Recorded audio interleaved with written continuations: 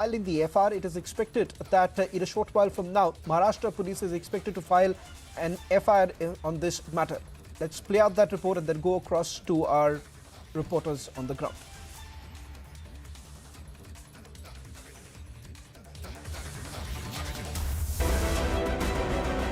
Violent clashes broke out in the village of Daund in Maharashtra. The clashes took place on 28th of October.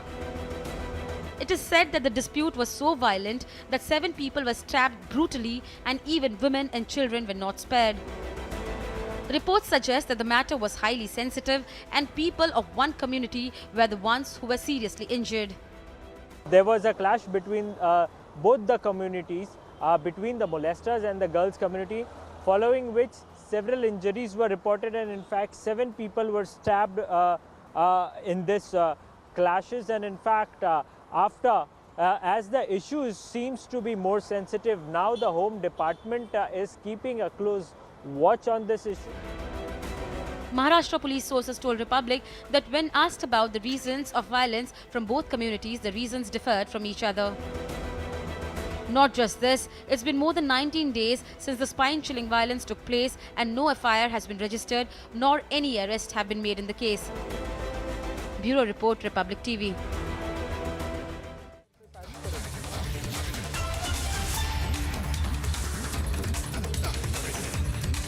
Well, in fact, let me also bring in my colleague Sandeep, who's getting us the latest details. Sandeep, you've spoken to some of your sources within the Maharashtra police. What exactly is the reason for the delay in filing the FIR? You are now reporting that there is a high possibility that in a short while from now that Maharashtra police would be filing the FIR. What's the latest that you're picking up? As far as FIR is concerned, yes, Maharashtra police, and in fact I just spoke to one of the senior officials in Daund.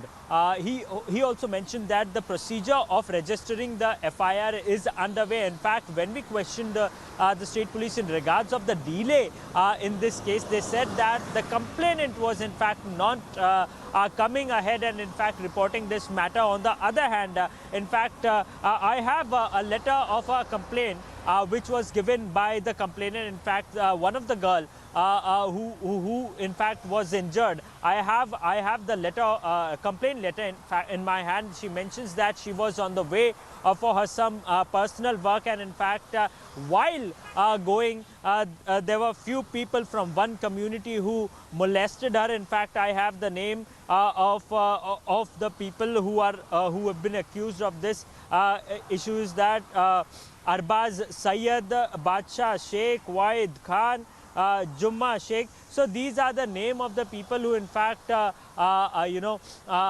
attacked this girl, first molested, and later when she opposed this molestation, these people attacked this girl. And in fact not only that girl, also the family members were brutally attacked by swords from this community. And in fact following which the girl was also pressurized by the locals there and this community as well.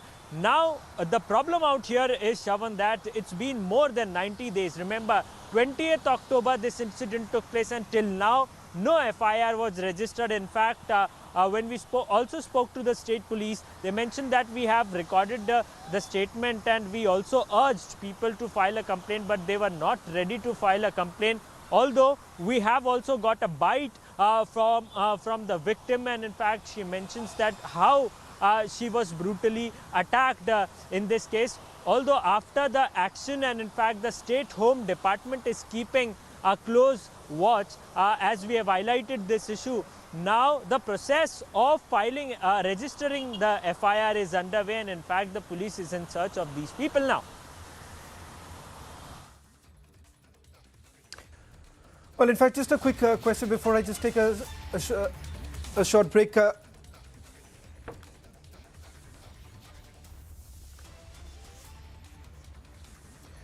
Well, Sandeep, just a quick question with regards to why this particular delay. You are saying that there was no complaint that actually came in.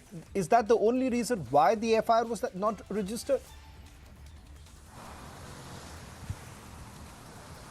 See, if state police sources are to be believed, they mentioned that they urged the complainants and in fact they also urged people from both the community to lodge a complaint, but none of them were ready to file an FIR, in fact to register their complaint. But on the other hand, when we tried connecting to the complainant side, they have mentioned that there was a huge pressure on them, and in fact the local police was in fact not cooperating with them, and hence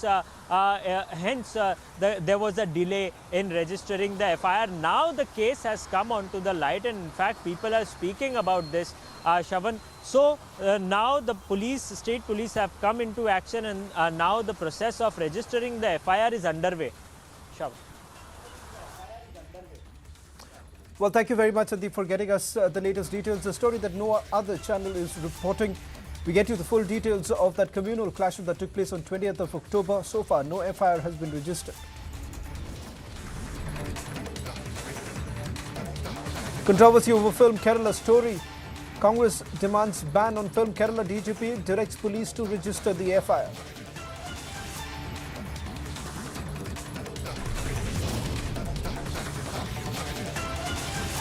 Also, Congress politicizes India's G20 presidency. Loco raises questions on lotus being the symbol.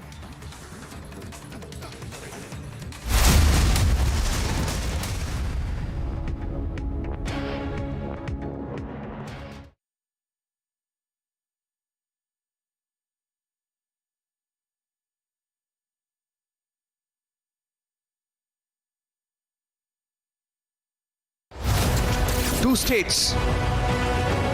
Gujarat के लोगों ने इतना भारी बहुमत देके इनको राज दिया कि आपके घर में मौत होने पे आपसे मिलने भी नहीं आते। भारत के साथ जम्मू कश्मीर को जोड़ने का काम देश के प्रधानमंत्री नरेंद्र मोदी की।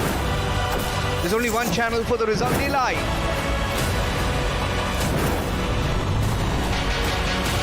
December 8 with Arnab. Fire broke out at the Indian Oil Depot at Patna's Sipara in Bihar in the late hours of Monday. Bus accident over there reported in Kupwara and Jammu and Kashmir. We're learning so far at least 20 people were injured. Kerala Union of Working Journalists is taking out a protest outside the Raj Bhavan against Governor Arif Mohammad Khan's comment of gagging two media groups in Kerala.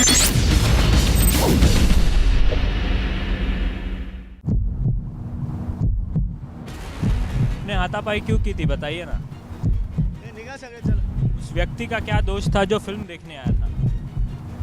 आपका photo दिख रहा है video में, आपका photo दिख रहा है video में, उस व्यक्ति का क्या दोष था जिसने हाथापाई की? So this is the NCP worker who was there with Jitendra Wad. He is not in fact responding to the questions.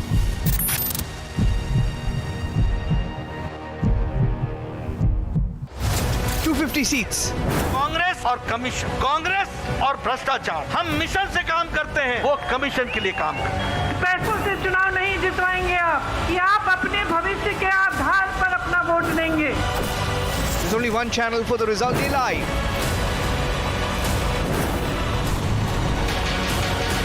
December 8 with Arnab.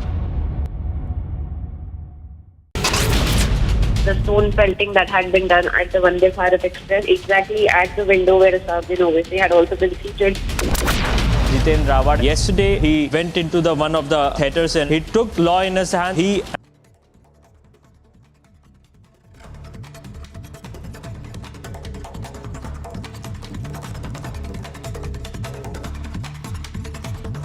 Diamond merchant Nirav Modi lost his appeal against extradition on mental health grounds as the High Court here ruled that his risk of suicide is not such that it would be either unjust or oppressive to extradite him to India to face charges of fraud and money laundering.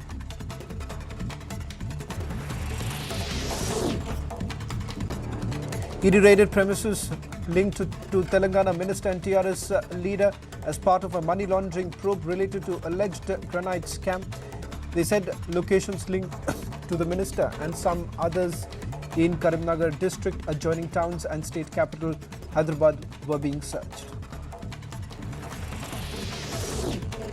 Facebook parent company Meta is laying off 11,000 people, about 13% of its workforce, as it contends with faltering revenue and broader tech industry woes. CEO Mark Zuckerberg said in a letter to the employees. Another incident of Hindu insult by Congress came to light in Chhattisgarh. A mayor from the party, Hema Deshmukh, was present at a mass conversion event where anti-Hindu slogans were being chanted. In Bengaluru, the BJP protested seeking sacking of Vadra Congress leader Satish Jarkoli, who said that the word Hindu was a dirty word. After Kerala government said the LDF government through an ordinance intends to replace the governor with expert academicians as Chancellor of Universities in the state, Arnab Mohammed hit back, saying the state was bending the laid down rules to intimidate him. Telangana High Court ordered the release of MLA Raja Singh with conditions. Raja Singh was booked under the Preventive Detention Act and was later sent to jail.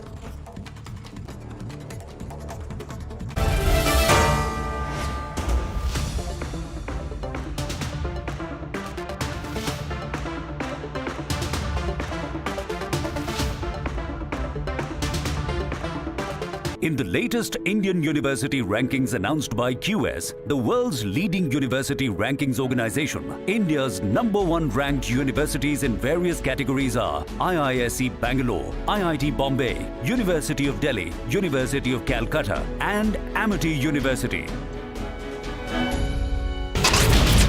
The stone pelting that had been done at the Vande Bharat Express, exactly at the window where Assaduddin Owaisi had also been seated. Jitendra Rawat, yesterday he went into one of the theatres and he took law in his hand. He and his party workers beat up the viewers who were there sitting and watching the movie. For joint exercise, that's the Garud 7 being conducted in Jodhpur.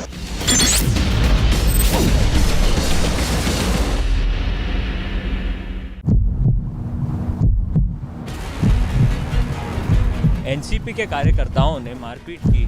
Jitendra award went there inside the theatre and also beat up. Why are you not responding? Didn't you breach the privacy of those viewers who were watching the movie? Why don't you respond? Two states. Gujarat के लोगों ने इतना भारी बहुमत देके इनको राज दिया कि आपके घर में मौत होने पे आपसे मिलने भी नहीं आते. भारत के साथ जम्मू कश्मीर को जोड़ने का काम देश के प्रधानमंत्री Narendra Modi ji. There's only one channel for the Resulti Live. 250 seats. Congress और कमीशन, कांग्रेस और भ्रष्टाचार. हम मिशन से काम करते हैं, वो कमीशन के लिए काम करते हैं. पैसों से चुनाव नहीं जितवाएंगे आप, कि आप अपने भविष्य के आधार पर अपना वोट देंगे. There's only one channel for the Resulti Live.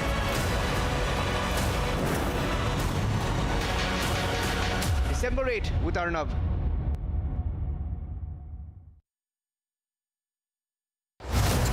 Two states. Bharat के साथ जम्मू कश्मीर को जोड़ने का काम देश के प्रधानमंत्री नरेंद्र मोदी जी. गुजरात के लोगों ने इतना भारी बहुमत देके इनको राज दिया कि आपके घर में मौत होने पे आपसे मिलने भी नहीं आते. There's only one channel for the Resulti Live.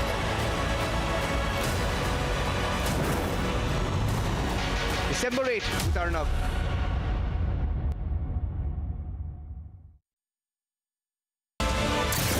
As two states go to polls, who has the edge? Watch India's biggest opinion poll, the Republic PMark opinion poll, 7 p.m. onwards on India's election news headquarters. December 8 with Arnab.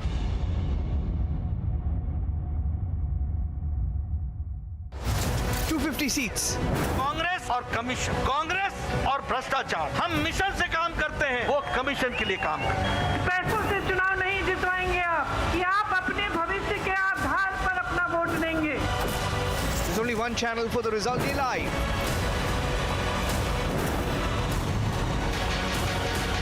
December 8 with Arnab.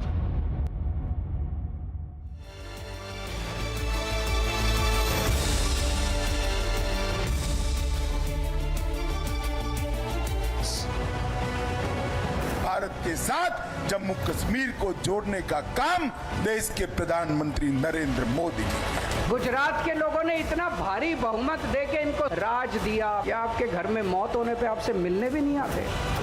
There's only one channel for the result. Day live.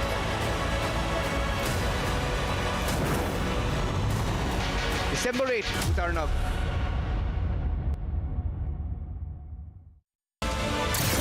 As two states go to polls, who has the edge? Watch India's biggest opinion poll. The Republic PMark opinion poll. 7 p.m. onwards on India's election news headquarters. December 8 with Arnab.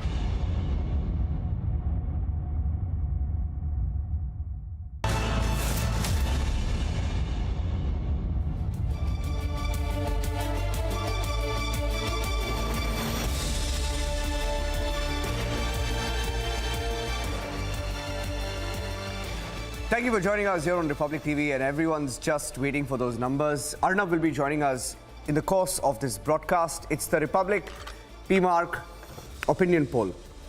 And every year, a lot of channels put out polls. Some of them try to tell you that that's the most accurate number. But today on Republic TV, we have a poll that's proven to get the numbers right election after election. In the course of the next 2 hours, we will go through the numbers of the Republic PMark survey from both Himachal Pradesh and Gujarat. And joining us on the broadcast will be my colleagues Abhishek Kapoor, Senior Executive Editor.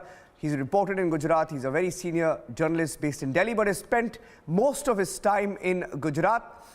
And Dipti Sachdeva, with equal amount of experience over 2 decades as a journalist first, and is here in our studios as we go through these numbers. First up, Abhishek, let me get your expectations. You've covered this election campaign. Many would call it rather silent. Abhishek, would you call it silent in Gujarat? Hasn't seen as much controversy this time, has it? No controversy, but not silent either, Niranjan. As it happens, BJP typically takes every election very seriously. So even before the election commission got into the picture and model code of conduct kicked in, we had Prime Minister visiting the state almost twice or sometimes thrice a month. And remember, like in the case of Gujarat, also in the case of Himachal, both states can claim to be home states of the Prime Minister in some ways, and he's in fact reflecting that in his stump speeches. Because A, of course, Gujarat is his home state, and B, Himachal, he was in charge of the state for good part of the 1990s.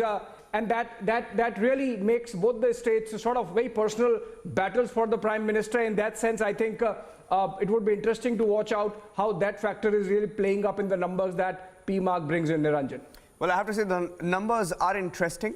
Dipti, quickly, what can our viewers expect in the course of the next 2 hours? You've been looking at these numbers. Dipti. Yes, lot of action. I think, a lot of people, Niranjan and Abhishek, have been speaking particularly about the BJP, but don't forget the opposition, because this is a test of the Congress now. If the Congress fails these 2 elections, it does not better its performance, what chance does it have for 2024, Abhishek? Like the Prime Minister said, it's a done deal. And the Aam Aadmi Party, the X factor, the new entrant in Gujarat, can it anyways do anything, or is it just a bubble? Like we saw the Adampur by-polls, like they say, bahut hawa ban gayi hai, asliyat mein kya hoga? So I think that will be interesting to see, Niranjan. And as Arnab always says, Republic is the election news headquarters. So starting today till the 8th, and building up to the big battle of 2024, Niranjan, we promise our viewers, we will keep them on top of everything that they need to know. Absolutely. The next 30 days is going to be one big roller coaster ride.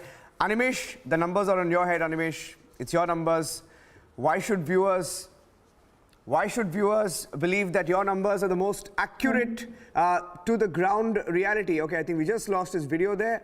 But just to tell you a little bit about the methodology, let me tell you a little bit about the methodology of the PMark survey and what they have done on the ground. and basis which the numbers are being put out. Now, the survey was conducted in all districts across the 2 states, and the methodology is random stratified sampling using predominantly 3 techniques: field surveys, CATI, IDIs with key people in districts and assembly constituencies, and they then use a probabilistic model to determine the number of seats a party is going to win from the estimated vote share. Now, the survey results have been adjusted in proportion to reflect the state district population across age groups, religion, gender, caste, and the questions in the survey were designed to reflect the current scenario electorally and politically, and to gauge the critical factors that may play a role in this election. A margin of error about 3%. I don't know whether we have Animesh back with us live, but should we go straight to the numbers? Okay, Animesh, can you hear us now? Yes, hi Niranjan, hi, how are you? And thank you. Just before you slipped out. Thank you for inviting me to the show. No, I was saying that you slipped out right in time when we said that you have to take onus of these numbers. We were just saying the numbers are on your head, and you switched off your Zoom link. Good timing there, but anyway. Yeah, I think the pressure got the better of me. Yeah. So tell us a little bit about the numbers and why viewers should believe that your poll is the closest to the ground reality. So, Niranjan, I think we had a partnership in the last assembly elections as well, where 5 states went into polls, and right from January, when we had the first poll and the elections eventually took place in March, all the 5 states we were spot on at the opinion poll itself, where we kind of gauged the mood and kind of gave your viewers the sense of what the elections will be and what the outcome will be. So, in the sense, our past track record kind of gives us some confidence on what the result will be. And that's why we have done an in-depth ground research, and we have done, through various methods, which we have used successfully, and we have tried to come out with the outcome. Okay, I'm Dipti, I'm handing it over to you. I think Republic Bharat, which is the only competing channel with us today, has pulled out the numbers. Dipti, you want to put the numbers out? Let's put the numbers out while you introduce our panelists this evening. Yes. Yes, as we do that, I think it's important to open this up because everyone will have a perspective, everyone will have a voice. Everyone wants to know the numbers. Let's actually say good evening to our panel of guests. Zafar Islam is national spokesperson of the BJP. We'll have to find out from Zafar if he really believes who's his enemy number 1. You know, is it the Congress or the AAP? We do not know. Sandeep Ghosh is an author and a political commentator. Animesh Pandey is the founder of PMark. He continues to be with us. And Pankaj Sharma is also a senior journalist and a former media advisor to the Chief Minister Kamal Nath. And he's also joining us on the broadcast, Niranjan, from Delhi. But I think more than anything else, when it comes to elections, it's all about, going down to ground zero and picking up what the people have to say. And I still remember, and Abhishek will second that, when it was, last Gujarat elections, Niranjan, of 2017, things were different until Prime Minister came on that seaplane into the Sabarmati River. How things changed, So you were just mentioning about the fact that it's silent, you're not seeing too much of controversy. So you might have just spoken too early because the action is yet to begin. Niranjan. Well, should we put the Gujarat numbers out first? I see the Himachal numbers. Okay, why don't you take the Himachal numbers out? Why don't you take the Himachal numbers first up? Abhishek, you want to put the Himachal numbers out? Go Yes, I think we're looking at those numbers. Yes, on the bottom of our screens, we are looking at Himachal. Now, Himachal, remember, is polling on the 12th. It's polling on the 12th. Yeah. We are just hours away from that big poll. And Himachal, Abhishek and Niranjan, is not a state that, actually garners a lot of attention. There is not too much of discourse about Himachal because people don't talk much about that state. But that state, I've been there in the last election. I do not know what will happen this time around, but people know very, very clearly what issues they are going to be voting on. The Prime Minister has been in Himachal earlier today. He's addressed back-to-back to rallies. On the bottom of your screens, according to the Republic PMark opinion poll, you're looking at the numbers. 68 seats in the Hill State.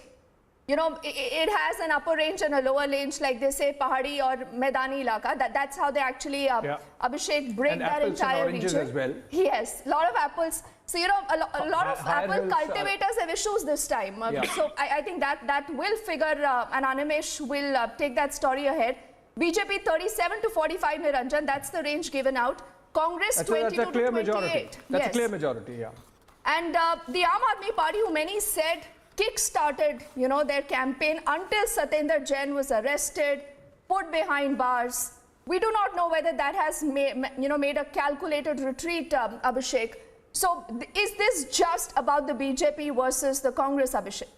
I think the Aam Aadmi Party has done an avol, which is like the entire focus shifting to Gujarat. So, I mean, just an example, Bhagwant Singh Mann happens to be Punjab Chief Minister, neighborhood state Himachal. He has been there only once. He has flown down to Gujarat 4 times. Last 5 days, at the peak of Himachal campaign, Arvind Kejriwal is actually campaigning in Gujarat. He has been carrying out road shows and rallies in much of Saurashtra and Kutch. So essentially that really gives you an idea of the focus the Aam Aadmi Party has over Gujarat, willing to sacrifice Himachal, and that's getting reflected in the numbers. Obviously then it becomes a straight fight, as it has always been, between the Congress and the BJP. Apart from the upper hills and the lower hills, Deepti, the apples and the oranges, the old and the new. Another difference this time in the elections is that the two stalwarts of the respective parties, Prem Kumar Dhumul, because obviously age and not being given ticket, and Veerbhadra Singh, because he's no more, those stalwarts are missing. So the difference between, again, so many differences in Himachal, the difference between green cap and the maroon cap, all those things missing this time.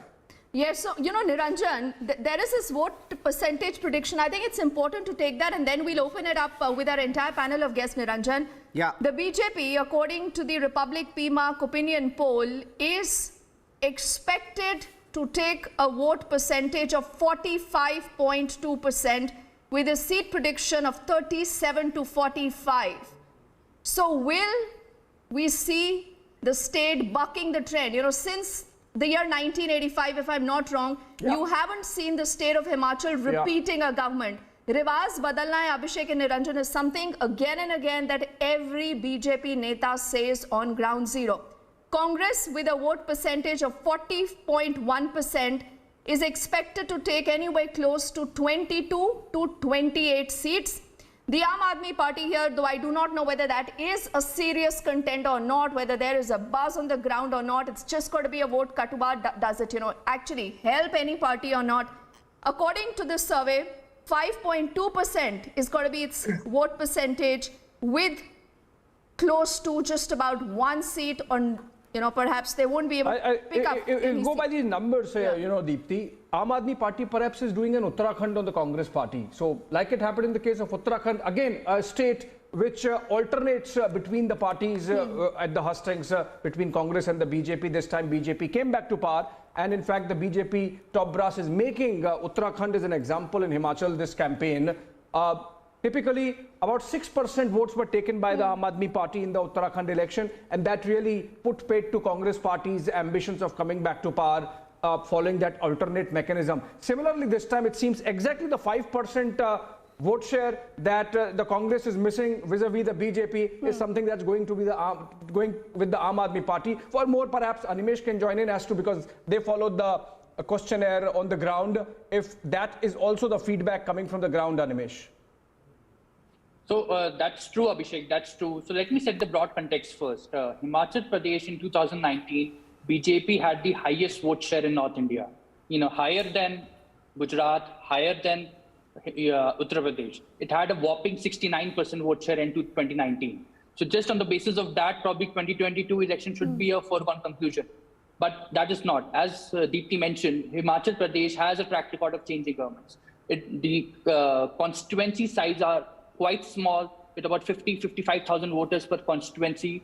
And with the track record of changing governments, Congress has a fighting chance to win this election. But at the same time, as the numbers show, BJP is well ahead. So from 69% in 2019, it is falling to about 45% vote share in our polls as of now. But it is still, well placed to win the election. Now, a couple of key factors that are shaping up this particular election. Because Abhishek drew that parallel of Uttarakhand and Himachal.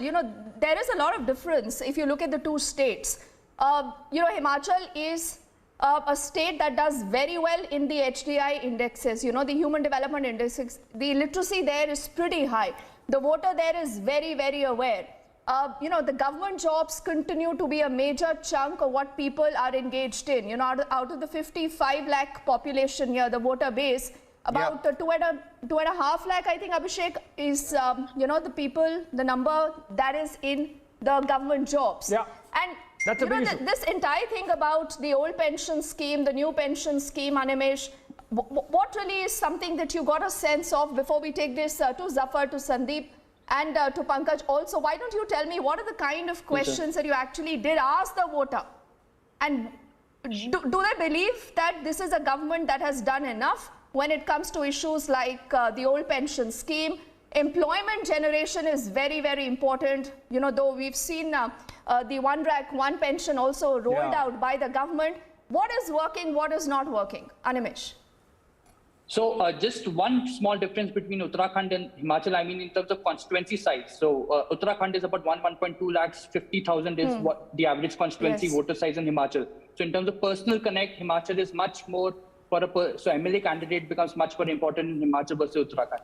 Now coming to the second factor, old pension scheme, because they're the only Congress government in India, which is Rajasthan, they've implemented the old pension scheme. So there is some resonance, as you rightly mentioned, there are about 2.5 lakh government employees in Himachal, and that scheme is finding resonance, and therefore whatever vote share that Himachal, that Congress is getting, despite the lack of presence of leadership like Rahul Gandhi, who has not held probably a single rally in Himachal, but because of these local issues, local factors, and certain issues like old pension, Congress is able to get a steady, significant vote share where it is able to compete against BJP. But in terms of work done, whether it's the ration scheme, whether it's in terms of roads, etc., these areas, the people are fairly happy with what the government has done, especially the central government. And the Modi factor, as I mentioned, 69% vote share in 2019, that continues to have a strong effect in this election as well.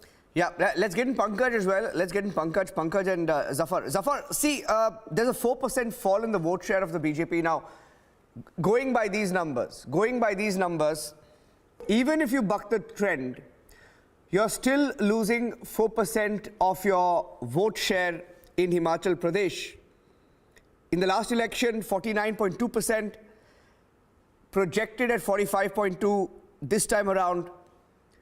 And should the Congress actually be happy that Rahul Gandhi didn't go to Himachal Pradesh because he's doing Bharat Jodo Yatra? But imagine if Rahul Gandhi had gone to Himachal Pradesh, I don't know whether things would have been different. Should you be actually thanking Rahul Gandhi for not going to Himachal Pradesh? That's an interesting point you made, Niranjan. Sorry for butting in, but this Bharat Jodo Yatra, which started from Kanyakumari, goes to Kashmir, exactly misses two states, Gujarat and Himachal, incidentally going to polls. I don't know who designed this route map for the Congress party. Maybe that's why they're getting 40%, but let me get Zafar and Pankaj. Well, let me respond to that question. As far as Bharatiya Janata Party is concerned, I do not disrespect to any of the opinion polls and whatever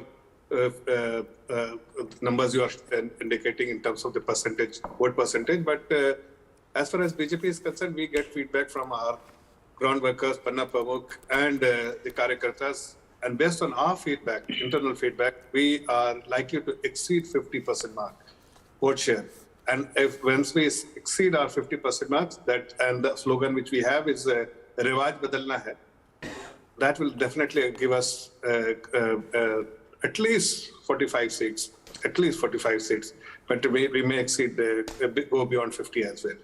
So in terms of seats, we are... But you know, Zafar, I have to ask you this. Before we go to Pankaj. Why don't you tell me something? Is the Prime Minister doing all the heavy lifting? Because there is a lot of internal, rebellion. There's a lot of dissent that you're dealing with. JP Nadda had to be in, the state for so long. He's just come back to Delhi, I think, about yesterday in the last few hours. Isn't that an issue that actually bothers you? Because in a small state like this, the winning margin is very, very crucial.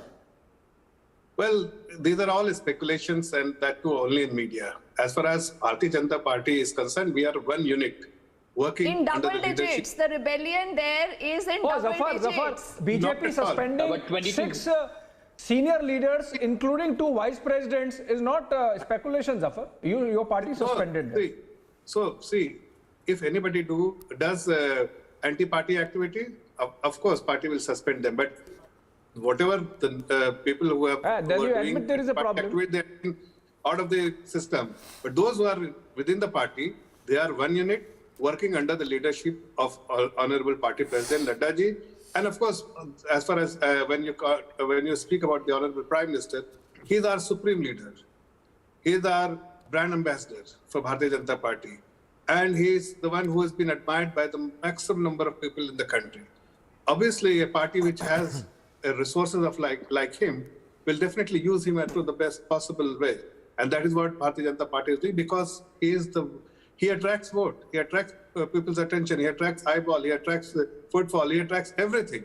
And that is something which works for the party, and that is why we use the Honorable Prime Minister to the extent and that possible. is why, Zafar, that is why I think Abhishek and Niranjan, the BJP has wanted to make this election all about Modi.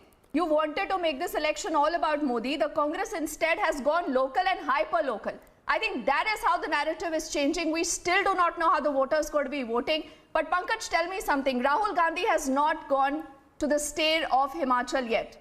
But Priyanka has been there. She's been in charge of campaigning. She's been calling all shots. If after Uttar Pradesh you lose the state of Himachal, is this the failure of Priyanka Gandhi? Yeah, absolutely. Congress President Kharge is also campaigning in Himachal Pradesh. It won't be anybody's failure, first of all. The opinion poll is he a vote catcher, by the way? Practically projecting a repeat of last election results. But this time, your opinion poll agency, I'm afraid, will prove wrong in a huge way. Because we must realize that from 1957 till today, in 65 years, for 48 years, there were Congress governments in Himachal. So it has deep roots there.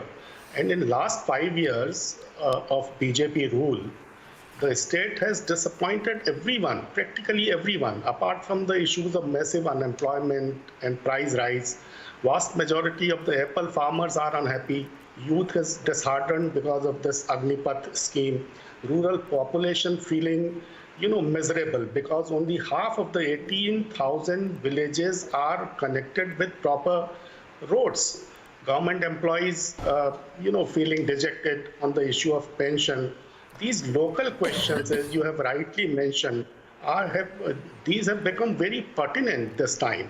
So results have to but Pankaj, in case you end up winning the state of Himachal, you will say this is Priyanka's victory. So you should be ready to tell us that she's been your star campaigner. In case you end up losing the state, it has to be her failure.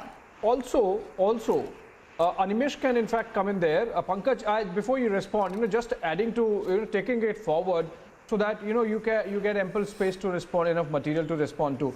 Animesh, in these questions that you have asked, your questionnaire, it says that the old pension scheme which has been promised by the Congress party, it has tremendous amount of traction getting in from the population, 69% wanting it. So you think that could be a swaying factor in favor of the Congress party? Pankaj, I am helping you there, but let Animesh respond to it first.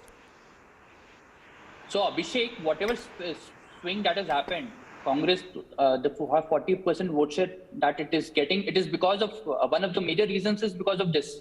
Otherwise, the vote share would have been significantly lower. So because of old pension scheme and because people are looking at Congress as an alternative, even though it has been losing elections repeatedly over the past several years, because of this scheme and because there is certain belief that if Congress comes to power, this scheme could be implemented, there is certain traction that Congress is getting, and that is reflecting in our numbers. But at the same time, BJP has also said that they would relook into this and they will form a committee and relook into this. So that is kind of stemming the tide that probably Congress would have got. And just this one issue can't, swing Congress to victory. There are multiple other factors that need to take place for Congress to achieve victory in this election. If just a small observation, you look at the numbers here, and I'll begin, Sandeep. Some of the questions that were asked in this survey, and I'm looking at the responses and I'm looking at a trend here. You see here, there is a question asked on the performance of the state government, right? Excellent is just 12%, good is 35%, average is 39%. So the average outweighing everything else. But you asked them about the performance of the center, because Deepti spoke about Prime Minister Modi being there, the heavy lifting, right? Look at the response to the performance of the center, the central government schemes and the Prime Minister. Excellent, 26%, good, 34%. So that's a big swing there. The mood is more towards the center, and I think this, it's not wrong to say it is a Modi campaign. It is mostly a Modi campaign than a state-led campaign. It is a Modi campaign. You can't deny that, Zafar. And I'm coming to the third, one of the questions, key questions asked here on one issue that was raised. A question was asked on the Uniform Civil Code. Let's put the question out. Will government's promise on uniform civil code help the BJP in the elections? Interesting results. 42% of the respondents say yes, it will help. 25% say no. Just 33% say can't say. You see, you're having to, Zafar, I was trying to say that you're having to pull out these issues looking at how close this actually could play out on the ground. Well, these are part of the mandate we had from the people. So if you just see our manifesto, something which has already been mentioned is being implemented. It is nothing new. It is something which has been already captured in our last manifesto. This has been, if you talk about BJP's manifesto, one of the prominent things which appears in the manifesto is the UCC. And we are just telling them that we will implement it, and something which is not only in Himachal Pradesh, but it is being implemented in other states as well. But you haven't done that yet, right, Zafar? You haven't done that yet. It was there in the last manifesto. It was there it's there in this manifesto. You talk about it just before elections. Sandeep, isn't that true? No, let me just complete. Okay, complete your point. I'll go to Sandeep. If you really do a back testing of Bharatiya Janata Party's performance in terms of what we have promised in our manifesto, what we have delivered, you will find that it is the only party which promises what they promises, they deliver it. In fact, you people must have been surprised between 2019 until now, whatever we had promised in our manifesto, which has already been implemented. So the people have confidence in Bharatiya Janata Party. No, but Zafar, we are forgetting what happened last year in the by-polls. You're forgetting what happened in the last year's by-polls. And Sandeep will come in here. But Sandeep, with your permission, I just want to ask Zafar one last question before I come to Sandeep. Isn't this your attempt at Hindu consolidation? The state has a very little minority population, but still you're forced to use this card because you do realize that you're in a fix. Whether it's the old pension scheme, whether it's the issue of the apple orchards, whether that is the issue of employment and your internal fight and internal dissent. Not at all. In fact, it's a double engine sarkar, and people of Himachal Pradesh have seen wherever there is a double engine sarkar, they are the biggest beneficiary in terms of what we have delivered. You just see the road which has been built, the free welfare scheme which had to be delivered to the people have been delivered. So everything people know. Why did you lose the by-polls last year, Zafar? The good thing is that you course corrected. But tell me something, why did you lose those by-polls? In a place like Mandi, Sandeep, an election that they won, I think, with a 4 lakh plus margin.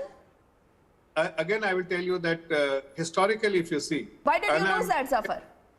Let me tell you, historically, if you just see Chief Minister's home district performance of the by-poll election, perhaps BJP often not like perform the way they perform in the normal election, state election or general election. So by-poll is something where you cannot judge our performance, because historically it has been seen that by-poll is something where we have not 100% result. And the next day, you reduce the petrol prices. The next day, after those by-poll results, you actually reduce the petrol prices. Sandeep, why don't you come in here, as an independent observer of the kind of polity that is right now playing out in the state of Himachal, Sandeep, which side has the edge? See, Dipti, you've raised some very, very vital questions. Now, first of all, I'll say, with due respect to Animesh, about the whole opinion poll, one thing we must remember, Himachal is a very small state in terms of numbers. If I am not mistaken, the total number of voters are around 65 to 70 lakhs. And therefore, on an average, most of the constituencies have 1 lakh voters. Okay, less than 1 lakh voters. So therefore, the margins can be very, very narrow in most of these cases. I don't know whether they have done a constituency-wise kind of projection. So that's a very, a thing which can swing a lot. Just like when you were mentioning Gujarat, last time also Gujarat, there were very, very, BJP scraped through, but many seats, it was with a very thin number. Now, the main questions here, there is no denying that BJP has got strong anti-incumbency issues, as well as, issues of infighting, as you mentioned. So they have got a lot loaded against them. which they will have to overcome. Now, one of the armors in their arsenal is always this Modi card, Modi magic, and the double engine Sarkar. But if you see the track record, double engine Sarkar spiel has worked only when there has been delivery on the ground by the local governments. UP, it worked well because Yogi government worked in tandem with the center and delivered. Even Himachal, when you were mentioning, Himachal also had these anti-incumbency and infighting issues. But Himachal center had delivered a lot of development in terms of, the connectivity to the Char Dhams and the roads and various other things. Now in Himachal, unfortunately, those visible results are not there. And historically, in Himachal, as you say, having been the summer capital and then the state capital, people have been essentially being spoiled by these government jobs or jobs in the army and other things. That is what has been their main sustenance. There's been very little other alternative sources of employment generated. So therefore, as you said, the old pension scheme, even our Grand Agniveer and other things, they do resonate with people. Ultimately, therefore, things will, from what is my understanding, will come down to the local level candidates issue, how they operate. And here, I don't think Congress is at a disadvantage because of the absence of Veerbhadra Singh or anybody, because BJP also doesn't have any strong state leadership just now. And the few people who are contenders of Congress are not really washed out. They're pretty acceptable being local faces. And whether you like it or not, I think this move of keeping Priyanka there has been a smart move. Priyanka will probably score there better than what a Rahul would have done in her place. Yeah, just a bit of breaking news that's coming in. And if she loses, that's you the really point think fielding Priyanka is a smart move given the performance that she has delivered in Uttar Pradesh and Uttarakhand? See, there's a difference between those states. You see, Uttar Pradesh, Uttarakhand, and Himachal, I think she might resonate because of the reasons which I said. There is some degree of whether you call it the glamour quotient or the royalty quotient, so quote unquote, all those things do. But I'm not saying she's going to make a huge difference, but she's at least lending a face out there for the campaign for Congress. Of course, Mr. Khadge is there, as was pointed out by a Congress spokesperson, but he is there only if they fail, so that the blame doesn't go to Priyanka Gandhi, then they can blame it on Khadge. Khadge will say it was my problem, I led the campaign, so you lost. Priyanka Gandhi will be spared. But of course, if they manage to win or come close, this will be a huge kind of, brownie point for Priyanka within the Congress system. Yeah, there's still a 2% fall in the vote share for the before Congress we go party. back to Pankaj, Niranjan, the issue of women voters is also important here. A state that has a good amount of women voters. Animesh, I was just reading through this next question that you've asked a lot of respondents, which is the biggest issue in the upcoming elections? They talk about the bad performance of the government, 19%. Unemployment is 35%. Law and order, 7%. Development of the state is 18%. Other issue is 20%. So Animesh, tell me something. What about issues like unemployment and price rise? If you just look at this, let's put that question out on the screen.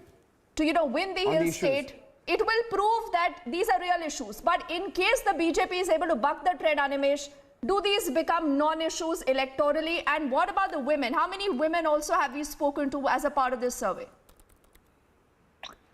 So Deepti, the survey sample is a 50-50 mix of male and female voters. And in terms of female voters, that is correct. So the point that was mentioned, that Priyanka Gandhi campaigning in this state. So Priyanka Gandhi, which is a central Congress leadership, and along with Pratibha Singh, which is the state Congress leadership, that in some sense is trying to mitigate the women voter vote bank that goes to Prime Minister Modi, which we have seen nationally, which we have seen in UP and every other state. So that is critical. The women vote bank, which over the past 3-4 years has been backing BJP vociferously, there is some swing which is happening towards Congress this time because of two women faces, both Priyanka Gandhi, who is campaigning, and Pratibha Singh.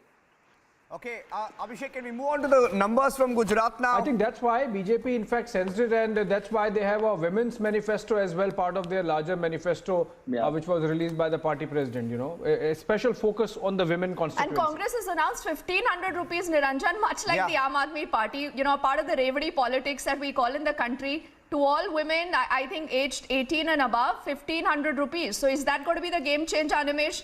Is that a question that, you know, you actually did come across? Did people speak about this? So that has been asked, and Revadi culture, as mentioned, that is not making a significant impact, at least in terms of preference for a party. The old pension scheme, that is definitely a big factor, but 1,500 and the reduction of gas prices that has been promised by Congress, that has not been a major factor in this election. There's a bit of breaking news coming in from Maharashtra and Gujarat. Maharashtra, because Rahul Gandhi is in Maharashtra and he said something about Gujarat. So on that breaking news, bringing that breaking news update in, I'm going across and putting out the numbers from Gujarat. A lot of viewers asking what are the numbers from Gujarat looking like if the elections were to be held today. Let's put those numbers out on screen. That's the number. Looks like it's going to be a rather convenient win for the BJP. Abhishek, would like to get your views on this one first. BJP expected to win anywhere between 127 to 140 seats in the Gujarat Assembly elections, 180 seats in all. And let's tell you the other numbers as they are looking this evening. The Congress party projected to just about cobble up a meager 24 to 36 seats. The numbers are on your screen. The Aam Aadmi Party, with all the campaigning and all the firepower they've been been able to cobble up, rushing Bhagwant Mann and all the leaders they have left to Gujarat, only managing anywhere between 9 to 21. And that's about it. That's the story. The Congress party is going to be wiped out once again in Gujarat. And the breaking news that I wanted to bring in from Gujarat is that Rahul Gandhi, who's by the way right now in Maharashtra and Nanded, has said all projects from Maharashtra are going to Gujarat. Elections are in Gujarat. People of Gujarat are snatching the employment from the people of Maharashtra. Can you imagine that? Thank God the Congress party must be saying, thank God Congress, Rahul Gandhi is not passing through the state of Gujarat. He has just said Gujarat is snatching employment from the people of Maharashtra. Can you imagine the statement being made in Gujarat? Abhishek. Niranjan, you know, that's what I was mentioning, that Bharat Jodo Yatra completely skips Gujarat and Himachal. And Mr. Gandhi perhaps in some kind of ennui thought that, oh, is it Maharashtra going to polls and not Gujarat? I mean, that only can explain this kind of comment when you are heading into an election cycle and the campaign is peaking, Niranjan. And so far as Gujarat numbers go, more than the seats, the story again is in the percentages, you know. Niranjan, essentially Aam Aadmi Party is scavenging on the Congress party vote share and hence giving this victory to the BJP. Now this 127 figure, which is the lowest that Animesh is giving to the party, is the highest tally the BJP has got, I think, in 1998. Let's put the vote share at the bottom of the screen. Vote share at the bottom. Go ahead. No, in fact, this was 127 was the highest the BJP got in 2002, and 140 is on the higher side. BJP internally, of course, believes that this swing of Congress party vote towards the Aam Aadmi Party and hence the fracture in the opposition is going to give them more seats.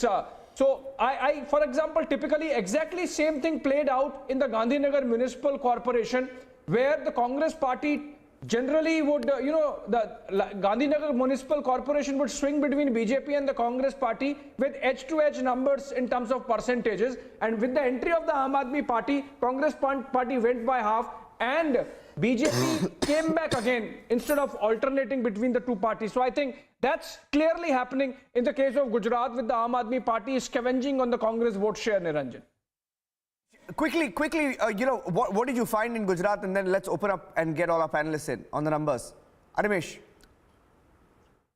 Yes, the big theme, Niranjan, in Gujarat has been that Congress has kind of left the state. So whatever effort was put in 2017 by Rahul Gandhi, by state leadership, by Ashok Gehlot, they're just kind of banking on that, and whatever vote share, that residual vote share could be left, that is the only thing. Whereas AAP has taken the fight to the streets. They have been campaigning aggressively, and from virtually no presence in 6 months ago, they have gobbled up 20% vote share. If you combine the Congress plus AAP vote share, that is much significantly greater than BJP by 3 to 4%. So BJP, even though the vote share is dropping, compared to 2017 elections, but they're still, having the biggest victory that they had over the past 20-25 years. That's a big one. Let me get in Prashant Garavi. Prashant Garavi, good evening. Can you hear me? What do you think is working? Am I audible? Yes. Can I get your reaction to these numbers? Congress party almost finished in another state now. Himachal, they had a chance. Aam Aadmi Party, even without a campaign, has snatched that critical 5% of a vote share according to the opinion polls. Gujarat is even worse. Aam Aadmi Party is literally eating into half of your vote share, the Congress vote share. Yeah, absolutely. From the day one, where we were seeing the Aam Aadmi Party getting penetrated into the Gujarat, and the first experience of Gandhinagar Municipal Corporation, as rightly said by another panelist, Aam Aadmi Party is, doing a very hype and very, they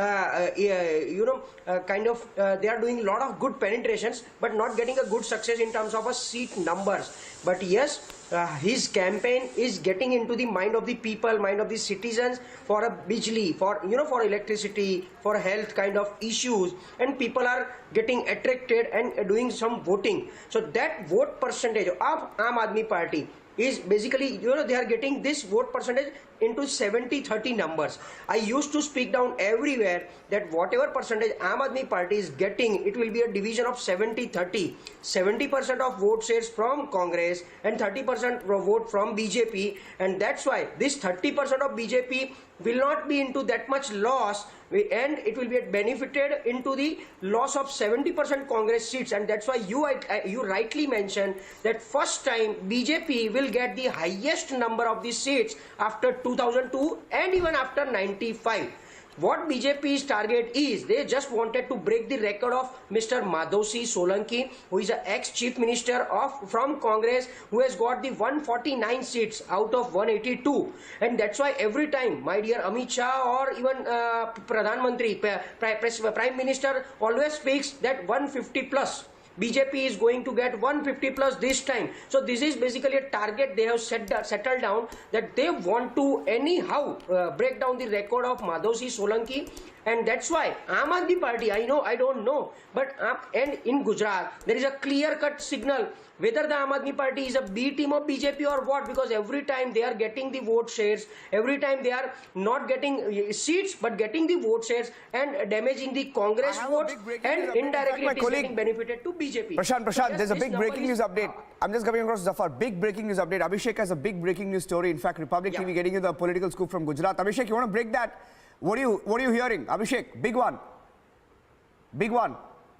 Well, exactly, Niranjan. So we had Nitin Patel announcing it a while back on our platform, in fact, Republic Bharat. Then we had Vijay Rupani coming out, releasing a letter saying, former Chief Minister saying that he is not contesting, and now Bhupendra Chudasama, he is a veteran minister, was a minister from Keshubhai Patel onwards till the last of the Modi government, in fact, in the Vijay Rupani government also. And he was sitting MLA from Dholka. He has also announced that he is not going to contest. So I think what we are seeing is a very sort of a voluntary self-denial amounting to a purge happening, where the senior leadership is making way for the next generation, like we saw in the case of change of government when Vijay Rupani passed on the baton to Bhupendra Patel. The entire cabinet was changed, and hence I think the anti-incumbency factor taken care of in Gujarat. Similarly, now we are seeing that these seniors would not even contest the election, thus giving the BJP and the state and the Central Election Committee is meeting, giving them the freedom to really shape the next generation and to accommodate. Remember, are they being in the asked last to? election, as many as 17 sitting Congress MLAs have joined the party, and maybe another 20 others who are probable MLA candidates. The BJP gets that much freedom, the Central Election Committee that is meeting in Delhi, to play with numbers, play with names, and get everyone accommodated. Abhishek, are they being asked to, because the meeting was held earlier? Apart from the Prime Minister, who's that one leader today, Niranjan, in the state of Gujarat that the BJP can bank on? The point is, there is a crisis. There is a real crisis. Like I said, much in Uttarakhand we'd seen earlier, then in Himachal, the Prime Minister's left to do all the heavy lifting. What about these second-rung leaders? What about them? Last time around it was a Hardik Patel, Alpesh Thakur, Jignesh Memani, and that worked for the Congress. This time, because you do not see them there, Zafar, before I come to you, I think we have Dr. Piyush Joshi with us, who's also a political analyst. He leans towards the up. I want to go to him. Dr. Joshi, good evening, sir. Welcome into the discussion. Tell me something, you know, Thank you very this much. is a question that I've wanted to ask the Aam Aadmi Party and the Congress for some time now. Did you people have a deal? You know, the Aam Aadmi Party makes a tactical retreat from Himachal. You go all out in Gujarat. What's going on? What's going on, sir? Well, that's for the BJP and Congress to figure out. That's their problem, not the Aam Aadmi Party's problem. They can always keep on deciding ki whose B team we are. What are you doing in Himachal? Actually, look, Himachal, the campaign is still very much alive. We are trying to put our footprints there. We are a new party again there. We are contesting for the first time in many of these states. Let us establish our footprints there. Let us establish our organization there. And once we establish our organization, we will be a force to reckon with. At least the people will know that this is a force. In Gujarat, tell me something. Who will the rise of the Aam Aadmi Party hurt more? Is it going to be the Congress or the BJP? Why were you forced to talk about the images of Goddess Lakshmi and Lord Ganesh on the currency notes? Arvind Kejriwal speaks of Ayodhya in Gujarat. What is his ideology? Well, I have been to Gujarat. Few of my very close associates have been to Gujarat, are still in Gujarat. What do we keep on hearing? When we talk to people that who are we damaging or why will you vote for Aam Aadmi Party, they mention the welfare schemes of the Aam Aadmi Party. They do not mention that because we are angry from the BJP or because we are angry from the Congress, we are going to vote for Aam Aadmi Party. They basically are voting for Aam Aadmi Party because of the welfare schemes that the Aam Aadmi Party brings to table. Now, had the BJP done so in the past 27 years, I think the welfare schemes would not be kicking or would not be playing such an important factor in Gujarat. As far as Congress is concerned, Congress No, are you just going to be a vote katua? Because again and again, you know, Zafar, though you know, neither the Congress nor the BJP accepts this, the point is that what does the Aam Aadmi Party do? Does it act like a vote katua and spoil the Congress's chance in Gujarat? Is that the larger game plan? Piyush Joshi first, then we'll get in Zafar. Look, I don't think the Aam Aadmi Party banks on anyone else's vote. Aam Aadmi Party tries to generate its own vote share, tries to communicate its own plan, and that's how the democracy works. If the people are angry with Congress, if the Congress's MLAs are switching to BJP, I don't think that's Aam Aadmi Party's fault. Now, let me tell you, now the recent statement of Rahul Gandhi ji, you have just mentioned on your program, you have just broken the news. Now, is it Aam Aadmi Party's fault that Mr. Rahul Gandhi makes such a statement in Maharashtra? No, come on, now your house is falling in disarray and you cannot blame Aam Aadmi Party for it. Aam Aadmi Party goes with a clear-cut plan. Aam Aadmi Party is a pro-welfare party. It works for the last man in the queue, and that's what the Aam Aadmi Party it is. You can call that is why the you Aam Aadmi forget Party your citizens in Delhi when they are choking. That is why you forget your citizens in Delhi when you're choking. Nobody. That is why in the state of Punjab, you tell us abhi to 6 mahina hi mila hai. Next year you will see, we'll have this discussion Liquor again. gate, you do not have Arvind Kejriwal who has any answers. Manish Sisodia is embroiled in such a big controversy. And all that you say is that this is a ploy to defame us. Look, I'm particularly not an Aam Aadmi Party spokesperson, so I will just mention it's just a part of narrative. You know, I know, everyone else knows.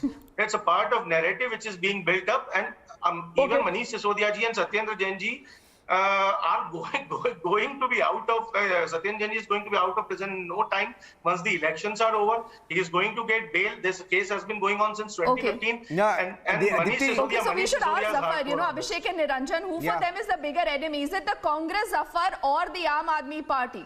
Who's a bigger threat for you? Poor audio. Zafar, you're muted. Zafar, I think you're muted. No, I'm not muted. Yeah, now we can hear you. Zafar, we can't hear you. So, yeah, now we can. Go ahead. Yeah, we can hear you. Go ahead. So, I am in Gujarat for the last 15 days. Let me tell you very honestly. There is a. Can you hear me? Yes, we can hear you. Go ahead. Yeah. So there is absolutely no traction as Congress or, for that matter, AAP is concerned. AAP has absolutely no connect with the people. They are trying to mislead the people. People are not paying attention to whatever promises they are making because it's all hollow promises. They have experienced what they have done in Punjab and Delhi. They know that they are tall in making promises, but they do not deliver it. So people are very sincere and sensitive about it, and that's why they are getting no traction. I don't know how you have projected them that they will even open their record. As far as Congress is concerned, a little bit of traction there, but as somebody was telling you on this program itself, that we have been targeting 150 plus, and we are absolutely confident not only will break our previous record of 127, but we will also all-time highest seats which have been which Congress had received at one point in time of 149. We will break that record, because we are confident. Even though you have projected 127 to 140, but you'll see the end result will be 150 plus, and Congress will be somewhere between 20 and 25 seats. They will not go beyond 25. That is what our assumption, and AAP will not even open their record in the state of Gujarat. See, one thing that the Aam Aadmi Party will have to learn. 150 plus is what Zafar says. Abhishek and Niranjan. Yeah. No, I just want to open the account. No. AAP won't open the account. No. So he has indirectly answered which is the bigger threat. He has indirectly answered which is the bigger threat. Can get polled more than 50,000 votes, and you cannot win an election if you are not. Zafar, I think you underestimated them even in the civic body elections. No, I'm not underestimating. I'm just narrating the truth. Whatever the feedback which we are getting from the ground. Okay. You need to have a candidate who can win, who can at least get 70, 80,000 votes or a lakh vote. There is absolutely no candidate, barring few candidates who can perhaps get 25 to 40,000 votes. But there is absolutely no candidate who can get more than 50,000 votes. But Zafar, tell me something. What about the Morbi tragedy? That's the question right now playing out on our screens. I want to ask you one thing. Is that going to be an issue that is going to be affecting your voter? You know, the Prime Minister reached out. The Prime Minister had a healing touch. But still, till today, the gentleman who owns the company or ever has not been put behind bars. Zafar? That is your government, that's your municipality. I understand. What have you done? I understand. I'm sure you are aware of that the investigation is underway. Let the investigation be over. Whoever is responsible, that promise has been already made. What investigation, Zafar? What investigation do you need to actually book him? No, but you think the voters will not remember this when they go to vote? No, but I'm sure that your own survey suggests that only 3% people are saying that it is relevant, because they know the Bharatiya Janata Party government, whatever they promise. That is the arrogance, no, Zafar. Because if you're winning these numbers, it's only because of the Prime Minister. It is not because of what the BJP is doing in Gujarat. Sandeep, why don't you opine on this? See, what you said about this is very true, and we saw last time as well. In Gujarat, BJP managed to scrape through only because of the Prime Minister's pull. Now, this time the situation is different because there is nobody really to take them on. You are talking about whether AAP is BJP's B team. I would ask whose B team or C team is Congress?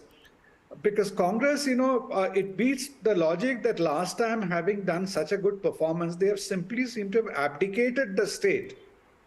Rahul Gandhi is not going there. You don't see any stalwarts of, Congress being there. Last time, at least, Ashok Gehlot. And so I don't know whether it's after Ahmed Patel's demise, they have lost the grip on Gujarat. And all this talk about, Chup Chup Ke campaign in the villages, I really don't get any evidence or signs that is really working. So because Congress is really abdicating the space, BJP will, despite Morbi or despite all the infighting and issues of corruption and everything which is bound to come in after 25 years of rule, BJP will still have a sweep this time. But AAP is playing for the longer term. You see, we all make the mistake of talking of AAP, whether for the central election or this. Arvind Kejriwal knows he has got a long runway before him, and he is not going to go after 2024 or 2022 in Gujarat. If he manages to get his vote share up to 19-20%, which many people are saying, even if he doesn't get that many seats, it puts him on a much stronger footing going forward. And that's why he's investing so much resources into Gujarat, even neglecting Himachal. You see, earlier we thought Himachal will be a natural extension from Punjab. If he has won Punjab, he has got Delhi. So, it's easiest, it will be a low-hanging fruit for him. But he has tactically given it away. The Central Election Committee meeting of the BJP. Abhishek, just cutting across to those pictures coming in from the BJP headquarters where the Prime Minister has arrived. So just breaking out for a few seconds, this is the CEC meeting in the national capital. The Prime Minister has just arrived. You saw that Amit Shah, JP Nadda had arrived a short while back and they're already present there. And they will take a call on the Gujarat and the Himachal elections. Of course, Gujarat will be their focus today. Gujarat candidates, I think, if I'm not wrong, Abhishek, why don't you tell our viewers what's on the agenda? Can we expect any surprises in this meeting, or are the surprises already out with the senior leaders pulling out? I think the surprises would come now, Niranjan. The announcements essentially cemented what we already knew, given the kind of purge that had happened. And remember, Vijay Rupani was the Chief Minister, Nitin Patel was the Deputy Chief Minister, Bhupendra Chudasama was the Senior Minister, I think heading the Education Ministry.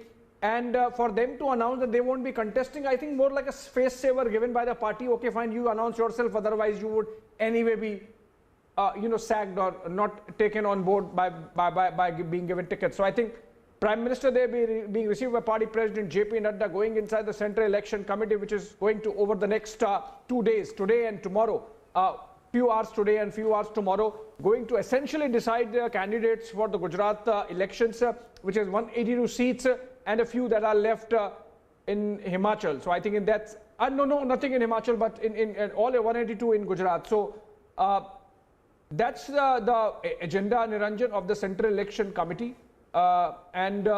Which includes the Prime Minister and the Senior Minister, senior leaders of the party, of course, Party President JP Nadda heads it, and this body would be deliberating over the next few hours and deciding Gujarat candidates. Maybe not all of them today, but by tomorrow the entire list should be out. We are told, in fact, that once this meeting gets over, whatever decisions have been taken today would be announced, the names would be announced. Just to explain to the viewers the process, the parliamentary board of the party at the state level meets to decide at least 3 candidates, probables per seat, not candidates but probables per seat. And that process was done over the last week when Union Home Minister Amit Shah, camped in Ahmedabad or Gandhinagar and carried out that exercise. So seat-wise, they created a panel of names, as it is called, of 3 probables each. And that panel now comes to Delhi, and the Central Election Committee discusses and deliberates on those names and picks up the most winnable candidate. And that's how the list gets finalized. So that's what's going to happen now in the case of Gujarat. And remember, we have been discussing the home state of the Prime Minister, home state of the Home Minister, and prestige battle. Also an experiment, I must tell you, Niranjan, that if the BJP wins this election, which is likely to, as per the opinion poll and general feedback from the ground as well, BJP would be completing exactly 29 years. They have completed 29 years, 30 years next year. And if they win next election as well, which is 2027, Niranjan, BJP would be beating the record of the Communist Party of India, Marxist, CPM in Bengal, to become the longest serving democratically elected party in any state, perhaps anywhere in the world. Have to take a short break now. BJP is looking at very long-term records as well. Yeah. Niranjan, I'm tempted to ask Abhishek one question. Have to take a break, Deepti. You can do that at 8 o'clock. JP Nadda, again, his home state is Himachal.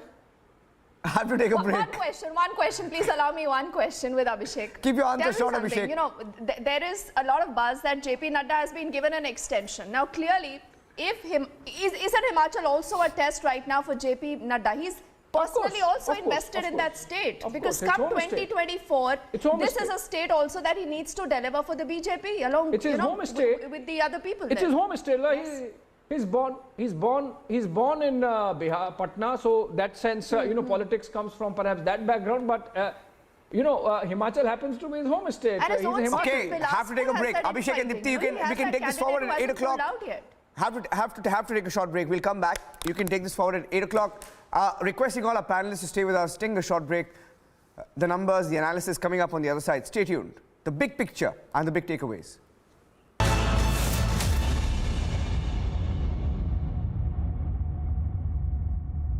आपने अपनी sugar check की क्या? आपने sugar check की क्या? A simple sugar test can save you from diabetes-related complications. This World Diabetes Day, take a pledge to check your sugar and beat diabetes with Beto. Get your diabetes care program with a free Beto glucometer. Give a missed call on 740-1100. ने हाथापाई क्यों की थी बताइए ना। उस व्यक्ति का क्या दोष था जो फिल्म देखने आया था? आपका फोटो दिख रहा है वीडियो में। आपका फोटो वीडियो में उस व्यक्ति का क्या दोष था जिसने हाथापाई? So this is the NCP worker who was there with Jitendra Wad. He is not in fact responding to the question.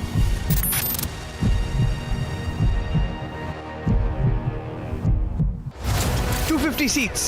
Congress और कमीशन, कांग्रेस और भ्रष्टाचार, हम मिशन से काम करते हैं, वो कमीशन के लिए काम करते हैं। पैसों से चुनाव नहीं जितवाएंगे आप, कि आप अपने भविष्य के आधार पर अपना वोट देंगे। There's only one channel for the result day live.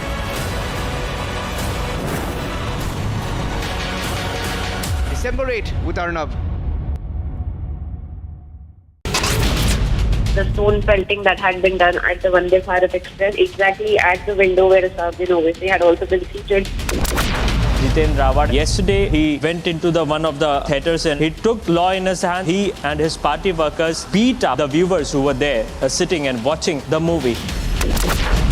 For joint exercise, that's the Garud 7 being conducted in Jodhpur.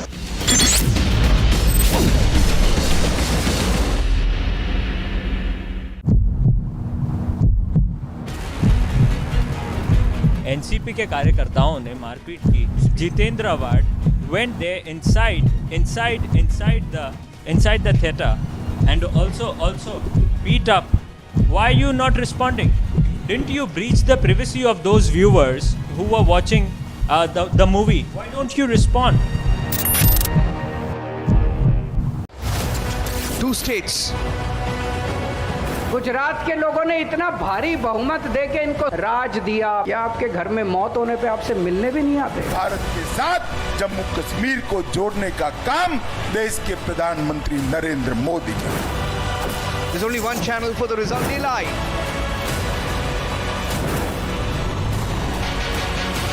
December 8 with Arnab. Fire broke out at the Indian Oil Depot at Patna's Sipara in Bihar in the late hours of Monday. Bus accident over there reported in Kupwara and Jammu and Kashmir. We're learning so far at least 20 people were injured. Kerala Union of Working Journalists is taking out a protest outside the Raj Bhavan against Governor Arif Mohammad Khan's comment of gagging 2 media groups in Kerala.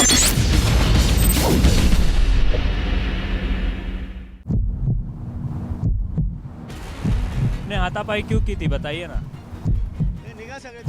उस व्यक्ति का क्या दोष था जो film देखने आया था? आपका फोटो दिख रहा है वीडियो में। आपका फोटो वीडियो में उस व्यक्ति का क्या दोष था जिसने हाथापाई? This is the NCP worker who was there with Jitendra Wad. He is not 250 seats. Congress और कमीशन, कांग्रेस और भ्रष्टाचार, हम मिशन से काम करते हैं, वो कमीशन के लिए काम करते हैं। पैसों से चुनाव नहीं जितवाएंगे आप, कि आप अपने भविष्य के आधार पर अपना वोट देंगे। There's only one channel for the result day live.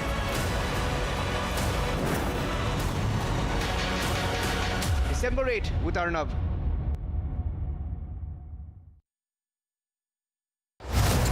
Two states. Bharat के साथ जम्मू कश्मीर को जोड़ने का काम देश के प्रधानमंत्री नरेंद्र मोदी की। गुजरात के लोगों ने इतना भारी बहुमत देके इनको राज दिया कि आपके घर में मौत होने पे आपसे मिलने भी नहीं आते। There's only one channel for the result day live.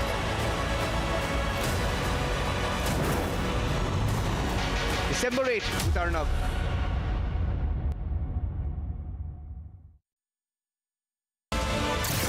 As 2 states go to polls, who has the edge? Watch India's biggest opinion poll. The Republic PMark opinion poll. 7 p.m. onwards on India's election news headquarters. December 8 with Arnab.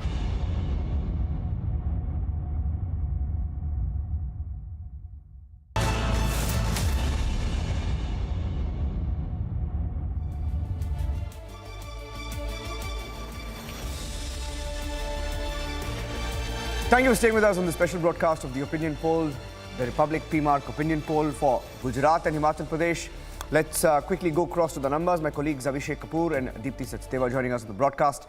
Quickly, Abhishek and Deepti, let's go through the numbers and the big takeaways from each of these states. Gujarat first, where the BJP is set to create a new record. Let's put the numbers of Gujarat on screen. Now, since the 1980s, the big takeaway from Gujarat, Abhishek, since the 1980s, the highest seat share the BJP has got is 127 in 2002, and now the BJP, with this projection, let's take the numbers, let's put the numbers out on screen, set to get a record-breaking 134 seats with a 7th term in power. That's the projection for Gujarat. The Congress party almost finished in Gujarat, just about 24 to 36 seats. The Aam Aadmi party tried hard, but I'm not sure that's converted to seats. And that's the big story. Congress on its way out. Aam Aadmi party failed to shake things up. Abhishek. You know, so where the Congress party is concerned, Niranjan, the complete decimation is visible within the Congress leadership also. Let's look at the last 24 hours. We had Bhaga Bharad, MLA, sitting MLA from Talala quitting in the morning. We are getting reports that Niranjan Patel, Petla, sitting MLA, might quit tonight itself and join the BJP tomorrow. We saw Himanshu Vyas, a senior member of the Congress leadership in Gujarat and a national secretary, quitting yesterday and joining the BJP. And we had Mohan Rathwa. It's a significant, swing it's going to cause insofar as the tribal community of the Rathwas is concerned in the eastern tribal belt in Gujarat, affecting at least 10 seats, possibly 15.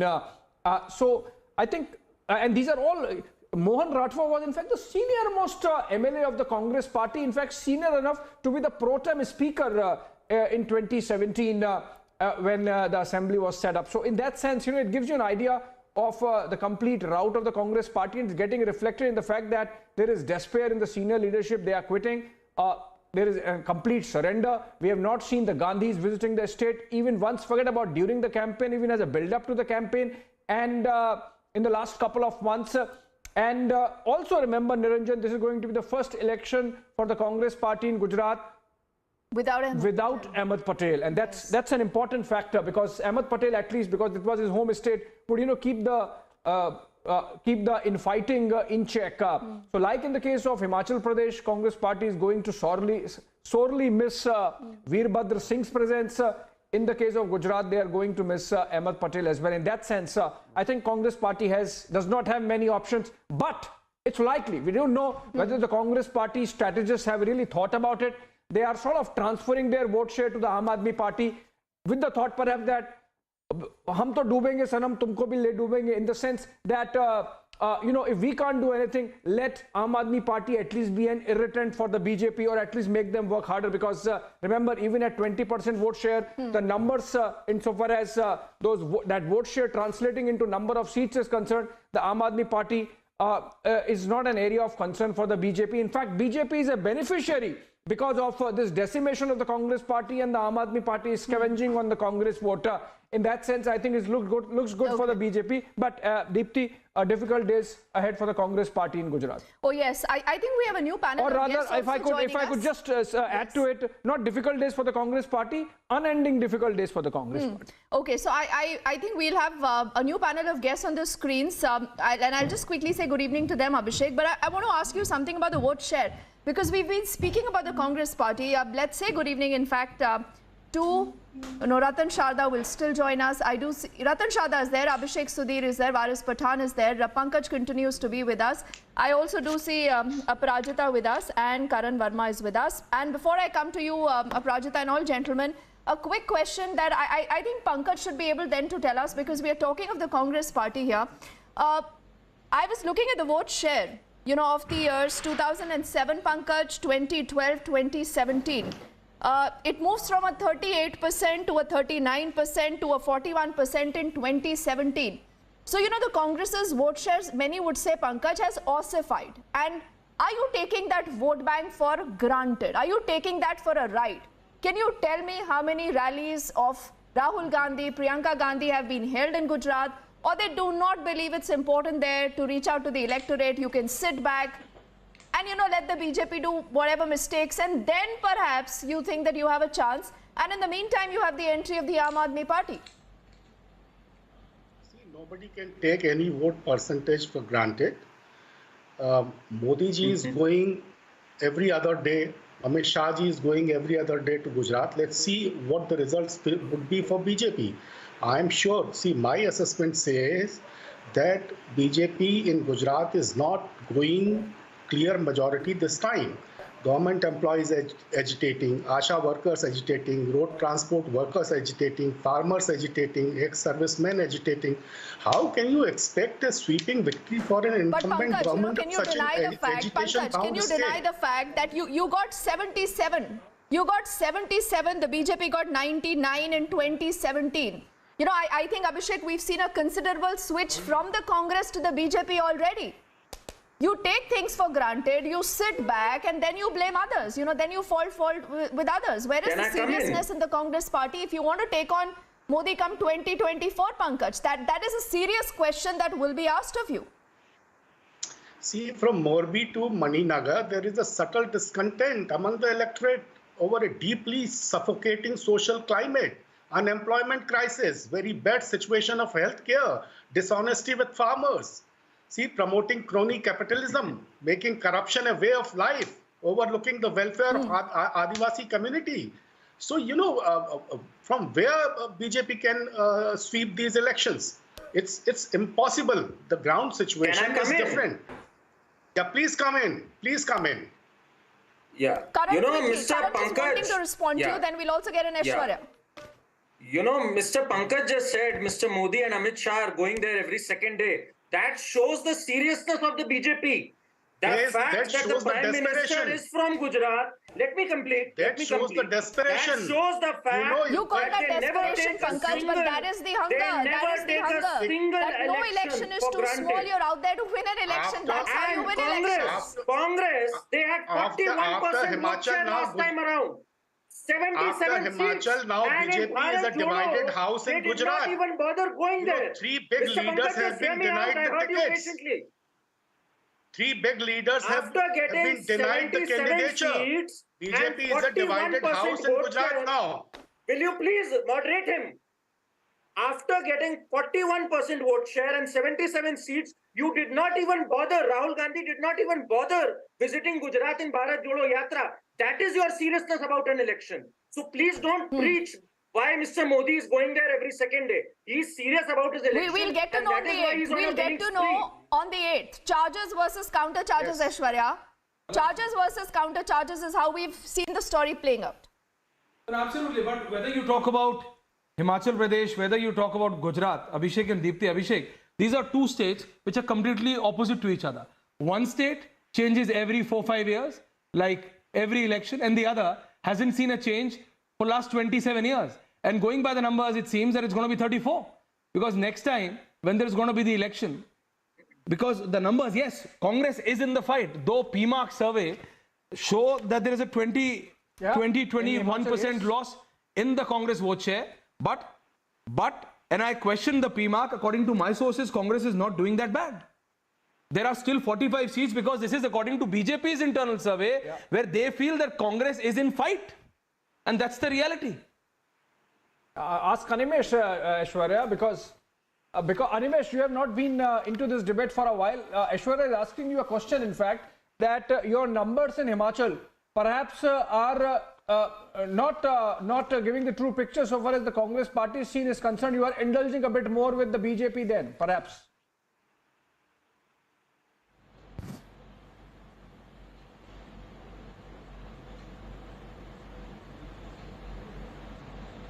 Is Animesh there? Animesh, are you getting me? Okay, Animesh is not there. Abhishek is there. Abhishek, Sudhir can take that question. Okay, Abhishek, Sudhir, you can ask that to Abhishek. No problem. You can ask that question to Abhishek, Sudhir, Deepti, that, the Congress party perhaps might pull in a surprise there in Himachal. Well, I really don't know. I mean, the Congress hasn't been visible. And I just see Prime Minister Modi campaigning more for the Congress than Sonia Gandhi or Rahul Gandhi. It's the Prime Minister and the Home Minister who seem to be bringing up the Congress more than the Congress leadership itself.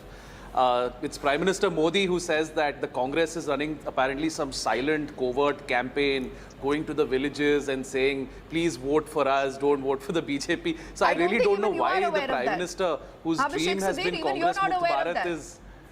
No, I mean, this is, I mean, I'm just going by what the Prime Minister is saying. He's like, beware of the Congress. I mean, would you imagine the Prime Minister saying this? The Prime Minister realizes that the Congress is an easier foe to overcome, is an easier enemy to vanquish. The Aam Aadmi Party, look at that vote share, 20.6%, even if we take the survey as the actual result of the election, 20.6%. Amit Shah has told the lawmakers of Gujarat, if Aam Aadmi Party reaches 24%, that's a red alert for them. And if you go by the margin of error of plus minus 3%, Aam Aadmi Party is at 23.6% if you go by margin of error. 24% vote share is a red alert for the BJP.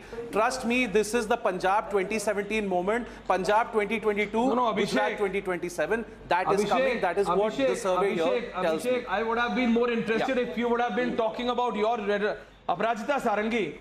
But you see, these are the first elections, Abhishek, where you see the Gandhis are not there. Yeah. Rahul Gandhi and Sonia Gandhi are not there. And I feel that the Congress might not be saying it, Aparajita Sarangi. They might be talking to you in Central Hall, ma'am. But I don't think they are openly accepting it, Abhishek and Deepti, that they are very happy that Rahul Gandhi is not going to campaign in Himachal and in Gujarat. And the numbers are completely opposite. It's inversely proportional, Abhishek. It's inversely proportional, Aparajita Sarangi, that if Rahul Gandhi goes, numbers dip. The man is out. The man is not going to campaign either in Gujarat or in Himachal, and Congress seems to be doing well. No, Abhishek, Sudhir, you are laughing, but that's the reality. The numbers are showing this, Aparajita Sarangi. BJP is most happy, ask her. अब की बार फिर से मोदी सरकार Can I say? Can I speak out? Yeah, please carry on. अब की बार फिर से मोदी सरकार in both Gujarat and Himachal Pradesh. A couple of days back, I had been sent by my party to Himachal Pradesh. And you know, I could see everywhere the banners and posters of Bharatiya Janata Party and the workers moving from door to door, talking to people, connecting with them, you know, and all the women on the streets, all the street plays being shown. But where was the Congress and where was AAP? No poster, no flags, no banners, no leaders. Now here there is a Rahul Gandhi who is down south and he is doing his Bharat Jodo Yatra. I don't know what kind of Bharat Jodo Yatra is this, which would not be translating into votes for the Congress. Now even if Rahul Gandhi ji would have come to Gujarat or Himachal, I don't know what kind of impact he would have left on the voters. I have a serious doubt. Now, as far as Bharatiya Janata Party is concerned, Sarangi, Deepti, she would have been more happy. More Rahul Gandhi comes to campaign, BJP is more happy. In fact, I can give you an example. Please do so. I can give you an example. Aparajita Sarangi, you know what Aishwarya is telling you makes sense. Last time, when Rahul Gandhi was campaigning in Gujarat in 2017, he went to the Somnath temple. And an entry was made. That very popular entry. Cameras were there and everything. It's possible that Rahul Gandhi did not write it, somebody else did, but that did the damage. And the Congress party, which got 77 seats despite that faux pas, could have really done better. Yeah. So it's Rahul Gandhi, carries some trouble with him for the Congress party, and that's why perhaps the strategists have been smart this time of not sending Rahul Gandhi both to Gujarat and keeping him away. But I have a serious question to ask of Aparajita, and then we'll get in Ratan also. You know, Aparajita, the point is, before you came into the discussion, in the last 1 year, no, 1 second, Aparajita, you have the bypolls of last year to reflect on when it comes to the state of Himachal. Do not forget that. Are you also taking the voter for granted in the state of Gujarat? And the real trouble now is that Aam Aadmi Party is not the Congress. Aam Aadmi Party is not the Congress. You cannot bash the Aam Aadmi Party without them responding to you. So has the Aam Aadmi Party for you become the real challenger? No, see, and the Prime Minister is the only one doing all the heavy lifting. Please give me some. You know, your Chief Minister, whether in Gujarat or whether in the state of Himachal, just look at the popularity ratings. Bharatiya Janata Party is a party with a difference. We go to the voters with our report card. We talk about our achievements, not only at the state level, but also what Prime Minister Modi has been doing at the center. And I think, the best part about this party and our leader is that the communication is very good with the voters. We call it Samvad. Prime Minister Samvad goes to the last voter and he understands the language of the Prime Minister and his entire team. So I think as far as convincing the voters is concerned, as far as, talking Aparajita about Sarangi, no one is questioning it. Aparajita Sarangi, you are a member of parliament, you know better. No one is questioning the Prime Minister's acceptability. No one is questioning the Prime Minister. No. Listen. The question, and I say in Himachal, when it was asked, Deepti and Abhishek, how do you rate the performance of the BJP government? It was said 12% excellent, but when the same question was asked to the same set of people, Abhishek, that how do you rate the performance of the Prime Minister? 26%, massive 26% in Himachal said excellent and 34% said good. And the same percentage in Gujarat is 29% excellent and 38% good. So no one is questioning the acceptability. What Deepti is saying is that Aam Aadmi Party, according to the PMARC, listen, I may have my own opinion. I'm a reporter. I feel, according to my sources, the numbers which the PMARC is giving, Deepti and Abhishek, is not even what the internal surveys of the Aam Aadmi Party is giving. I have my doubts, but as a reporter, I can do that. But I am saying that is that a problem for you, Aparajita Sarangi, as the BJP? That if Aam Aadmi Party takes the space of the Congress? See, let me tell you candidly. See, there is absolutely no problem who comes second. Second is always a second. We are forming the government. We are going for 2/3 majority. We know for sure as far as Gujarat is concerned, we would definitely be 150 plus. And as far as Himachal is concerned, we would be more than 45. Right. And this statement is based on the fact that we are working extremely hard there and we can you are saying 150, Abhishek, before we just go to Ratan Sharda, Deepti, the best they have done, the best the BJP has done is in 2002, right? Yes. The best they have done, what was the number, Abhishek? 127. In 2002? 127. 127, and you are saying, Aparajita Sarangi, 150. Did I hear correct? Yes, we would be at 150 plus. Madam MP, that is what you said, right? 150 plus we would be actually going ahead of 1985. Okay. Madhav Singh Solanki's record of, I think it was slightly less than 150. So we would be crossing 150 this time. 1985 was the highest. The Congress leader Madhav Singh Solanki, I mean. But I think we are going beyond that this time. And this is based on our report card. And I think we need to concede. See, Himachal is important, but Gujarat is very, very, very important. Yeah. That's the difference in Gujarat. But Ratan Sharda, in this edition of the Republic PMARC opinion poll, we are also talking of the big national picture. Ratan, the BJP is a 24/7 election machinery. Yeah. They go out and fight every election because they have to win. Like how? But I want to know, what is the commentary this time on the opposition? Whether you have the Congress, whether you have the AAP. See, AAP is also a full-time political party. It is also hungry for power. It is the kind of opposition that BJP should worry about. Forget about the chicanery, about their, hypocrisy and all that. Forget about that. If people want to vote for them, you can't really, you can keep cribbing, you can keep complaining, you can also criticize rightly. But they are the people who are ready to fight. I'm really very sad that Congress party is abdicating. It's not just loss, it's abdication. In Gujarat, with such huge voting share, you remember last time in Republic Studio, there was total chaos when it was felt that Congress might even win. But that spirit of fight is gone. You might ridicule Rahul Gandhi, but I believe Rahul Gandhi's visits in Gujarat did pump up Congress, and the people who don't want to vote on BJP in any case voted for Congress. Unfortunately, this time Congress is abandoning its own ground, the only state, apart from a couple of more where they got real base with real workers. They have not groomed new leaders. They have lost new fresh leaders. Rahul Gandhi doesn't visit there during Padyatra. Nobody's interested. If that is the kind of jaded party which doesn't want to be in the fight, then God help them. As far as BJP is concerned in Gujarat, see, Modi is the pride of Gujarat. As long as Modi ji wants, he cannot be beaten in Gujarat. You do whatever you want to do, whichever party wants to do. In Gujarat, it's Modi and only Modi. And yes, of course, BJP has people working on the roots. BJP has people working on the booth level, individual home level. Nobody has that strength even now. All right. When the Congress, of course, lost it, so we consider all that. In Gujarat, there is no say. In Himachal, I believe the contest could be tighter. Riju wants to come in. Riju, is this how the opposition will fight 2024? Yeah, thank you. The poll results we all saw.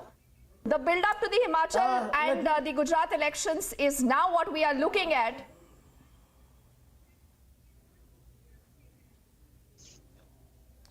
I'll just quickly remind everybody from all your viewers of Republic that, you know, the third largest party in the parliament is Trinamool Congress.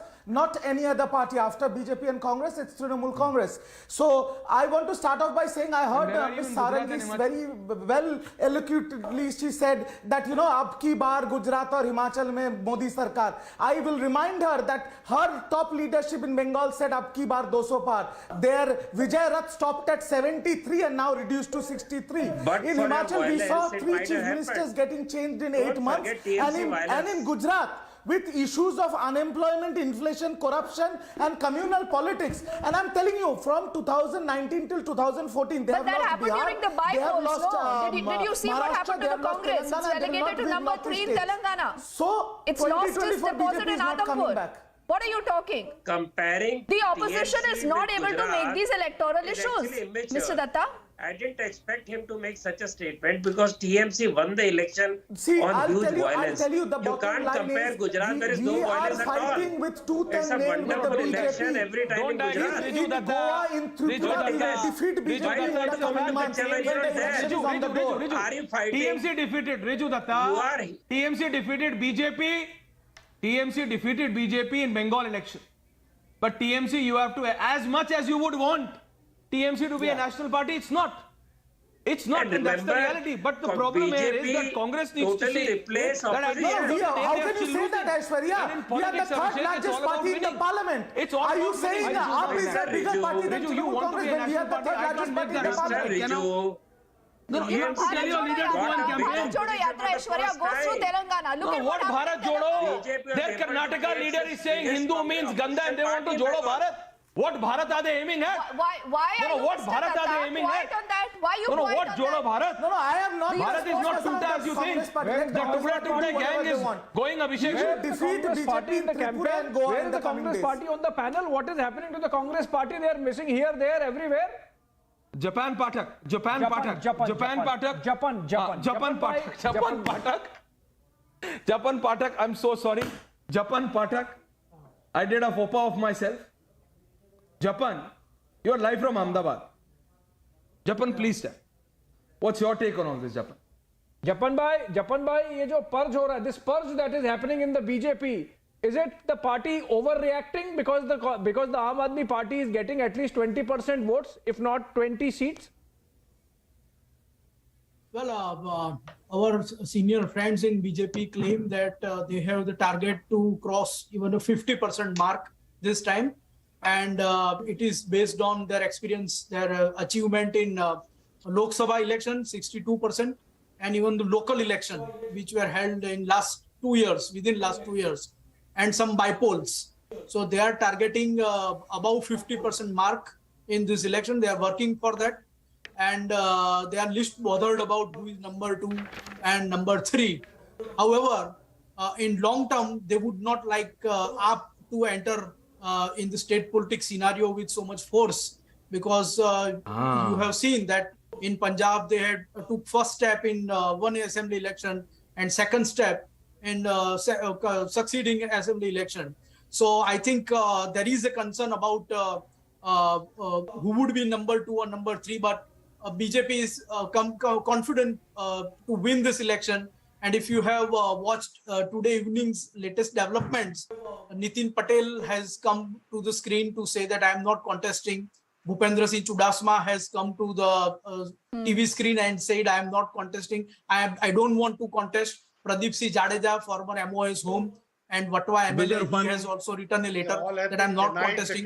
So I think if So I think if this is happening, BJP leadership is quite confident to win this election. Mr. Pathak, is anti-incumbency a reality, or this is still pro-incumbency that the BJP is playing with in Gujarat? Is there any anti-incumbency, or they've been able to tide over it? Well, there are two kinds of BJP voters. I would start with that. One section is the who is happy with the state government and want to re-elect it. The other section is not happy with the state, not happy with the BJP, but still they want to re-elect the same government. So these are the two major sections of BJP voters. They don't see any options at present. They like Narendra Modi's leadership. They like stability that BJP guarantees, and they like security that BJP ensures to the citizens. So stability, security, and leadership, these are three major concerns. Japan Pathak, if I may just ask Abhishek. No, Japan Pathak, if I just see the segregation of the four sections, the northern Gujarat, central Gujarat, south Gujarat, Saurashtra, the maximum gain which the PMARC survey shows is in Saurashtra Kutch, and it's of around 17 seats. 17 seats. In 2012, BJP won 35. 2017, they went down to 23. 2022, they are once again showing 30-40. Otherwise, there is a drop of 2.6, 2.7% of vote share, but their seats are still going up.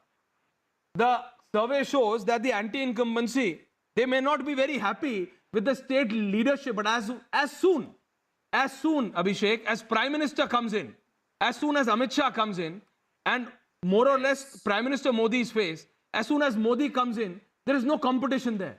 He fills in that gap. He fills in that space which is created for any opposition. And the Aam Aadmi Party, though the PMARC is saying, PMARC survey says that they are still giving them to 21 seats. There was just another survey Matrice has done. They are only saying 3 seats. So different surveys, different reports coming out. Japan. Yeah. So no one is sure that in which particular seat Aam Aadmi can get that mark above 50,000 votes, which is required to win that seat. So nobody is sure about that. We cannot finger any single assembly seat where we can say that yes, Aam Aadmi Party has momentum in this seat. Aam Aadmi Party is going to win this seat. It looks so. So there is this confusion. Pankaj Sharma, can you see Aam Aadmi Party has huge vote the absence of your leadership, the absence of your party, the absence of your cadre has allowed the Aam Aadmi Party to seep in. It's all because the absence of Congress Party and the carelessness of your top leaders. You can't say that Congress is absent there. Congress is very strong, at least in Saurashtra, in Kutch, everywhere else in Adivasi districts. No, wrong. Okay. Wrong. No. See, wrong. You see, because of Congress Party, agitation. in fact, it's surprising. It's coming out of PMARC that the two areas where the BJP did rather bad last time in 2017, both Saurashtra, Kutch and North Gujarat, the BJP is making a fantastic rebound and in fact getting 30 to 40 seats each in these two regions. That's really adding to the tally. So I think saying that Saurashtra, the Congress Party is doing good is not right. Actually, Ratan Sharda, I want to ask you one very important question. By getting some 2017, the BJP had a lot of headwinds. The Patidar movement, the GST teething troubles, the absence of, the first time, absence of larger than life presence of Narendra Modi, though it was compensated with a campaign. This time, in fact, what we are seeing is the entire campaign actually is centered around the Prime Minister. You think this is a good thing going forward for the BJP? Ratan Sharda, if you could just explain. We must remember one thing, that at the time when Nehru was at peak, he was the one who could make even an electric poll win. Similarly, Indira Gandhi's top time, anybody could win. Similarly, in Modi's time, anybody can win as long as Modi is the face. We must accept it whether we like it or not. Secondly, it's a positive vote. Show me which state has done so much of progress in industrial parameters, in getting FDI, in getting the development across state, water across Gujarat. Which party? And yes, you rightly said 2017 is the best time for Congress to overthrow BJP because of GST issues, because of many other pains. It failed. It tried its best, but it failed because they didn't have a right face in Gujarat. they have thrown away old leaders. They're not getting new leaders. If this happens, you remember what is happening. It is Delhi model now. So Gujarat cedes space to AAP. AAP totally eats away all the votes of Congress and it becomes the new Congress. Who is responsible for that? Congress, of course. It happened in Delhi. It is happening in Gujarat. It has started. In the next election, you find Gujarat, Congress going away and only AAP versus BJP will remain. And lastly, whether you like it or not, in Himachal, it will be a different case. What you show, I am not very sure. Let us wait for some more time because it's in Gujarat, it's a triangular election. So definitely BJP gets an advantage. In Himachal, it's a straight fight.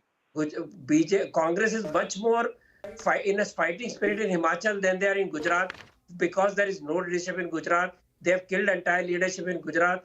And Himachal, they have lost the best leader still there. Riju wants to respond. And Riju's point, Riju's point is Riju is nowhere in picture in Gujarat or Himachal. I do not know why he's beating the drums. He's answering my questions now. Yeah, just a moment. He will answer my my questions now.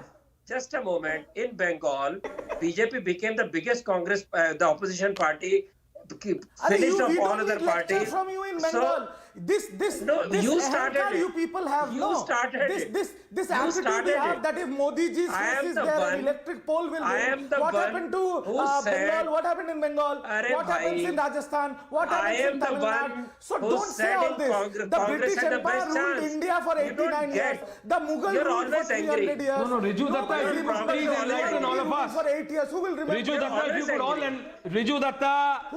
Riju Datta, you should enlighten all of us. Me, Abhishek and Deepthi. I think PMARC has forgotten. How many seats are you contesting? No, I think PMARC guys have just forgotten to mention. Please enlighten all of us. How many seats are you contesting in Himachal? And how many seats are you contesting in Gujarat? Please enlighten the people of the country today. How many seats are you contesting? We are Please. not. We are and no not one will speak in the middle. Yes, sorry. Contesting in Himachal and Gujarat. But how many seats? We are how many seats? BJP. For the country. How many seats? But Himachal and Gujarat. The but is the biggest problem. Riju why do you don't but every time, BJP and Narendra Modi, why do you focus on Gujarat? Relax. Deepthi wants to come. Have you ever spoken to him? Why? Because Riju, you know what? The truth is, Riju, there is a reason why this question is asked. There is a reason why this question is asked. Without the Congress, tell me something. Without the Congress as the nucleus, can a Mamata Banerjee, afford to become the Prime Minister in 2024? Exactly. Can a KCR do that? Riju, are you supporting the Congress party in Gujarat? Say that. Are you supporting the Say that, Abhishek. Can he say that? Seconds. He's going to get a call. 20 seconds. Are you supporting the Congress party in Gujarat? Give me that answer. Very clear answer. The fight against BJP and Narendra Modi in 2024 is not against Trinamool or Congress. It is with the people of this country. And in Bengal, Trinamool will defeat BJP. Stalin will defeat Have you forgotten the 2020 results? Fight our individual battles and you will throw BJP. What are you saying? Riju, you are bypassing 2022. We are not talking about 2024. Tell me, in December 2022, are you supporting the Congress party in Gujarat? Please tell me who will lead the people in 2024. No, but are you supporting the Congress party in Gujarat? Karan wants to come in, Abhishek. Karan Verma wants to come in. Any party that defeats BJP. Karan, I am trying to request the leader of a party who's not contesting one seat but think it's a national party. I'm trying to relax. Karan Verma wants to come in. Karan. Go on. It's laughable. It's laughable that they don't have a base or they don't even contest outside Bengal, and they proudly say just because they've excelled in one seat, in one state, they say we are the third largest. We are the third largest. Wow. Do some homework before you come to Republic. It is Aam Aadmi Party who's at least contesting, who has an elected government in 2 states today and is at least contesting in Gujarat. At least they are in the fight. You are nowhere close to being in the fight. I mean, hats off to you for having the guts to say we are the third largest in the country. You are not. You might be there numerically because in one state you've scored.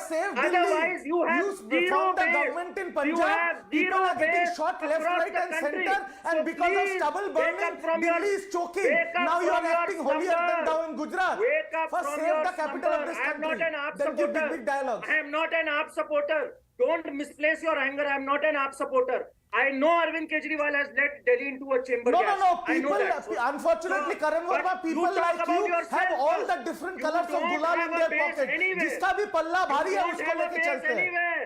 Keep shouting. You don't have a base anywhere. People have rejected you. Understand this. You only have a base in Bengal where you do post-poll violence. People do not accept people like you who have got all the colors in their pocket. You have When no Modi ji chal raha hai, to Modi ji Why hasn't she gone to campaign for the Congress party? So you don't have any credibility. Mr. Datta. In this 1 month. Mamata Banerjee, will she go to campaign for the Congress party in Gujarat? He's so rattled. He doesn't have a bloody point. We know we are not going to campaign for Congress in Gujarat, but we will symbolically support any political party that defeats the BJP or that is countering BJP. That means they have no ideology. See, only that is the problem. anti-Modi. Everything to defeat the BJP. Failed ideology. Not anti-Modi, anti-BJP because and the voters see through this now. Aparajita Sarangi, before we end. No, hold on. Karan. Aparajita Sarangi, even after 27 years, and quick answers. Yes. Even after 27 years, it seems, going by the numbers I say, no trace of anti-incumbency, no anti-partidar sentiments. Now even Hardik Patel is in BJP, Abhishek. It seems BJP has it in its control. Your partidar movement? No, the whole system. Of course. The GST is settled. That was one issue teething troubles at the time because Surat was sensitive about it. Partidar movement, Hardik Patel in the BJP. Alpesh Thakur in the BJP. Jignesh Mewani, effectively irrelevant, not in the BJP. Irrelevant. And opposition decimated the Congress party nowhere. So obviously, I mean, it's an election for the BJP for the taking, you know. And Aparajita is saying 150. Yeah. That's a psychological mark because Madhav Singh Solanki got 149 in 1985, of course, on the back of the Indira Gandhi sympathy wave. What is important is, Aishwarya, that's something for perhaps the BJP representative can answer. Typically, the BJP and the Congress, they have a gap of about 10 percentage points in vote share in Gujarat. This time it seems to be bridging, and that too courtesy the Aam Aadmi Party. So in that sense, is that an area of concern for the BJP?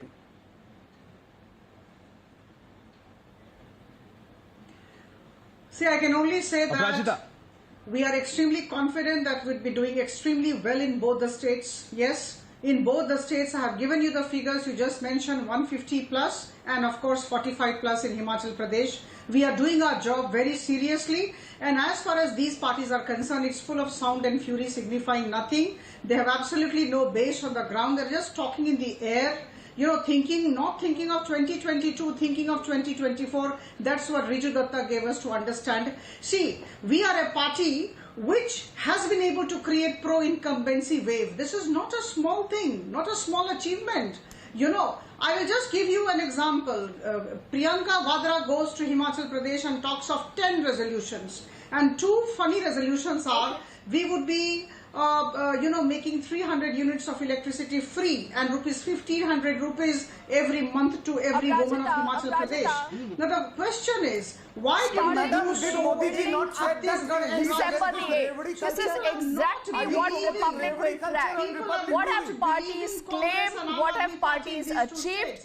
Trust Republic to keep you ahead on every breaking development. Remember, on the 12th is where you have the state of Himachal voting. Aishwarya, Abhishek and Arnab, remember, is just going to join you in a bit, and people have been asking where is he, because he was supposed to be a part of this entire coverage, but we will be tracking everything that you need to know. I thank Aparajita and all gentlemen for joining us. As Republic, remember, your election news headquarters will track every detail this big election season. Thank you for watching.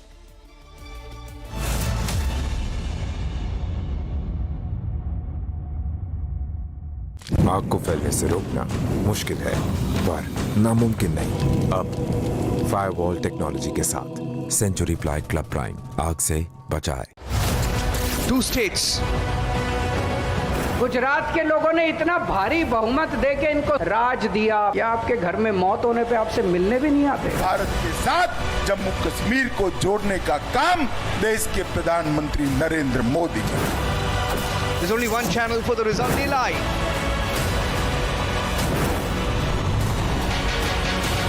December 8 with Arnab. Fire broke out at the Indian Oil Depot at Patna's Sipara in Bihar in the late hours of Monday. Bus accident over there reported in Kupwara and Jammu and Kashmir. We're learning so far at least 20 people were injured. Kerala Union of Working Journalists is taking out a protest outside the Raj Bhavan against Governor Arif Mohammad Khan's comment of gagging two media groups in Kerala.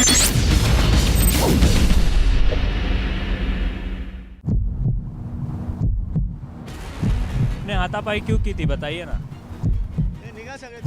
उस व्यक्ति का क्या दोष था जो film देखने आया था? आपका फोटो दिख रहा है वीडियो में, आपका फोटो वीडियो में, उस व्यक्ति का क्या दोष था जिसने हाथापाई? This is the NCP worker who was there with Jitendra Wad. He is not in fact responding to the question.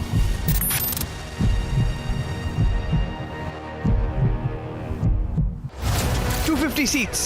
Congress और कमीशन, कांग्रेस और भ्रष्टाचार, हम मिशन से काम करते हैं, वो कमीशन के लिए काम करते हैं। पैसों से चुनाव नहीं जितवाएंगे आप, कि आप अपने भविष्य के आधार पर अपना वोट देंगे। There's only one channel for the result day live.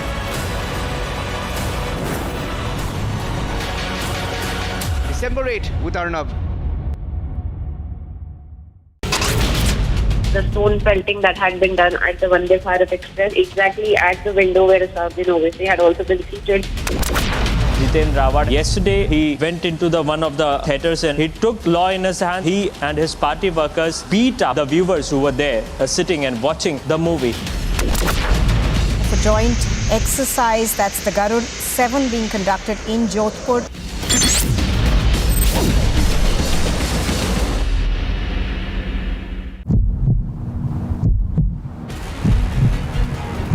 NCP के कार्यकर्ताओं ने मारपीट की। जितेंद्र वाड went there inside the theater and also beat up. Why are you not responding? Didn't you breach the privacy of those viewers who were watching the movie? Why don't you respond? 2 states. Gujarat के लोगों ने इतना भारी बहुमत देके इनको राज दिया कि आपके घर में मौत होने पे आपसे मिलने भी नहीं आते। भारत के साथ जम्मू कश्मीर को जोड़ने का काम देश के प्रधानमंत्री Narendra Modi ji. There's only one channel for the result day live.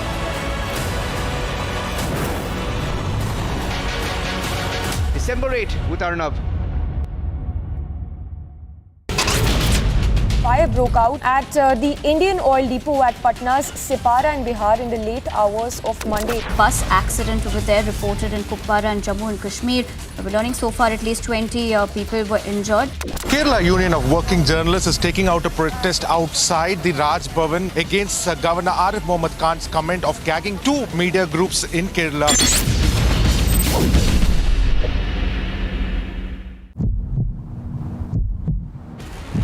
ने हाथापाई क्यों की थी बताइए ना। उस व्यक्ति का क्या दोष था जो फिल्म देखने आया था? आपका फोटो दिख रहा है वीडियो में, आपका फोटो वीडियो में, उस व्यक्ति का क्या दोष था जिसने हाथापाई? This is the NCP worker who was there with Jitendra Wad. He is not in fact responding to the question.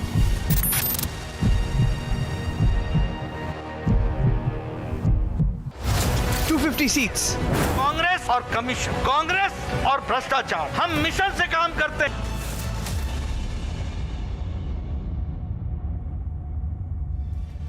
All right, top brass of the BJP in Gujarat, led by former Chief Minister Vijay Rupani, has announced that they won't be contesting the election. That's a voluntary announcement. Let's listen to Rupani, who spoke a while back.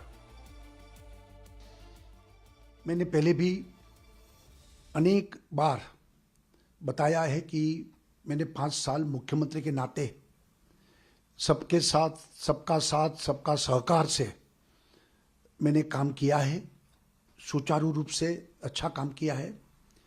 और इस बार चुनाव में नए लोगों को, नए कार्यकर्ता को ये जिम्मेवारी देनी चाहिए। मैं चुनाव नहीं लड़ूंगा ऐसा पत्र भी मैंने हमारे वरिष्ठों को लिखा है और दिल्ली भी सबको मैंने इसके बारे में बताया भी है कि भाई इस बार मैं चुनाव लड़ना नहीं चाहता हूं। और जो पार्लियामेंट्री बोर्ड प्रत्याशी तय करेंगे उसको जिताने के लिए पूरी कोशिश से, पूरी तन मन धन से हम प्रयत्न करेंगे।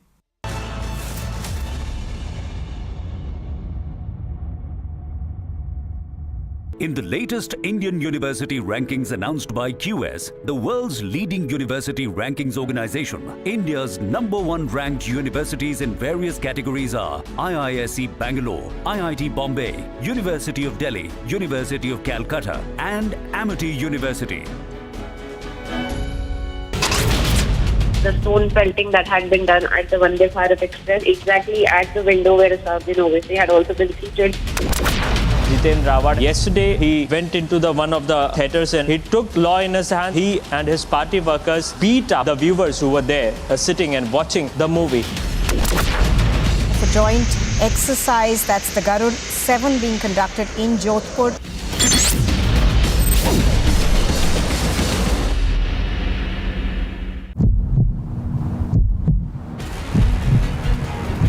एनसीपी के कार्यकर्ताओं ने मारपीट की.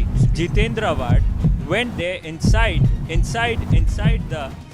the theatre and also beat up. Why are you not responding? Didn't you breach the privacy of those viewers who were watching the movie? Why don't you respond? 2 states. Gujarat के लोगों ने इतना भारी बहुमत देके इनको राज दिया कि आपके घर में मौत होने पे आपसे मिलने भी नहीं आते। भारत के साथ जम्मू कश्मीर को जोड़ने का काम देश के प्रधानमंत्री नरेंद्र मोदी की। There's only one channel for the result. They lie.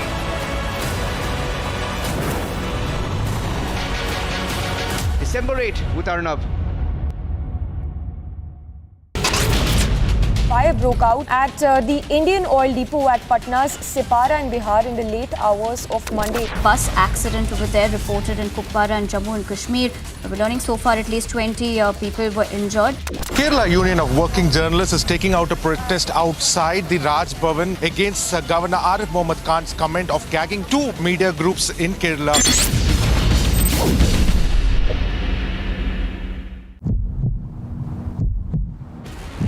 ने हाथापाई क्यों की थी बताइए ना. उस व्यक्ति का क्या दोष था जो फिल्म देखने आया था? आपका फोटो दिख रहा है वीडियो में. आपका फोटो दिख रहा है वीडियो में. उस व्यक्ति का क्या दोष था जिसने हाथापाई की? So this is the NCP worker who was there with Jitendra Award. He is not in fact responding to the questions.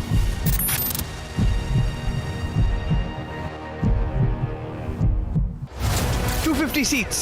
Congress और कमीशन, कांग्रेस और भ्रष्टाचार, हम मिशन से काम करते हैं, वो कमीशन के लिए काम करते हैं। पैसों से चुनाव नहीं जितवाएंगे आप, कि आप अपने भविष्य के आधार पर अपना वोट देंगे। There's only one channel for the result. They lie.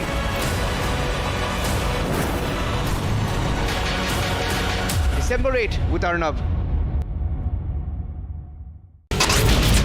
The stone pelting that had been done at the Vande Bharat Express, exactly at the window where Assaduddin Owaisi had also been seated.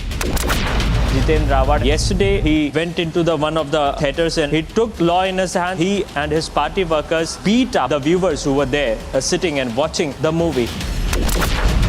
The joint exercise, that's the Garud 7 being conducted in Jodhpur.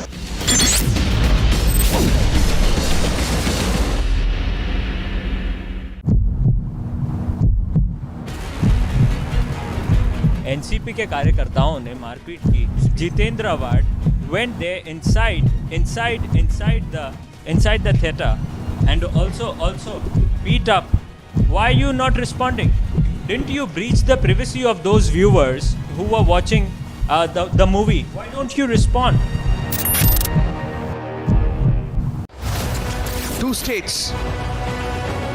Gujarat के लोगों ने इतना भारी बहुमत देके इनको राज दिया कि आपके घर में मौत होने पे आपसे मिलने भी नहीं आते। भारत के साथ जम्मू कश्मीर को जोड़ने का काम देश के प्रधानमंत्री नरेंद्र मोदी की। There's only one channel for the result. They lie.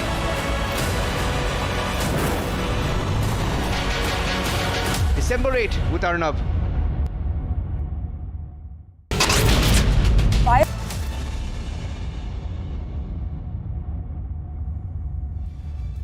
another senior leader and someone who has been minister since the Keshubai Patel days also announced that he also won't be contesting the elections. Bhupen Singh Chudasma, let's listen in. के चुनाव में मैं धोलका विधानसभा से चुनाव नहीं लड़ूंगा, ऐसी इच्छा मैंने अपने वरिष्ठ नेताओं के सामने रखी है। मैं पार्टी का जितना भी आभार व्यक्त करूं इतना कम होगा, क्योंकि 80 से लेकर के 17 तक पार्टी ने मुझे टिकट दिया। मैं धोलका विधानसभा से 9 बार लड़ा, जितनी बार जीता 5 बार, तो 5 बार पार्टी ने मुझे कैबिनेट मंत्री बनाया।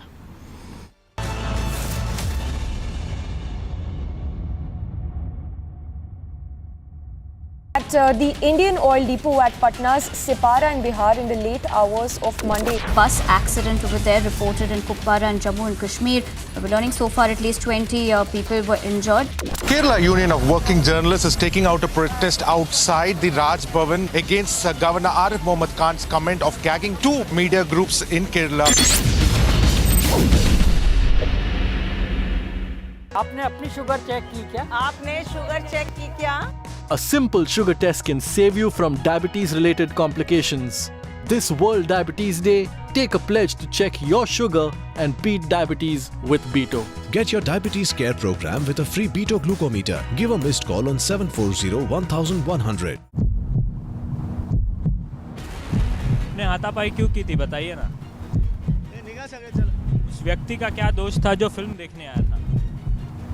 आपका फोटो दिख रहा है वीडियो में, आपका फोटो दिख रहा है वीडियो में, उस व्यक्ति का क्या दोष था जिसने हाथापाई? This is the NCP worker who was there with Jitendra Wad is not in fact responding to the question.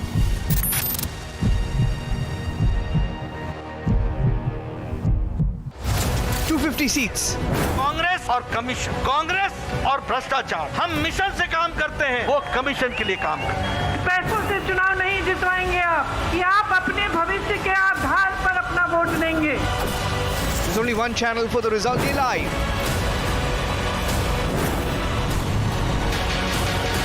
December 8 with Arnab. The stone pelting that had been done at the Vande Bharat Express, exactly at the window where Sabin obviously had also been seated. Jitendra Wad, yesterday he went into one of the theatres and he took law in his hand. He and his party workers beat up the viewers who were there sitting and watching the movie.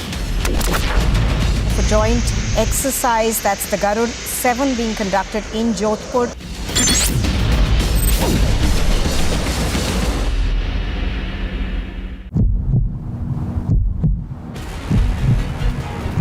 NCP के कार्यकर्ताओं ने मारपीट की। जितेंद्र वाड went there inside the theatre and also beat up. Why are you not responding? Didn't you breach the privacy of those viewers who were watching the movie? Why don't you respond? 2 states. Gujarat के लोगों ने इतना भारी बहुमत देके इनको राज दिया कि आपके घर में मौत होने पे आपसे मिलने भी नहीं आते। भारत के साथ जम्मू कश्मीर को जोड़ने का काम देश के प्रधानमंत्री Narendra Modi ji. There's only one channel for the result day live.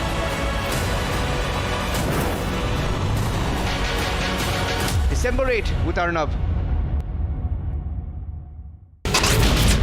Fire broke out at the Indian Oil Depot at Patna's Sipara in Bihar in the late hours of Monday. Bus accident over there reported in Kupwara and Jammu and Kashmir.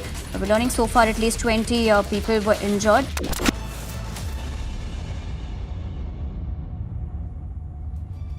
All right, welcome back, viewers. The first opinion poll brought to you by Republic Network in association with PMark gives both Himachal Pradesh and Gujarat to the BJP, with the party getting 127 to 140 seats in Gujarat, which is better than their best tally they have attained in the last 3 decades. And in Himachal Pradesh, the BJP is all set to come back to power, beating the tradition of alternating between the Congress and the BJP, and the party expected to get about 38 to 44 seats. that 37 to 45 seats, that's the number for BJP in Himachal, 127 to 140 in Gujarat, and the Congress party really not being seen, at least in Gujarat. In Himachal, still a fight. Those are the opinion polls. First opinion poll by Republic for you.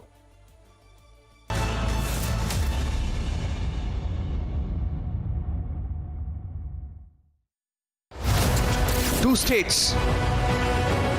Gujarat के लोगों ने इतना भारी बहुमत देके इनको राज दिया कि आपके घर में मौत होने पे आपसे मिलने भी नहीं आते। भारत के साथ जम्मू कश्मीर को जोड़ने का काम देश के प्रधानमंत्री नरेंद्र मोदी की। There's only one channel for the result live.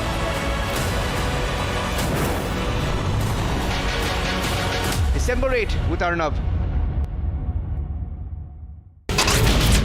Fire broke out at the Indian Oil Depot at Patna's Sipara in Bihar in the late hours of Monday. Bus accident over there reported in Kupwara and Jammu and Kashmir. We're learning so far at least 20 people were injured. Kerala Union of Working Journalists is taking out a protest outside the Raj Bhavan against Governor Arif Mohammad Khan's comment of gagging two media groups in Kerala.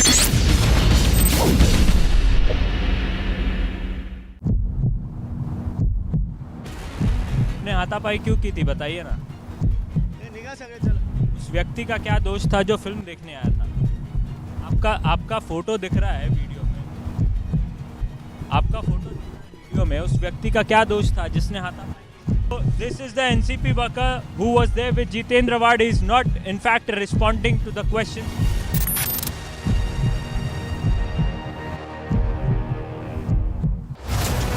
seats. Congress और commission, Congress और भ्रष्टाचार, हम mission से काम करते हैं, वो commission के लिए काम करते हैं। पैसों से चुनाव नहीं जितवाएंगे आप, कि आप अपने भविष्य के आधार पर अपना वोट देंगे। There's only one channel for the result live.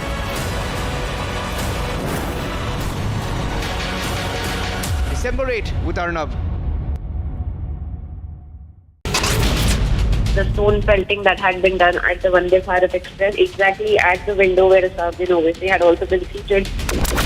Jitendra Wad, yesterday he went into one of the theatres and he took law in his hand. He and his party workers beat up the viewers who were there sitting and watching the movie.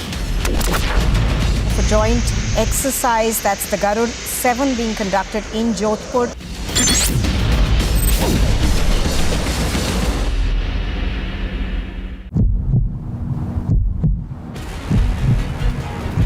NCP के कार्यकर्ताओं ने मारपीट की। जितेंद्र वाड went there inside the theatre and also beat up. Why are you not responding? Didn't you breach the privacy of those viewers who were watching the movie? Why don't you respond? Two states. Gujarat के लोगों ने इतना भारी बहुमत देके इनको राज दिया कि आपके घर में मौत होने पे आपसे मिलने भी नहीं आते। भारत के साथ जम्मू कश्मीर को जोड़ने का काम देश के प्रधानमंत्री नरेंद्र मोदी की। There's only one channel for the result live.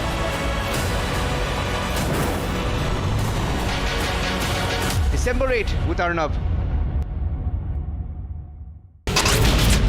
Fire broke out at the Indian Oil Depot at Patna's Sipara in Bihar in the late hours of Monday. Bus accident over there reported in Kupwara and Jammu and Kashmir. We're learning so far at least 20 people were injured. Kerala Union of Working Journalists is taking out a protest outside the Raj Bhavan against Governor Arif Mohammad Khan's comment of gagging two media groups in Kerala.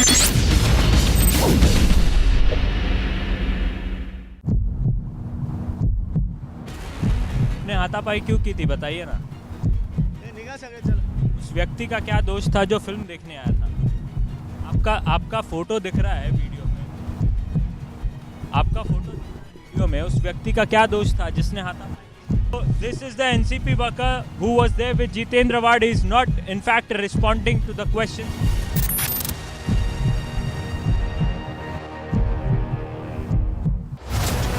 seats.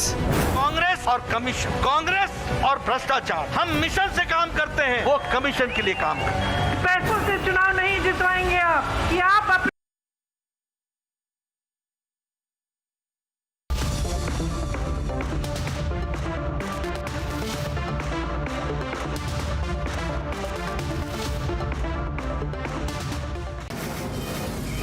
From the Mumbai studios of Republic TV, it's time for Arnab Goswami on The Debate.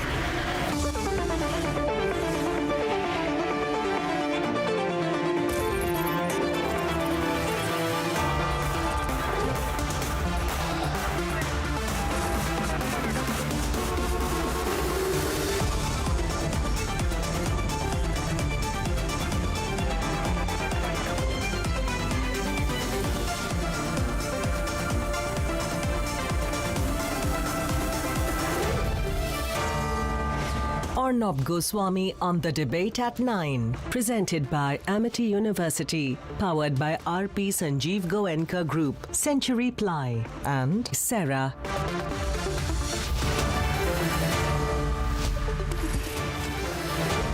Good evening and welcome, viewers. Another Vadra Congress leader has been found red-handed participating in Hindu abuse. And it cannot be an accident. What on earth is going on every day? Now, this Congress leader presides at an event where Hindus are being converted, mass converted. And as has become the norm, Hindu gods in this place in Chhattisgarh are being crudely and openly targeted and abused. And I'm asking, how can this be an accident? Why is this happening every day? This very week.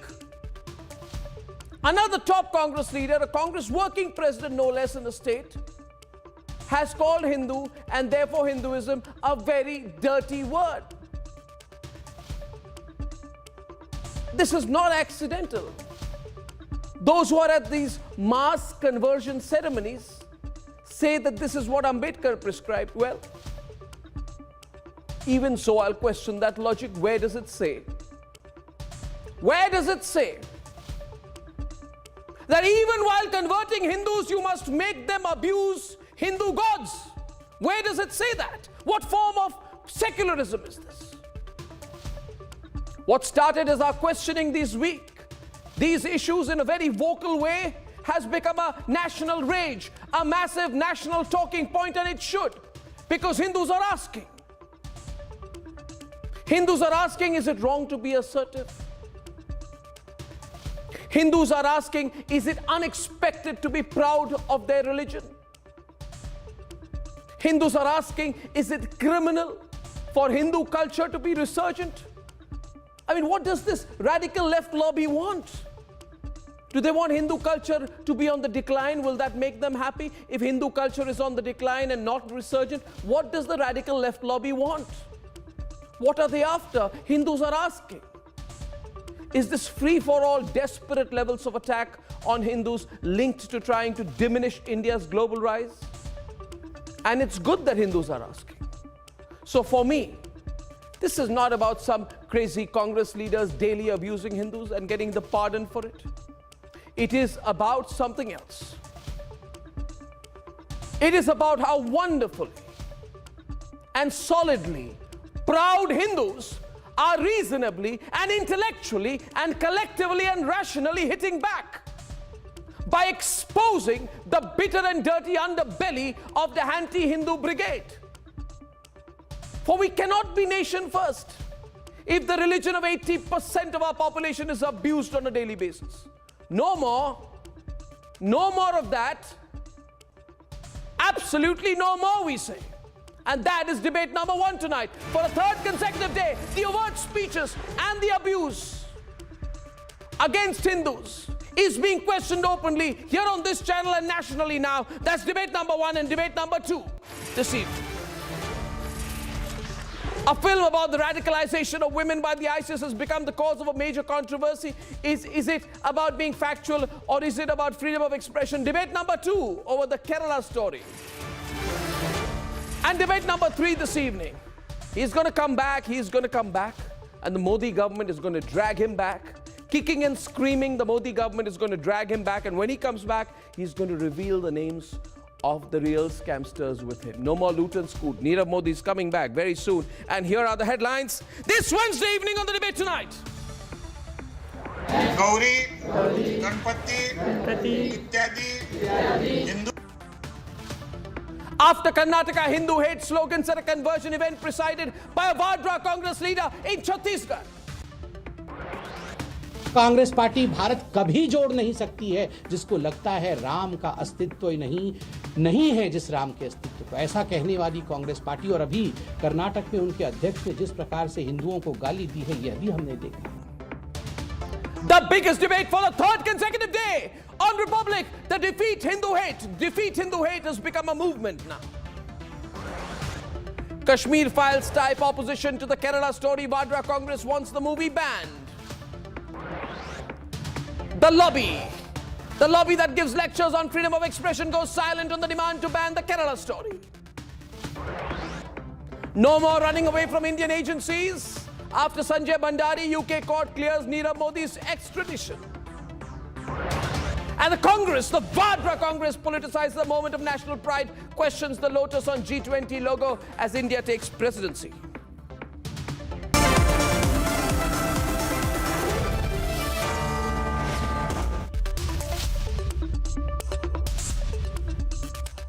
And ladies and gentlemen, there is an entire political cabal that abuses Hindus for vote bank politics every single day. And there is this lobby, the radical lobby, that does it to weaken our civilizational history. And then there are these conversion events, these mass conversion events that use the garb of conversion to virtually indoctrinate against Hinduism, to abuse Hindu gods. Secularism is rooted in the tolerance for all religions, and there is nothing tolerant, nothing secular about the slew of abuse against Hindus and Hinduism. But the secularity is silent, the crazy radicals are silent. So tonight it is time to unite and hashtag defeat Hindu hate. Let's debate. Hindu धर्म के किसी भी देवी देवता को नहीं मानूंगा। This is the Chhattisgarh Congress Mayor Hema Deshmukh participating in a religious conversion event. Watch how the event is more about Hindu hate, less about conversion. मैं गौरी गणपति इत्यादि हिंदू धर्म के किसी भी देवी देवता को नहीं मानूंगा और ना ही उनकी कभी पूजा करूंगा। Days ago, another Vadra Congress leader ran down Hinduism in Karnataka. Hindu शब्द कहाँ से आ गया है? फिर उसका मीनिंग आपको समझ में आ गया तो आपके अब शर्म आ जाएंगे। हिंदू का जो मीनिंग है वो बहुत गंदी है।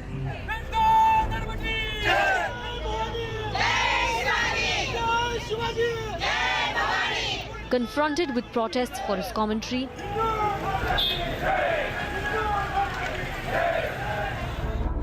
Rahul's aide has now cited Wikipedia as the source of his anti-Hindu rant and claimed there is a conspiracy against him. The BJP is demanding answers. ये सेकुलर राजनीति के जो प्रवर्तक हैं, चाहे वो सबसे पुराने हों या सबसे नए हों, उनकी फितरत नहीं बदली है। फितरत केवल ये है कि सेकुलरिज्म का अर्थ हिंदू धर्म के प्रति घृणा और अपमान के भाव की अभिव्यक्ति करना। But the Vadra Congress thinks peddling hate against Hindus is no big deal.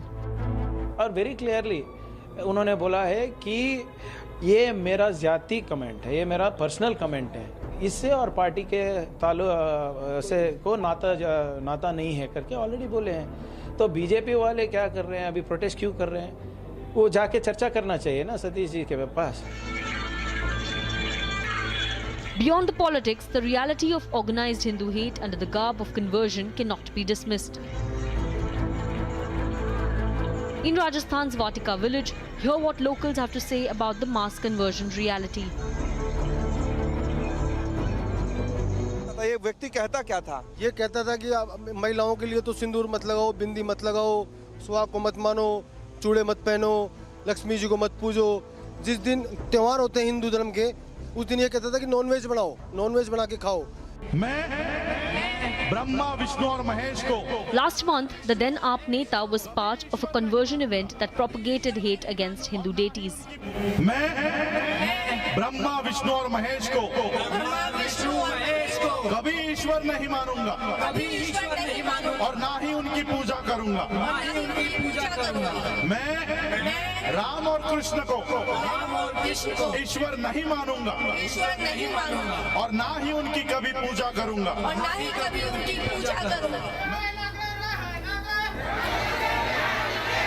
In Assam, an international conversion racket has been unearthed.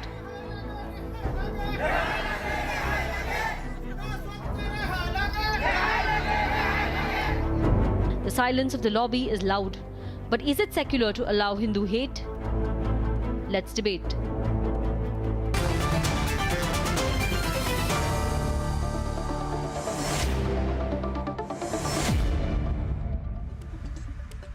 Kamru Chaudhary of the Congress, why does Sonia Gandhi, you know, why does Sonia Gandhi never speak against these conversion factories? She never speaks about them. She never speaks about them. MR, have you ever heard her speak a word about it? So have you ever? Nothing nothing about Hindus. No. Nothing that concerns the Hindus. If Hindus are converted forcibly, otherwise if Hindu gods are abused, does Sonia Gandhi, have you ever heard her MR say one word? No? One word? No, nothing. Nothing. So have you ever heard? I haven't reply? heard. I haven't heard even once. Not at all even once. Amazing. She has been in public life for more than 25 years. Yeah, she never says anything. Not heard. Nothing to do with Hindu concerns. Sonia Gandhi never speaks. Never about Hindu concerns. That means she's never not on about Palghar. Hindus. She was quiet when sadhus were killed. She never spoke a word. Conversions. She never condemns her leaders who abuse the Hindus or Hindu goddesses or Hindu faith or Hindu religion or Hindu practices. She is very clearly on a mission. She is here on some extraneous consideration. She believes that this country needs to be converted. And unfortunately, that means she doesn't believe in constitution. She has a right to her own beliefs, but she has a right to her own beliefs. Now Sonia Gandhi has a right to her own beliefs, and she can believe in any religion, practice any religion, but she cannot remain silent when she is practicing politics in India. And I just wanted to make that observation. You cannot allow this bigotry of this man accusing Sonia Gandhi. Don't label all these things. We have First, seen enough. let me come to the basic point out here. Do you, Mr. believe in Article 25, subsection 1 of the Indian Constitution? Don't talk like a bigot out here on national television. I'm warning you. Don't talk against Sonia Gandhi in that language. No, I will not call out names like you. You are doing on national television. I am not so low as you to call names at you. But you must remember. Okay. Tell me one thing.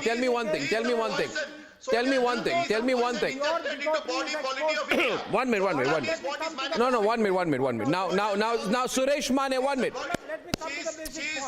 1 minute. Why are you getting worked up? I just said Sonia Gandhi, whose Italian name has been Antonia Maino,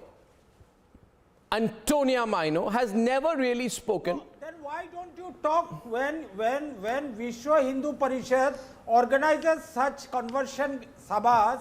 Then you call it Ghar Wapsi. And today Article 25(1) of the Constitution gives them the right to convert. See, I'll tell you. That is what I'm saying. I'll tell you, Kamru. This Article 25. Kamru, 1 minute. Calm manner. MR, calm manner. MR, calm down. MR, I know I'm also angry. MR. MR, I am also angry, MR. This ecosystem, they do not want to believe in the Indian Constitution. Which ecosystem? They want just to spread hate in the country. Which ecosystem? What logic has he got to bring in Sonia Gandhi ji out here? No, I just asked. Why Sonia Gandhi is a very senior leader of the Vadra Congress. Not the two the same. Till recently, she was the part-time, full-time president of the Congress party. Bhai, just relax. Now, Suresh Mane, I have a question for you and Sudhanshu Trivedi. Okay, Kamru, thank you. Thank you, Kamru. Now let me. Thank you, Kamru. I'm going to Suresh Mane. Suresh Mane. They say that Ambedkar told us to recite these things against Hindu gods. So whatever we are saying today, Sudhanshu Trivedi कहते हैं जो conversion events होते हैं ना, जो छत्तीसगढ़ में Congress leader थे, आम आदमी पार्टी के लीडर थे in Delhi, they say that these, when we are abusing Hindu gods, we are abusing Hindu gods because Ambedkar told us to do so. Dr. Ambedkar put this, and Dr. Ambedkar used this sort of vow. 22 oaths. Yeah, these 22 oaths were given to us by Ambedkar. No. 1 minute. Suresh Mane, question. The argument is we are denigrating Hindu gods because the denigration of Hindu gods and the abuse of Hindu gods is something which Ambedkar wrote down. We are simply following Baba Saheb Ambedkar, and if you ask us, why are you abusing Hindu gods, we'll say, are you questioning Ambedkar? So my point to you is, you tell Sudhanshu Trivedi, you want to convert Hindus, okay. First, you want to allow me to complete? I have not asked my question, Suresh Mane. I am still in the process of asking my question. मैं सवाल पूछ रहा हूँ. You want to convert Hindus, okay. You want to convert lot of Hindus, okay. You want to take a whole field and a football field and get hundreds and thousands of Hindus and convert them, okay. हाँ. You want to get politician, नेता को भी बुला के, है ना, सुधांशु त्रिवेदी, नेताओं को बुला के वहाँ पे और थोड़ा अपना क्लाउड दिखाना है, okay. But tell me, where is it written that while converting Hindus, mass converting Hindus, you have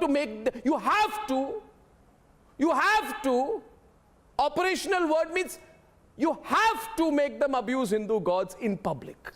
Mic डाल के, दोहरा के, repeat करके, don't smile, it's not funny for me. I'm a practicing Hindu, it's not funny for me. Sudhanshu Trivedi के लिए भी funny नहीं है. Where is it written that you have to make them abuse Hindu gods? Yet you have to make them abuse Hindu gods. You tell me where is it written you cannot make someone a Buddhist without making them abuse Hindu gods? Bhai, Buddhism is a non-violent religion. It does not preach hate. Why are you bringing in an element of hatred? Let me answer. Why are people bringing in an element of hatred during these mass conversion events? Why? Arnab, allow me to answer now. Arnab, first thing, let us be very clear. These 22 oaths were given by Dr. Ambedkar himself in the large ceremony of lakhs of the people at Nagpur on 14th October 1956. That is number one. Number two, before taking these oaths, all these peoples were following the Hinduism. They were Hindus. That is second. Third, they renounced the Hinduism. Third. Fourth, now while renouncing the Hinduism, they are rejecting the pillars of the Hinduism. There goes. Not abusing the pillars. Not abusing the Hindu religion. They are rejecting the pillars. Pillars means gods. Pillars means the gods, Hindu gods. Allow me to one minute. Allow me to counter you. Allow me to counter you. I am countering you with a question, so you don't play with words. Allow me to conclude. I will allow you. Who is not going to allow you? But you allow me an interjection. And my interjection is this. Please don't go. No, 1 minute, Suresh Mane. So let me intellectually challenge you and defeat you. Go ahead. Question is. Go ahead. Question is, Sudhanshu Trivedi, our friend Dr. Suresh Mane, founder and president of the Bahujan Republican Socialist Party, says that Ambedkar told us that we have to abuse Hindu gods because it is part of the conversion ceremony. Okay? Now, not abuse. That may be your feeling. No, I may feel it amounts to abuse.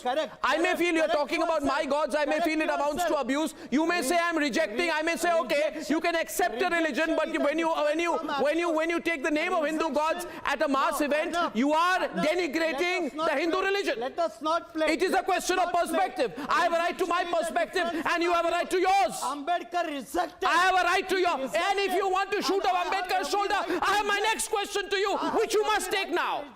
Next question to you. My next question to you. My next question to you.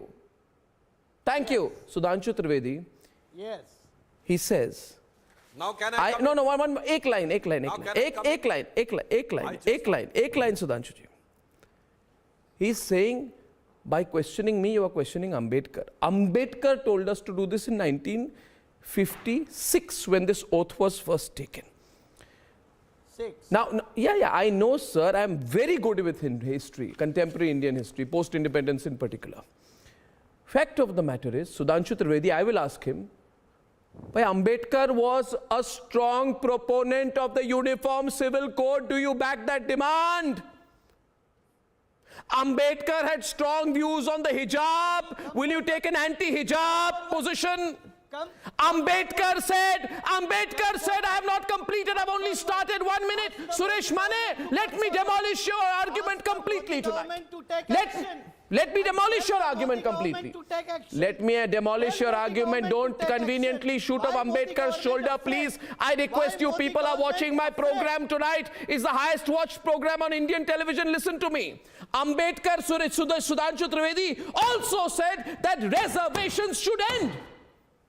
Do you agree with Ambedkar on that? Sudhanshu Trivedi. Debate is open. Again, you are distorting. No, I am not. You are distorting. I am countering, not distorting. You are distorting. There is a very selective and nefarious representation of Dr. You are distorting, sir. I am putting it in right perspective. You are distorting. Please go and do the homework. Sir, I have done better homework than you. Sir, now can I come in? The problem is, those who try to proclaim the whole sole exclusive copyright holder of the Dr. Ambedkar's legacy, they are not having even an iota of respect for Dr. Ambedkar's thought. Dr. Ambedkar, he is saying that he has said this in 1956. First, I would like to say... Let him complete, sir. 1 minute. No, one second. During 1956, Dr. Suresh Mane, sir, he is saying... on the time of let him Gandhi, complete. Nehru and Patel, the video recordings are available. The audio recordings are available. Can you show any video recording, audio recording in which the Dr. Ambedkar is saying this? Can you show any document or book in which Dr. Ambedkar has written this? No. That's why there comes a question. From where this thing has come, that Dr. Ambedkar had said like this. And secondly, let him complete, sir, and then you counter. No. Let him complete and then you counter. Let him complete and then you counter. You counter after he completes, please. You have to let him complete and then you counter. Okay. Now let me complete, sir. Afterwards, आप मुझे धज्जियां उड़ा दीजिएगा. अब मेरी पूरी बात सुनिए. जब डॉक्टर अंबेडकर ने संविधान बनाया, तो उन्होंने लीगल हिंदू डेफिनेशन में सिख, जैन और बौद्ध को लीगल हिंदू में माना.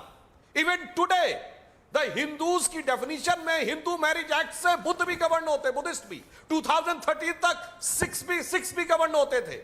और एक और बात बता दूं सर, डॉक्टर अंबेडकर ने बुद्धिस्ट शेड्यूल कास्ट को रिजर्वेशन नहीं दिया था, सिर्फ हिंदू को दिया था. ये वीपी सिंह की सरकार ने 1990 में दिया.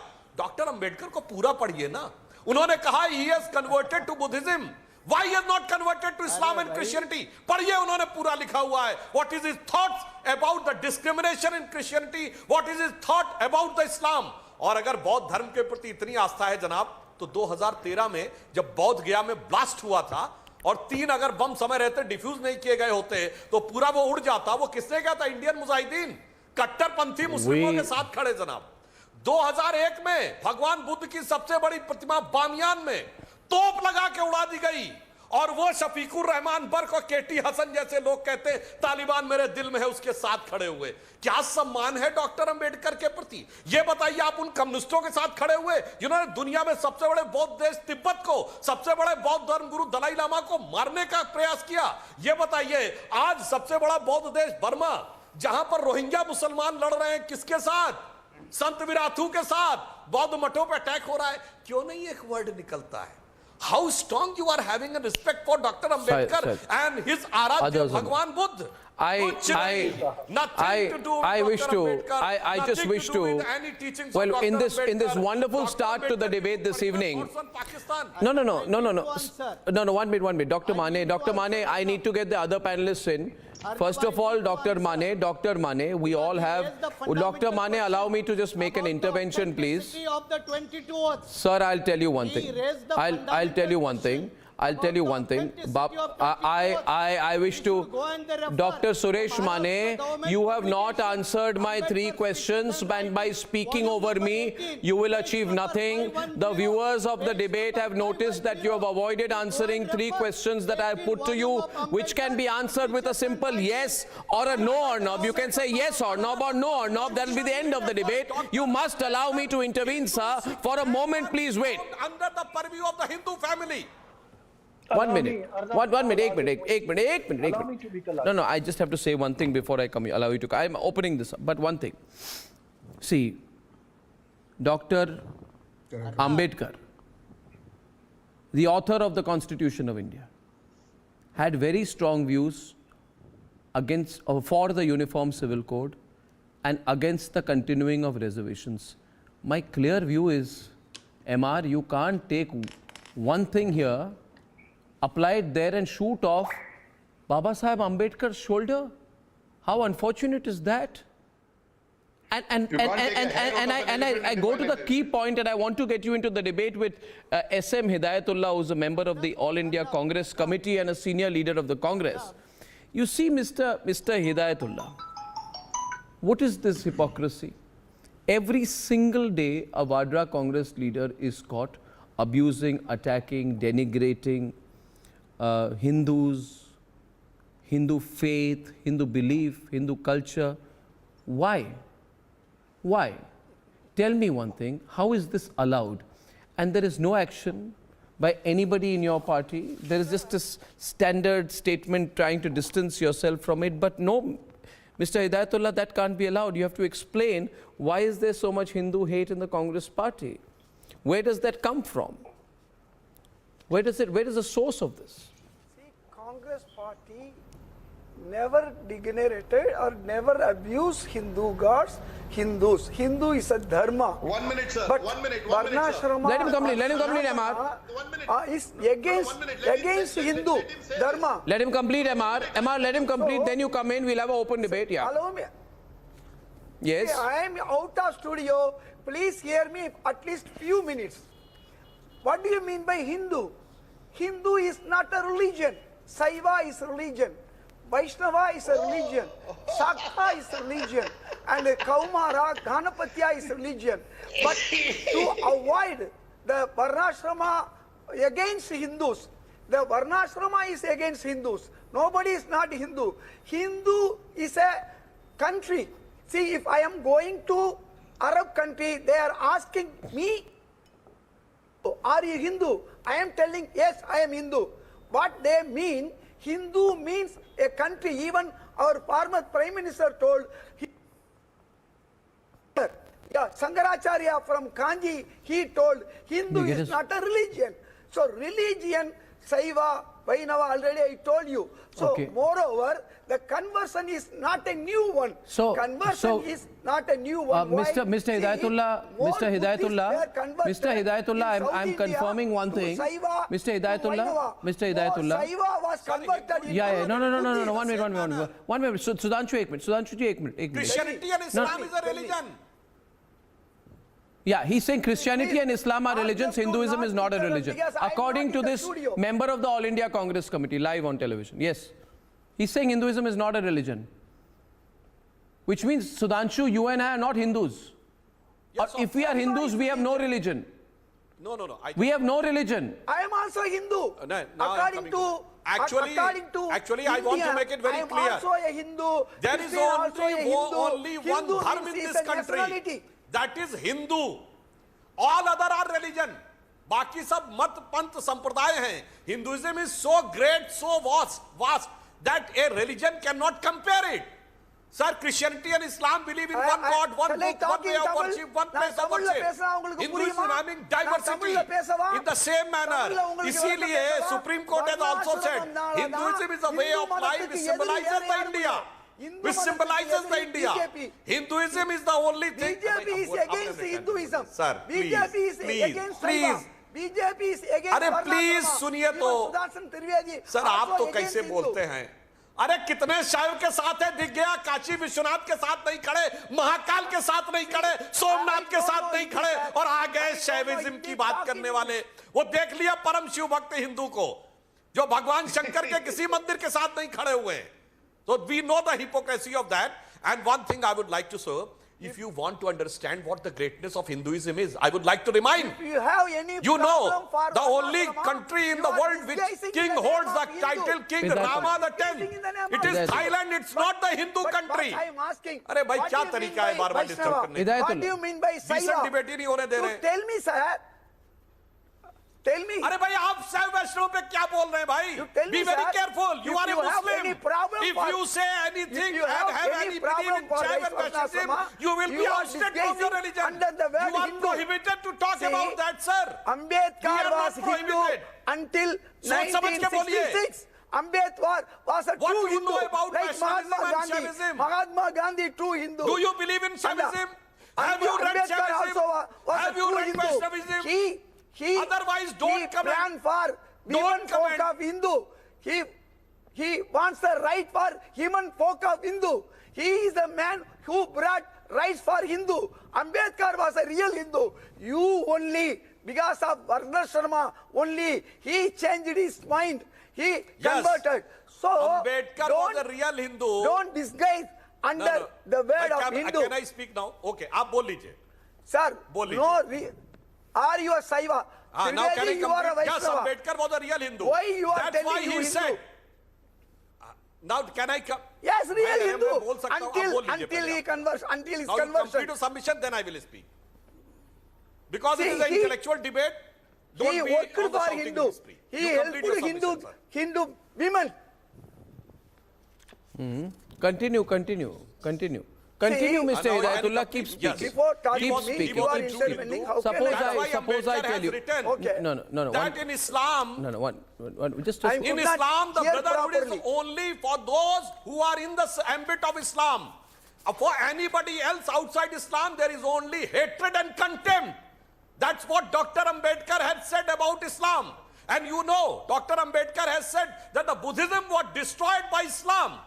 And you know, the word Buddh Shikan and Buddh Parasti, which is used in the Arabic, is originated. See, I want to tell. I want to just 1 minute, viewers. 1 minute, Mr. Hidayatullah and Sudhanshu Trivedi. 1 second, 30 seconds for me to say. 30 seconds for me to say something. 1 minute. Just 1 minute. Sudhanshu, wait. Sudhanshu ji, 30 second. मुझे पता है full flow में. 30 second. You see what happens, viewers, and Syed, watch this. Don't say anything.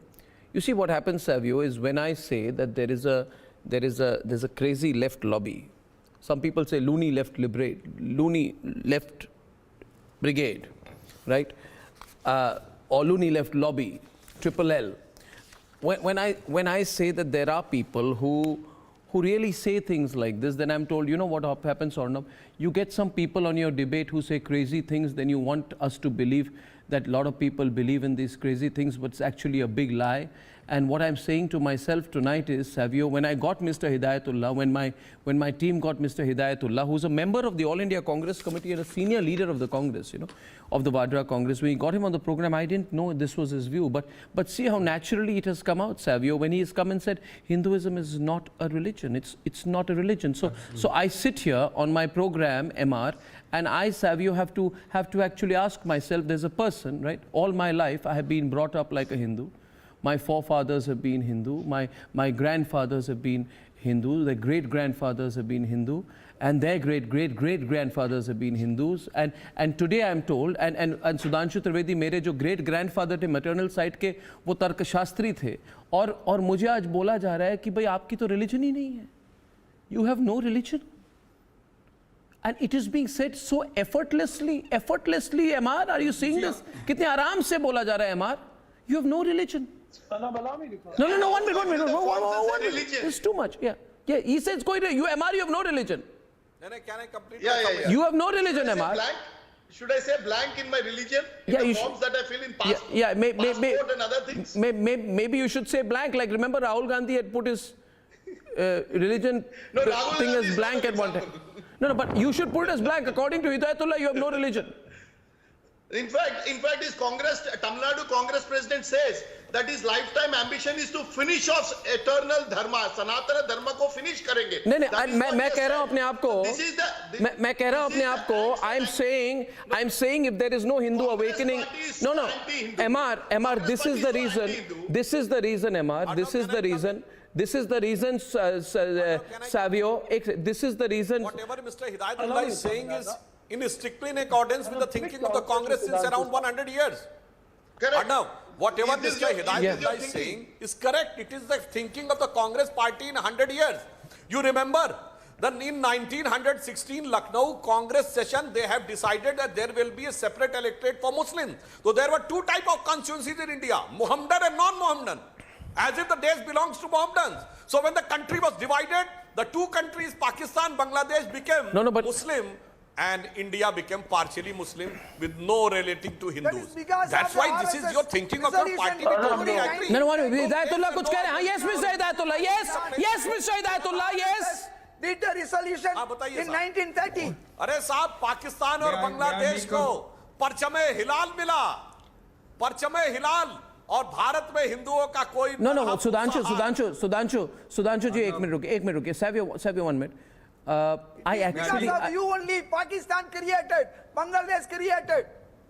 Okay, Savio, you want to say something? You're listening to this bizarre argument, right?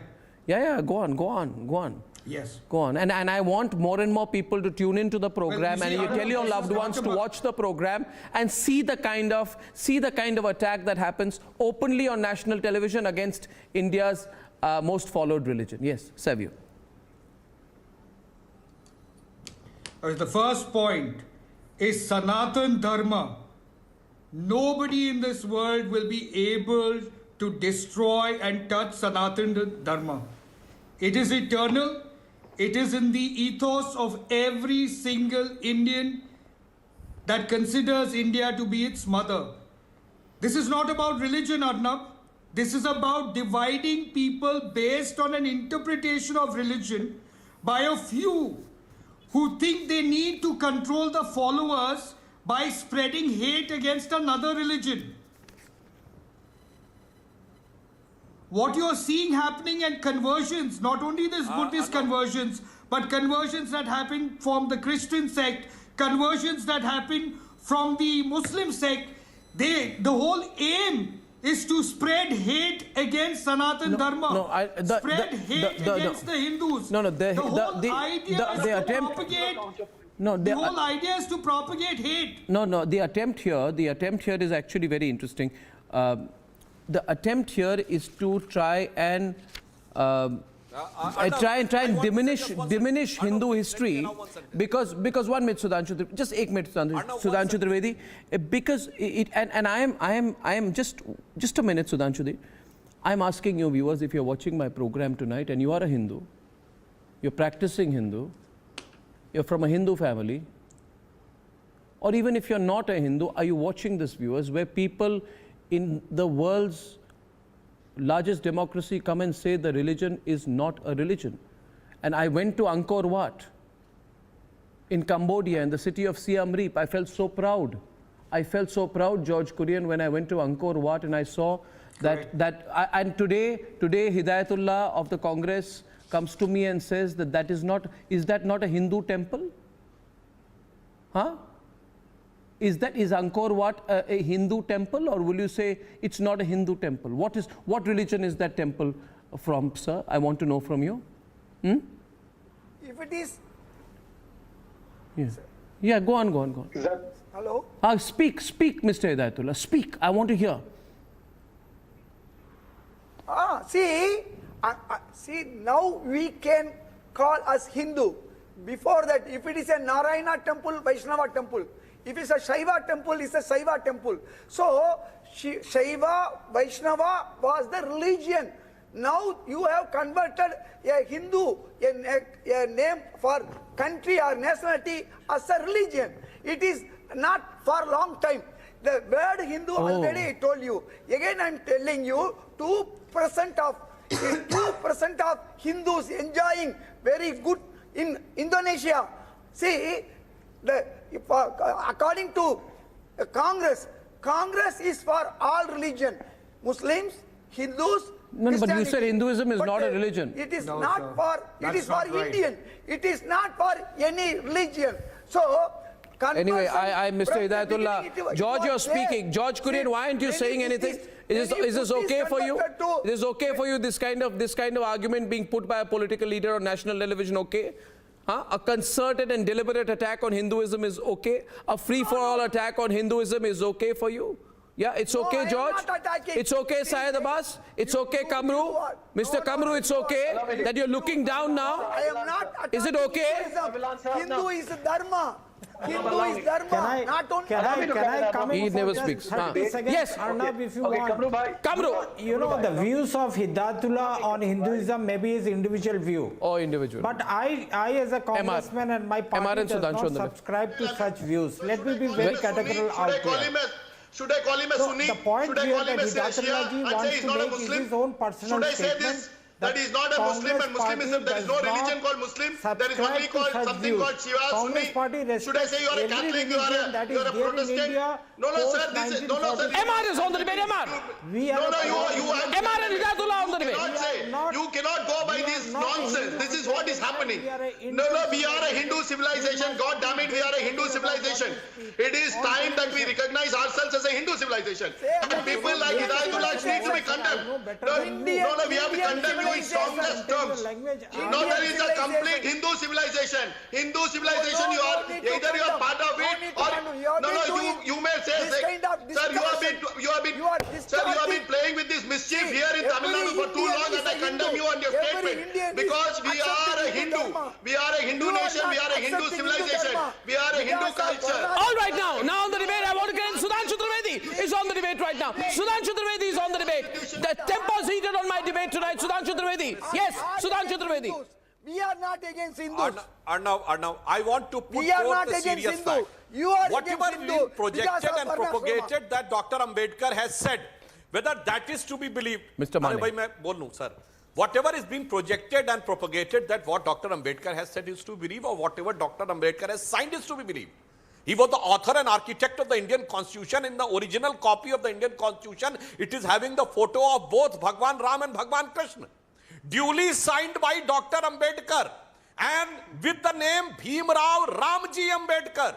Sir, what do you mean? हम उस पे believe करें जो उन्होंने constituent assembly में constitution को लिखते हुए ऑफिशियल सिग्नेचर करे या आपके प्रचार को करें? बताइए ना, हम किस पे यकीन करें?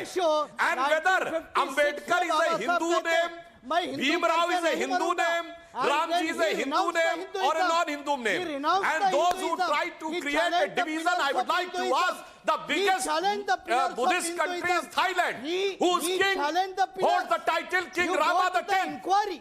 अरे भाई थाईलैंड के किंग का जाके महल देखिए, वो कहते हैं it is entire situated on 256 crore because they consider their king as a representative of Hindu god Vishnu.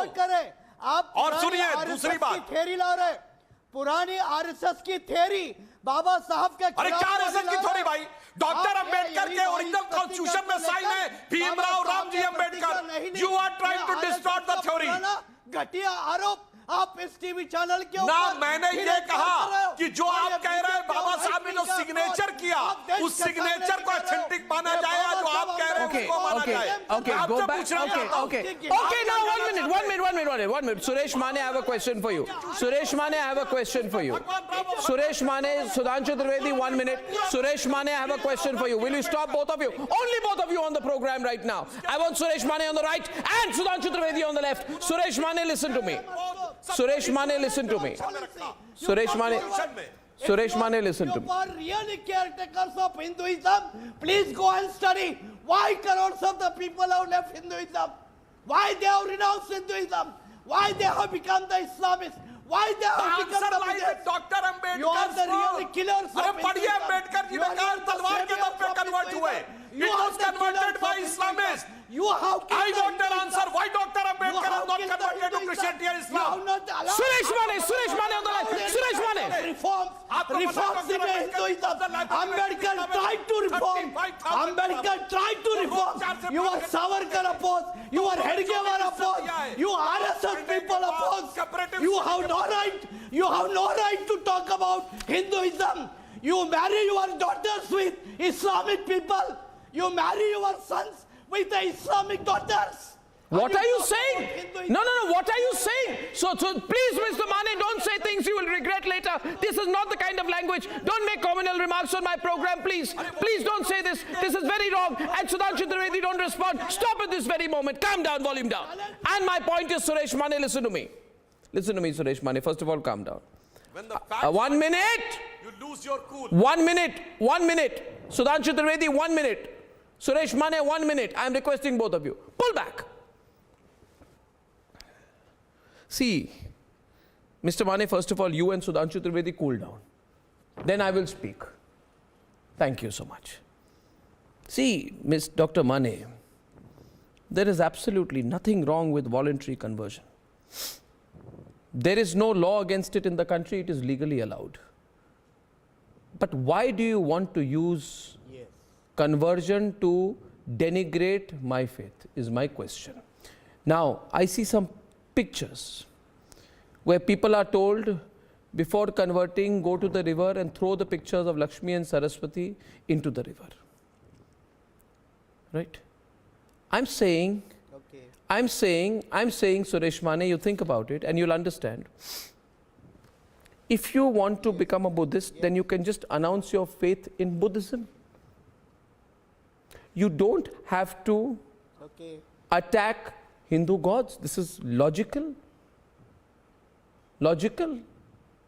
And and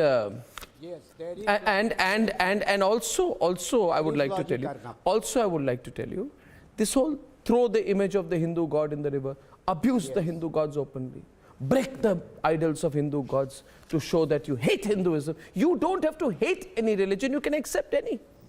I'm practicing Hindu, you may not be, somebody else may not be, but you don't have to hate or attack my faith. And one more thing, sir. Please understand. Civil society is also Hindu civil society. Sudhanshu Trivedi, हमें हमेशा कहा जाता है civil society. हाँ, Hindu civil society है. और ये जो है, you need to understand, Suresh Mane, India is growing and intolerant भी है. नहीं देखिए, एंटी सेमिटिज्म होती है तो आप उसके बारे में बहुत बोलते हैं कि एंटी सेमिटिज्म नहीं होनी चाहिए, और बोला जाता है नहीं हम एंटी सेमिटिक नहीं, हम एंटी जायनिस्ट है. ये सब सिमिलरली आप कहेंगे हम एंटी हिंदू नहीं, हम एंटी हिंदुत्व है. ये सब लॉजिकल प्ले ऑफ वर्ड्स चलता नहीं है. It doesn't work. You cannot do this. Are you saying somebody comes on my program, Hinduism knows that tomorrow, forget me. Basically, the person is saying Sudhanshu Trivedi, Narendra Modi is also not a Hindu. What will you go and ask the Prime Minister? Are you a Shaivite? Are you a Vaishnavite? I mean, and we are quiet. Is he OBC? No. This attempt to divide has to stop. 1 minute. Sudhanshu Trivedi is responding. Sudhanshu Trivedi. Is he OBC from Gujarat? You please answer. The problem is with a mindset. Because what happens then you come in to the point Semitic religion, if you believe in one God, you cannot believe in the other. In Hindu tradition, there is no problem if you go in the Shiv temple, Vaishnav temple, Jain temple, Buddhist mat or Gurdwara, no problem even if you go on Mazar. But the problem is with the Semitic religion. If you go in church, you cannot go to mosque. If you go to mosque, you cannot go into... और दूसरा ये बताइए जनाब, इस्लाम में तो एक फिरका बताइए जिसने दूसरे के खिलाफ फतवा न जारी कर रखा हो.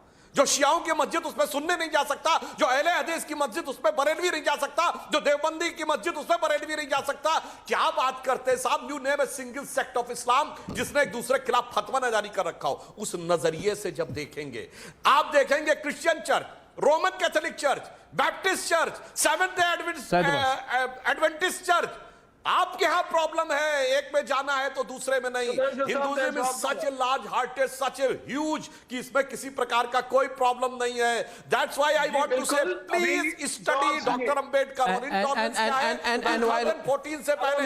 No. We can all if we want to be truly secular, and this channel believes in true secularism, you must respect all religions. You can't say we respect all religions, but we won't respect Hinduism. We'll respect all religious sentiments, but we won't respect Hindu religious sentiment. No.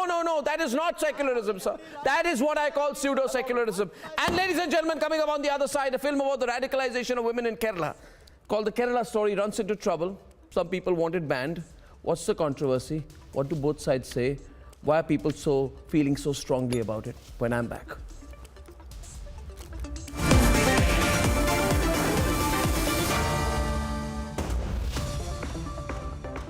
आग को फैलने से रोकना मुश्किल है, पर नामुमकिन नहीं। अब फायरवॉल टेक्नोलॉजी के साथ सेंचुरी प्लाई क्लब प्राइम आग से बचाए। In the latest Indian university rankings announced by QS, the world's leading university rankings organization, India's #1 ranked universities in various categories are IISc Bangalore, IIT Bombay, University of Delhi, University of Calcutta, and Amity University.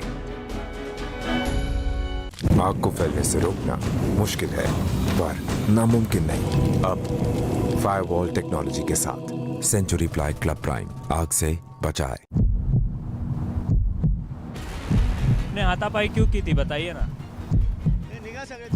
उस व्यक्ति का क्या दोष था जो film देखने आया था? आपका फोटो दिख रहा है वीडियो में, आपका फोटो दिख रहा है वीडियो में। उस व्यक्ति का क्या दोष था जिसने हाथापाई?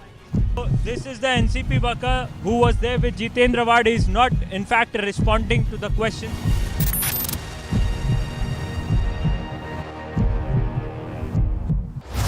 250 seats.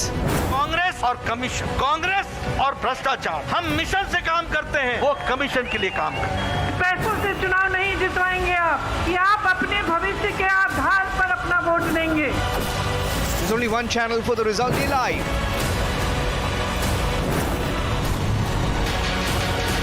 December 8 with Arnab.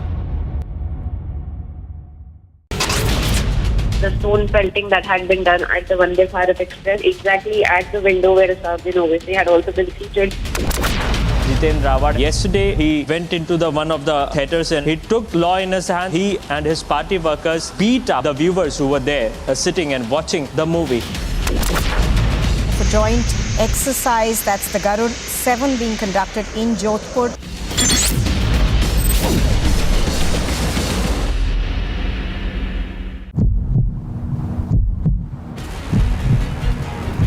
NCP के कार्यकर्ताओं ने मारपीट की। जितेंद्र वाड went there inside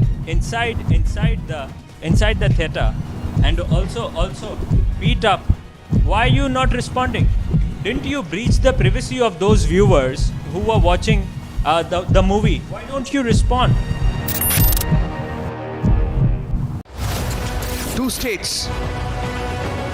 गुजरात के लोगों ने इतना भारी बहुमत देके इनको राज दिया कि आपके घर में मौत होने पे आपसे मिलने भी नहीं आते। भारत के साथ जम्मू कश्मीर को जोड़ने का काम देश के प्रधानमंत्री Narendra Modi ji.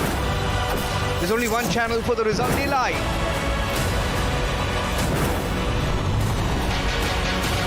December 8 with Arnab. Fire broke out at the Indian Oil Depot at Patna's Sipara in Bihar in the late hours of Monday. Bus accident over there reported in Kupwara and Jammu and Kashmir. We're learning so far at least 20 people were injured. Kerala Union of Working Journalists is taking out a protest outside the Raj Bhavan against Governor Arif Mohammad Khan's comment of gagging 2 media groups in Kerala.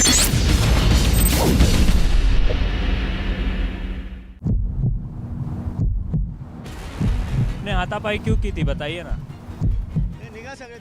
उस व्यक्ति का क्या दोष था जो film देखने आया था? आपका फोटो दिख रहा है वीडियो में, आपका फोटो दिख रहा है वीडियो में। उस व्यक्ति का क्या दोष था जिसने हाथापाई? This is the NCP worker who was there with Jitendra Wad. Is not in fact responding to the question.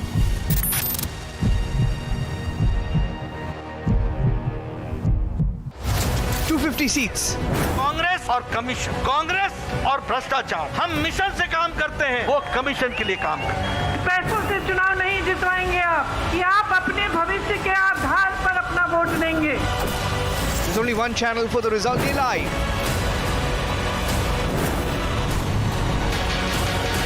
December 8 with Arnab. The stone pelting that had been done at the Vande Bharat Express, exactly at the window where Assaduddin Owaisi had also been seated. Jiten Rawat, yesterday he went into one of the theatres and he took law in his hand. He and his party workers beat up the viewers who were there sitting and watching the movie. For joint exercise, that's the Garud 7 being conducted in Jodhpur.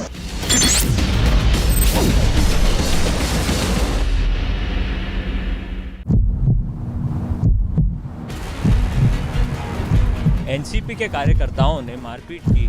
Jitendra award went there inside the theater and also beat up. Why are you not responding? Didn't you breach the privacy of those viewers who were watching? It's a massive storm over the teaser of the film Kerala Story.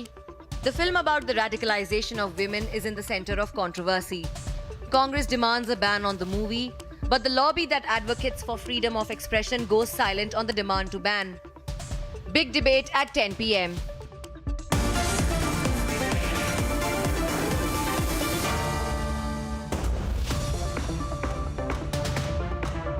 आग को फैलने से रोकना मुश्किल है, पर नामुमकिन नहीं। अब फायरवॉल टेक्नोलॉजी के साथ सेंचुरी प्लाई क्लब प्राइम आग से बचाए। In the latest Indian university rankings announced by QS, the world's leading university rankings organization, India's #1 ranked universities in various categories are IISc Bangalore, IIT Bombay, University of Delhi, University of Calcutta, and Amity University.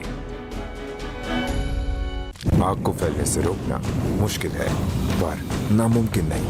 अब firewall technology के साथ century ply club prime आग से बचाए। 2 states. Gujarat के लोगों ने इतना भारी बहुमत देके इनको राज दिया कि आपके घर में मौत होने पे आपसे मिलने भी नहीं आते। भारत के साथ जम्मू कश्मीर को जोड़ने का काम देश के प्रधानमंत्री Narendra Modi ji. There's only one channel for the result day live.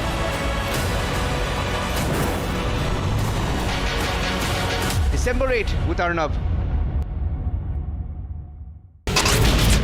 Fire broke out at the Indian Oil Depot at Patna's Sipara in Bihar in the late hours of Monday. Bus accident over there reported in Kupwara and Jammu and Kashmir.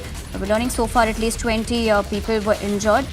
Kerala Union of Working Journalists is taking out a protest outside the Raj Bhavan against Governor Arif Mohammad Khan's comment of gagging 2 media groups in Kerala.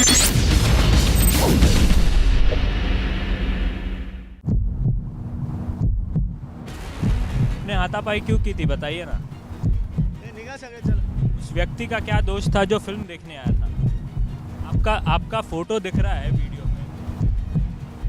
आपका photo दिख रहा है video में, उस व्यक्ति का क्या दोष था जिसने हाथापाई की? This is the NCP worker who was there with Jitendra Ward. He is not in fact responding to the questions.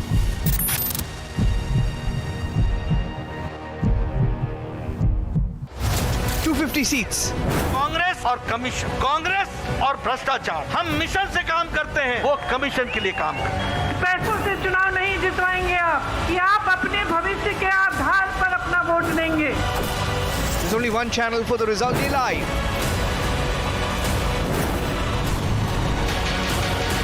December 8 with Arnab. The stone pelting that had been done at the Vande Bharat Express, exactly at the window where Assaduddin Owaisi had also been seated. Jiten Rawat, yesterday he went into one of the theatres and he took law in his hand. He and his party workers beat up the viewers who were there sitting and watching the movie. For joint exercise, that's the Garud 7 being conducted in Jodhpur.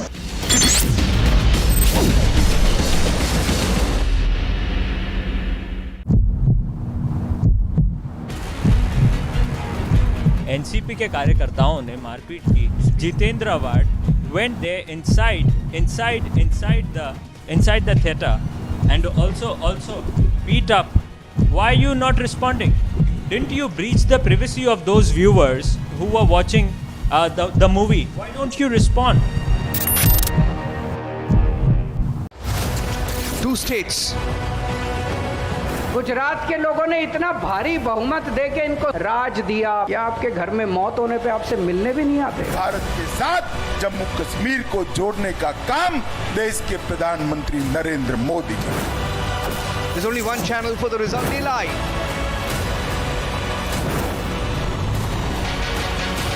December 8 with Arnab. Fire broke out at the Indian oil depot at Patna's Sipara in Bihar in the late hours of Monday. Bus accident over there reported in Kupwara and Jammu and Kashmir. We're learning so far at least 20 people.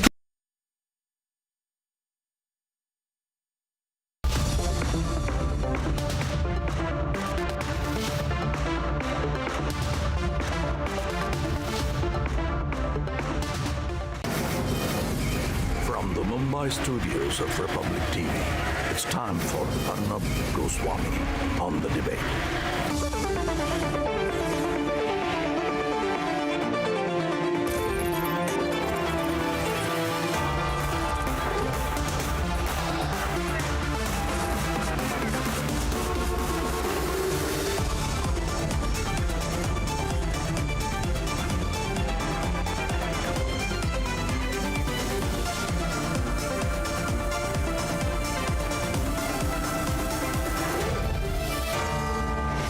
Arnab Goswami on the debate at 10, powered by Greenply.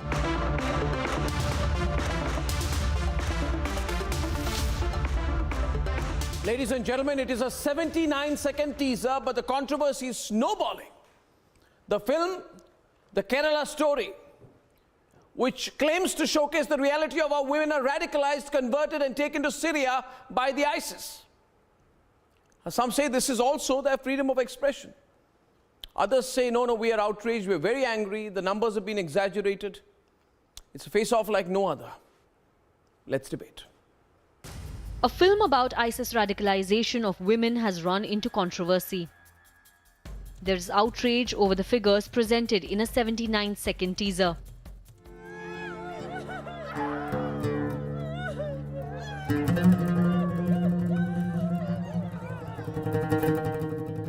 The film now faces an FIR after Tamil Nadu-based journalist Arvindakshan BR sent an email complaint. இந்த படம் ஒரு 32,000 பெண்கள் வந்து மதம் மாறி தீவிரவாத அமைப்பில் இணைந்து அவங்க வந்து ஆப்கானிஸ்தான்லேயும் ஏமன் நாட்டில் உள்ள மணல்லையும் டிசர்ட் பாலைவனத்திலையும் புதைக்கப்பட்டிருக்காங்கன்னு சொல்லுது. அது வந்து ட்ரூ ஸ்டோரின்னு சொல்கிறாங்க. ஒரு 10-12 வருஷத்தில் இது கேரளாவில் மட்டும் நடந்திருக்கு.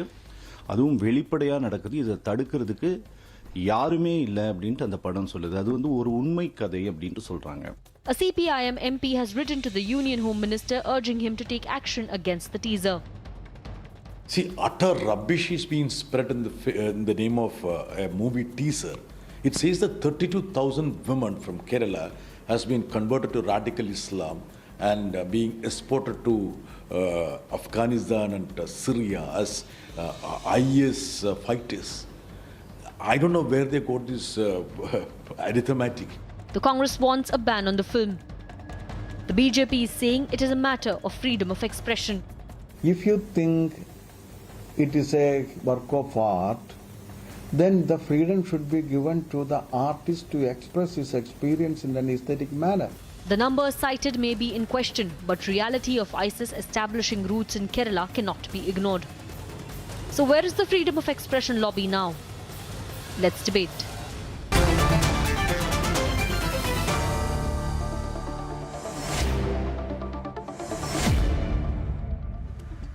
Let us go to the root of the issue.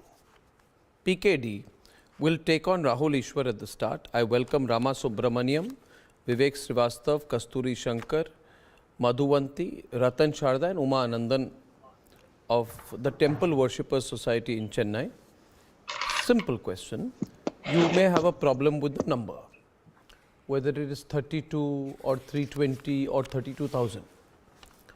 But can anyone deny, I repeat, PKD, can anyone deny that not just women, men, women, radicalized have been taken to Syria through the ISIS, have been radicalized? Is there any denial of this reality? PKD Arnab, you said it actually. Yeah. The denial is, it's not about the 32,000 is a number which is right or wrong. Is it 32 women or the 90 or as per the NAM or the 90 plus men and women have been exported to or been gone to Afghanistan and Syria and never came back? If it is true, and if there are so many cases of the women are missing in Kerala, and the love jihad is started from Kerala, and where is the question of this 32,000 or a 32? It doesn't matter. Whether this challenge is there or not is the biggest question which we all need to ask. If there is the entire Malabar coast starting from Palakkad, Malappuram, Calicut to Kannur, Kasaragod and Mangalore to Udupi to the Coorg, this entire region, I am actually born and brought up in that particular region, is that demography of that entire region has completely changed over the last 2 decades or 3 decades? Is the food habits of the people have changed? Is the language in which the signboards and the retail signboards are being placed in that area has changed?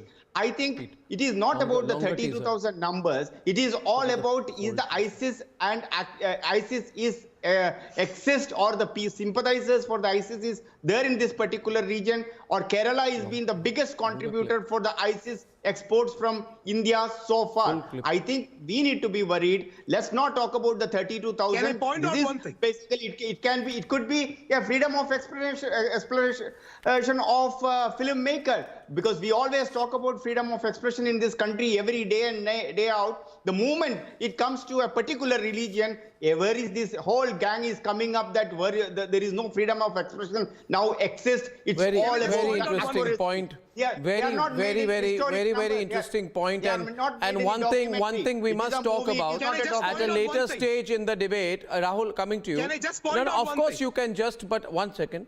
One thing we must talk about later stage in the debate is how one group gets so touchy, whether it is this or Kashmir files, anything, whenever a reality is shown which they don't like, they just want to remove it. Let's not talk about it. Censor it. Not only that, Arnab, they even said in the case of Kashmir files and the Delhi Kashmir files. They hated the Kashmir files. Hippocratic left liberals were talking about this. Okay, Rahul Ishwar is on the debate on the Kerala story face-off. Rahul Ishwar! I'll just have my submission in 2 lines. I'll just have my submission in 2 lines. I'll just have my submission in 2 lines, Nambiyarji. Just 2 lines. Give me just 2 lines. There is no they or us in this. There are no 2 sides in this. We are all together. Just listen to 2 lines, sir. Just listen to the counter. There are no 2 sides on this debate. We are all on the same debate. Even if one person goes to ISIS, it's a failure of the entire society. It's a failure. Sir, just listen to the other side, for God's sake. Sir, please listen for 2 lines. There are no 2 sides to it. We are all on the same page, maybe with different paragraphs and lines. Even if one person goes to ISIS, it is a shame for the society. We are all ashamed. Yeah, then play the Kerala is really good and #1 in so many yardsticks. But yes, we do have a problem of radicalization. But 32,000 is a grossly So what is the problem? What is Rahul? 1 minute. Rahul, may I ask you, Rahul? Please understand the gravity. Rahul, 1 second. I want you to expand on that. Can you tell me? You said yes, we have a problem with radicalization. Expand on it. In 2 lines, I'll expand. We have 27% of our Muslim brothers, nearly 96 plus lakh Muslim brothers in Kerala. Nearly 100 or 200 people went. That makes it 0.0002%. No. Don't underplay. No. Rahul, 1 minute. Rahul, 1 minute. Yeah, learn to put a stop, please, when I speak. I do not understand. There is right and there is wrong, and when something wrong is happening, we must talk openly about it. We can't say, No, it's only 0.00000000001%. No. You said, Madhuvanti, he said, we have a problem with radicalization. I simply said, kindly expand on it. But he did not expand on it. Why? We must talk about these things, radicalization, jihadi terrorism, the Coimbatore blast. We must talk about it. We must not underplay it, please. Madhuvanti. Overplay Absolutely. Arnabji, I just want to make one point. This is a film. This is a teaser of a film. This is not some news clip or news story that has come out anywhere. The point is, if Mr. M.F. Hussain has freedom of expression to paint Ma Saraswati in the dirtiest form possible, why is there a problem if this filmmaker wants to describe a story? What is the matter whether it's 32 or 32,000? Okay. Please, Mr. Rowley should answer me. Come in and say this.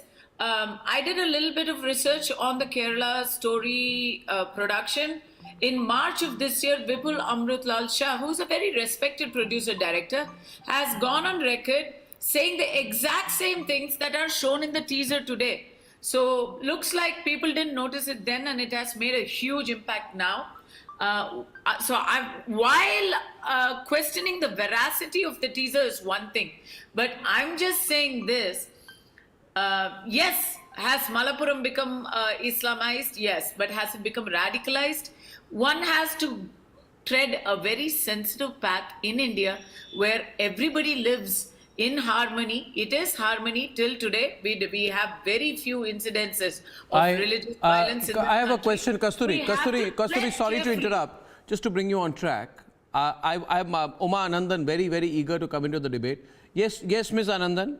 I beg to disagree with Madam Kasturi. Yes. I think she is trying to paint a very rosy picture of the gloomy situation. Again, the numericals. First, understand that from Kerala in early days, we had the nurses going there to work, and they met a very pathetic and gory ends there. We heard about those stories. Perhaps Kasturi ma'am was very young then. She may not know, or she must have been too young. But while I do remember about that, this is one of the starting points. And another thing where they say that 32,000 is a little high. Okay, fine. Whether it is 32,000 or 3,000 or 30, the crime is there. And let me tell you that the geographical this thing goes vary. Even in Avinashi, near Coimbatore, this happened about a year back. Geographically is different. And the girl had not gone to the ISIS or anything, but she had gone to Bangladesh and some other Islamic country, a few girls from that area. And the same men, the parents had to run from pillar to post, get the dead body of the girl. I think we can supplement for the 32,000 Kasturi, you know, I've often hear. Okay, let me put the. Okay.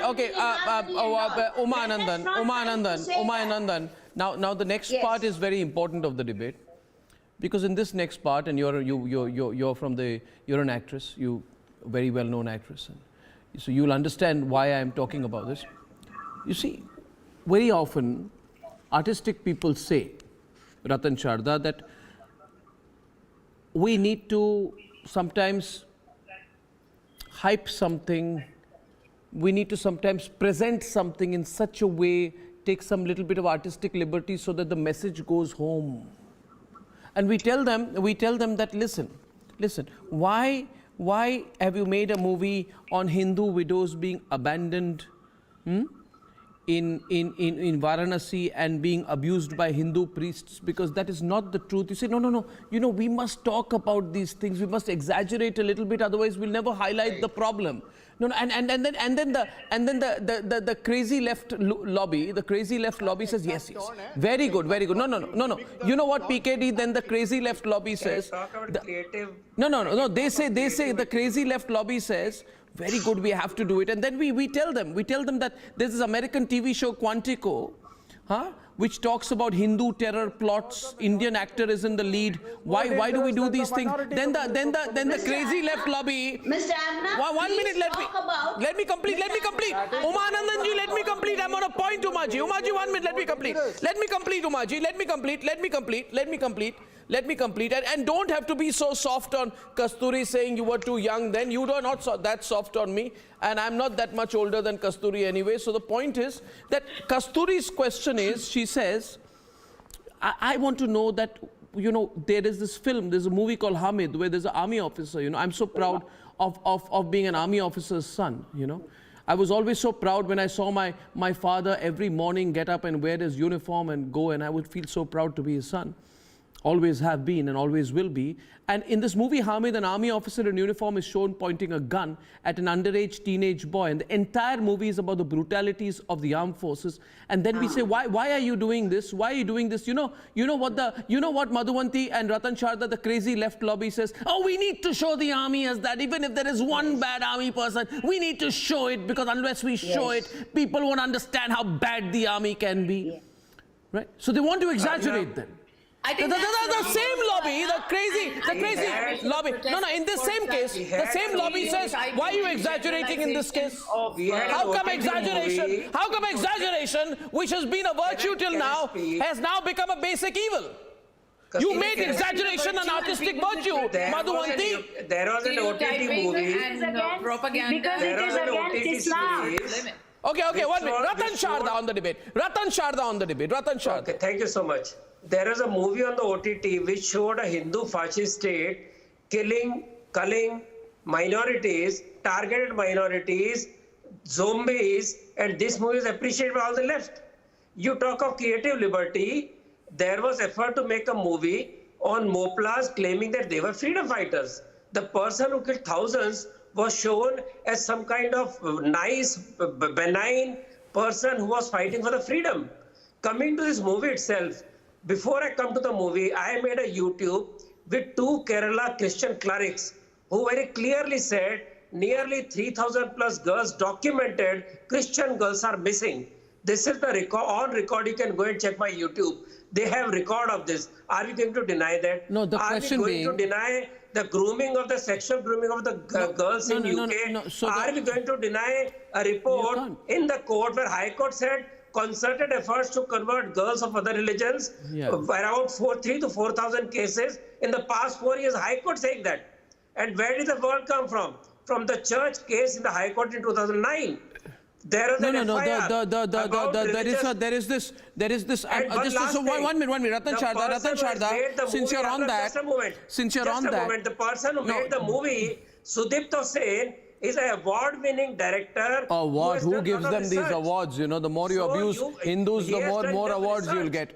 I have one question here. Because over the last few days, Ratan Sharda, I've been dealing with very fundamental issues which need a rational and intellectual counter. And we are having a huge response to my 3-day running debate on Stop Abusing Hindus. We had a fantastic debate some time back as well. And I know I'm saying these things, and more I say this, people say, you know, he's a right-winger, he's a terrible fellow, right-winger, but I'm going to talk about it. Now my question is... Right-wingers don't suppose That's all, no problem. I'm a right-winger because I speak the right thing. Now I want to ask Rama Subramaniam and Vivek Srivastava, just 1 minute. This is not even about religion, Mr. Subramaniam. This is about terrorism. And I, for sure, don't identify terrorism with any religion. Why look at it in a religious way? If we make it purely about terrorism, then you know what they say about terrorists? There's an old Chinese proverb. There's an old Chinese proverb. You know, Vivek, when I was in Cambridge doing my research on my book on terrorism, this proverb said, you know what a terrorist wants? He wants to kill one, but frighten 10,000. So it doesn't matter whether you're talking of 1 terrorist or 1,000 terrorists, whether 32 women have been taken or 32,000 have been taken. The fact is, even if one is taken, it is something which must be spoken about openly, Rama Subramaniam. This is not about religion at all. It's about about terrorism? I think. Why are people becoming touchy on issues regarding terrorism? It's an Islamic. Yes, 1 minute. Rama first. Rama and Vivek Srivastava are on the debate. Rama is on the debate. Rama's turn. Mr. Arnab, I am in agreement with you fully. Your TV says that your motto is nation first. Yeah. So, if nation is very, very essential, you must do certain things and you must not do certain things. Okay. If you want to depict a picture which is based on so-called true story, then this is going to be a very serious problem, and the repercussions will be definitely quite serious. The society will be in problem. Number one. Why will society? Why will society? Will be in question. Okay, Umanandan and Rama Subramaniam are on the debate. 50-50 on the screen right now, please. Yes, please. Rama, complete, and then Umaji will respond to you, please. Yes, please. Would like to complete that. Yeah, please complete. First of all, I would like to thank Mr. My friend Arvind Akshan for having raised this issue. He is a person to have brought up this issue to the nation. I'm not in agreement with anybody who says that this can be shown in TV or OTT or as a film, because this is going to have a tremendous repercussion in the society. How? Number two, it is going to be a problem for the sovereignty of the nation. Okay. Thirdly, if this is going to be, you say that 32 or 32,000 people, what happened to the intelligence agencies? What they have That's been another doing? matter. That is not the matter. The matter here is why was there radicalized? Don't bust the buck. Face the issue. I am not saying that in India there is no love jihad. I just would like to say that there is no, I don't want to say that. There might be a love jihad, and that is to be definitely condemned. There might be. There is. Women are There being is. taken. Not might be. There is. Please allow, my dear madam, please allow me to complete. Then you can have your say. Women are being taken to different countries like Yemen or Syria, and they have been Are they not being taken? And converted into Islam, and they have been made as a target for exploitation, and they have become ISIS agents. This is ridiculous. This is horrible. I cannot accept this, and this will have a tremendous impact on the nation. It is not a So basically you're saying, Mr. Rama Subramaniam, I basically you're saying that, look here, you're telling everyone, you're telling PKD today, you're telling Madhuvanti, you have no freedom of expression. Get lost. No, you're saying that. No, You're saying freedom of expression only for us. If you agree with us, you have all the freedom. If you disagree with us, you're out. Yes, Madhuvanti, what's your point? Madhuvanti. My point is, Arnab, Madhuvanti and I Kasturi. just have one point. I just have one point to say. Kasturi, let Madhuvanti complete, and after that. If you accept that filmmaking and filmmakers have their creative freedom of expression, then let this movie release and then you do what you want to do. How is it that freedom of expression is allowed for one particular group of people, but it is not allowed for another particular group of people? I have a problem with that. I think this is a horrible precedent. I have a problem with people portraying Brahmins or Hindus in a very, very derogatory manner in Tamil movies. I have a problem with people portraying all women from the Christian community as bar dancers. This was very prevalent in Bollywood especially. I have a problem with stereotyping anything. I have a problem with generalizing anything. And I feel that if you have freedom of expression to say whatever you want, then it goes hand in hand with freedom of protest. Tell me one thing. Kasturi, I believe in... Kasturi, I believe in protest, I believe in dissent, I believe in controversy, I believe in fighting for your right, I believe in disagreement. But tell me one thing, Kasturi, don't tell me, tell PKD, that when somebody, because I'm a great believer in Ma Kali, right? And I make it a point when I go to Kolkata to go to the ancient Kali temples there and spend some time there. I want to know from you, PKD, that when there is a movie which shows Ma Kali smoking a cigarette, then the crazy left lobby says artistic expression, well done, it must go for an award, we must get an award. And where does this crazy left lobby no, Rahul Ishwar, I'm only started now, my friend. We are not crazy left. I'm not calling you, I'm talking about whoever is crazy left. Why are you being defensive? Did I call you crazy left? Did I call you crazy left? You're not left at all. You're capitalist to the core, I know that. Anyway, most of the people who claim to be left are anyway capitalist. My question is, I know you're getting touchy about my calling people crazy left. It's all right. Did I call you crazy left? I'm saying PKD. PKD knows my point. PKD is somehow trying to. I don't know what he's generally never like this, but I don't know why he is trying to. I don't know what's happening to Rahul nowadays. I think he's looking for a seat in the Vadra Congress. He's going to join the Vadra Congress soon. Arnab, can I make this debate slightly more in a factual way? Yeah, factual. The facts are simply this. More than 95 people who have joined ISIS officially by the NIA, which is even filed in the courts of Kerala, which is being cleared. The number of people who are missing, the women and even the men are missing from Kerala, which we have not even identified where are they from. They are right now is more than in thousands and thousands. I'm saying it's a problem. Plus, the number in fact, I'll tell you, there's a CPM, though you are from the CPI, Vivek, there's a CPM internal document. I'm not done it. The PF, the birthplace, Kerala is the birthplace of SIMI. Kerala is the birthplace of SDPI and PFI, which we just banned a couple of months ago. The people who have been the former workers of PFI is being joined as a terrorist in ISIS. They have been killed in Afghanistan. Is that what we wanted to? And we still wanted to send a rosy picture. The God's own country should not become a terrorist own country. That is the only idea of debate. You want to make this movie, you make it. It is factually incorrect. It is a factually incorrect movie. The motive of the His movies are all factually correct, my dear friend. Is all the movies are factually correct? Then it is called as documentary. It is not called as movie then.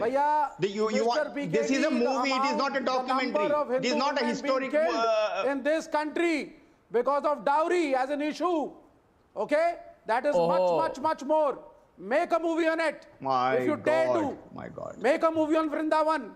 Make a movie on Vrindavan. There he goes, and his anti-Hindu rant starts. Now there is anti-Hindu rant starts. Anti-Hindu rant starts. Anti-Hindu rant. He goes on. Vivek Jinping. Yeah, goes on. That's his anti-Hindu rant. He goes on.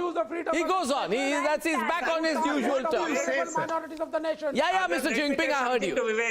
Just one submission. No, Ratan Chadha is giving it back to Vivek. Ratan Chadha is on the debate. Mr. Vivek. After 2000, Ratan Chadha is on the debate. CPM Chief Minister in 2010 told the press in Delhi that PFI is indulging in love jihad.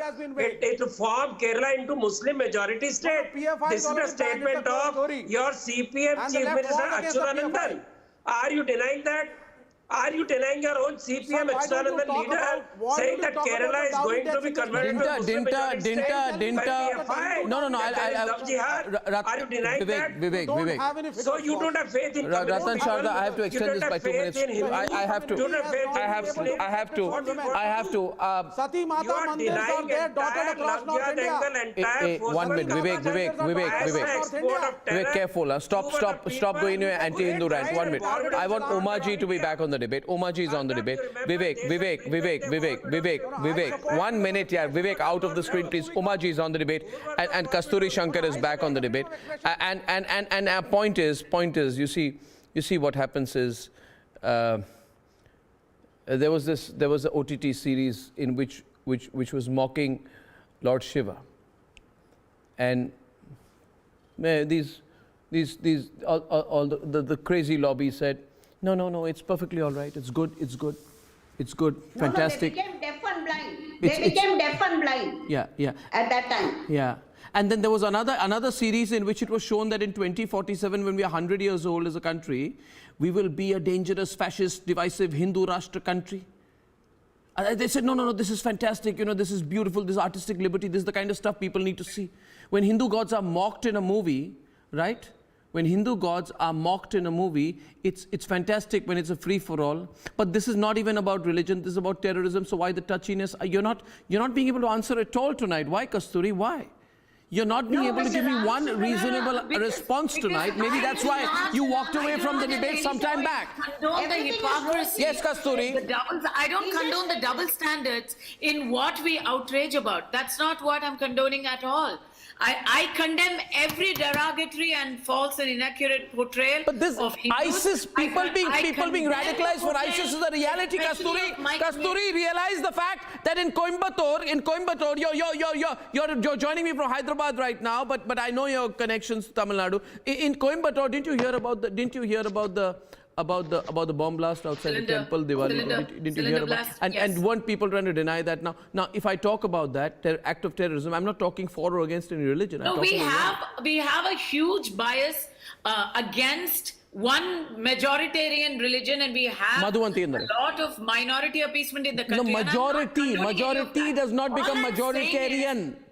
Please don't use the word majoritarian to describe the religious majority. You can't call a movie Kerala Story, call it Fatima Ba. Okay, fine. So your problem is with the name of the movie. Ratan Sharda is countering. Ratan Sharda is countering. Tell me what is majoritarian religion? It is meant. Please, what is majoritarian religion? Don't throw such words very casually. Tell me what is majoritarian religion. What is majoritarian religion? Hindus, be brave. Hindus have given asylum to every minority. You call it majoritarian? What is majoritarian? I think Kasturi, if I can, Ratan Sharda taking it from there, I'll tell you. Please, no. I have something to say before I conclude. Please understand. You want to know which is a majoritarian country? Pakistan is a majoritarian country. And in India is not a majoritarian country. That's the difference. On the way to becoming one. No. You, Mr. Vivek, your favorite leader got a third term. You can go across. You can go across now. And ladies and gentlemen, I thank you very much. And I cannot take this longer because I have to go into my third debate. And India is all set to assume the G20 presidency next month. Fantastic. We should be so proud. It's the biggest global event. India will be taking the lead opportunity to steer our global narrative. But some people, some petty people, you know who I'm talking about, have a problem with the symbol we have for the G20. It's a beautiful symbol. It's a lotus. It's our national flower. Why do people have a problem with it? Let's debate. Bharat के G20 logo और theme का अनावरण करें. On Tuesday, it was a moment of immense pride for all of India as the logo of the G20 under India's presidency was unveiled. The earth is placed on lotus too. The 7 petals of the lotus in the logo are also significant. They represent the 7 continents. 7 is also the number of notes in the universal language of music. Within 24 hours, there is an attempt to taint India's glory with a controversy over the lotus symbol.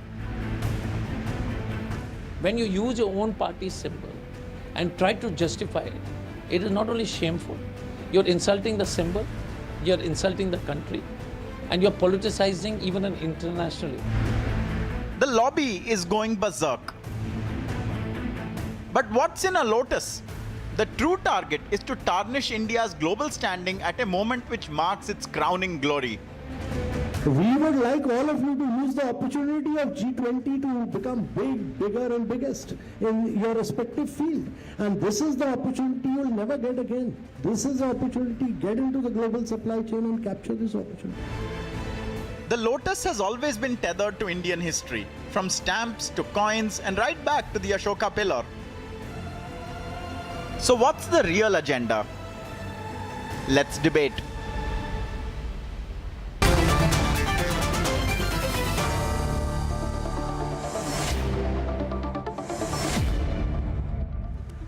So as the report said, what's the real agenda? The real agenda is simple. Real agenda is run down India. Real agenda is abuse India, speak against India's rise. It's not about the lotus, Suhail. It's about India's rise. It's about the G20 and what it's come to represent. You know, you were at that fantastic Republic Economic Summit talking to the Sherpa of the G20, your friend Amitabh Kant, right? And you spoke to him before and after. You know what G20 means for India. It's a tremendous moment. Why reduce it to this scrappy little fight about the symbol? Whenever India has a good thing going, there will be naysayers and doomsayers. Logos are not analyzed on the basis of how many petals a flower has if there's a flower on the logo. Logos are identified on 3 bases. Number 1, as a wholesome unit. Number 2, in terms of what it communicates. Number 3, the most important thing, Arnab, in this logo is the line right at the bottom, which is one family, one earth, one future. You have to analyze things holistically. You can't be nitpicking saying, oh, because the lotus is also the symbol of the Bharatiya Janata Party. By that logic, Indians shouldn't clean because we can't use a broom. We shouldn't be cycling because it belongs to someone. We shouldn't be wearing glasses because that belongs to someone. I mean, this level of pettiness is not only ridiculous, it's facetious. More importantly, it makes the Congress come across in very poor light. You know, you can't always be whining. You can't always have a problem for every solution. Look at it as a simple exercise where India, for the first time, is gaining the presidency of the G20, the most powerful group on the planet. And it is suggesting something. It's not that Narendra Modi introduced the logo and went home. Yeah. You know, he gave the rationale. There were 5 points or 6 points of rationality as to why the logo is the way it is. By that logic, Arnab, everyone will have a problem with every logo. No. Creativity and opinions are something every human being has, and opinions on creativity even more than anything. But this is our national. This is, you know what happens in Nilanjan, when people see a mirage. Mirage doesn't exist, but you believe you're seeing it, and then you jump right into it. And you know, when I grew up, I used to read these Tintin comics, and inevitably one character would fall into a mirage and hurt himself. That's what you're going to do. So I don't know, Pankaj, what does the Vajra Congress want? They prefer a sunflower, chrysanthemum, lily perhaps, orchid, huh? More expensive orchid. What's the preference here? Which flower would you like? I like the national flower. Arnab, who made it the national flower? Who made it a national flower? Everybody likes the national flower, Mr. Goswami. The government doesn't consider it the national flower. No, 1950 was the national flower. Since you're trying to do a quiz on me, I never lose quizzes, never lost one in my whole life.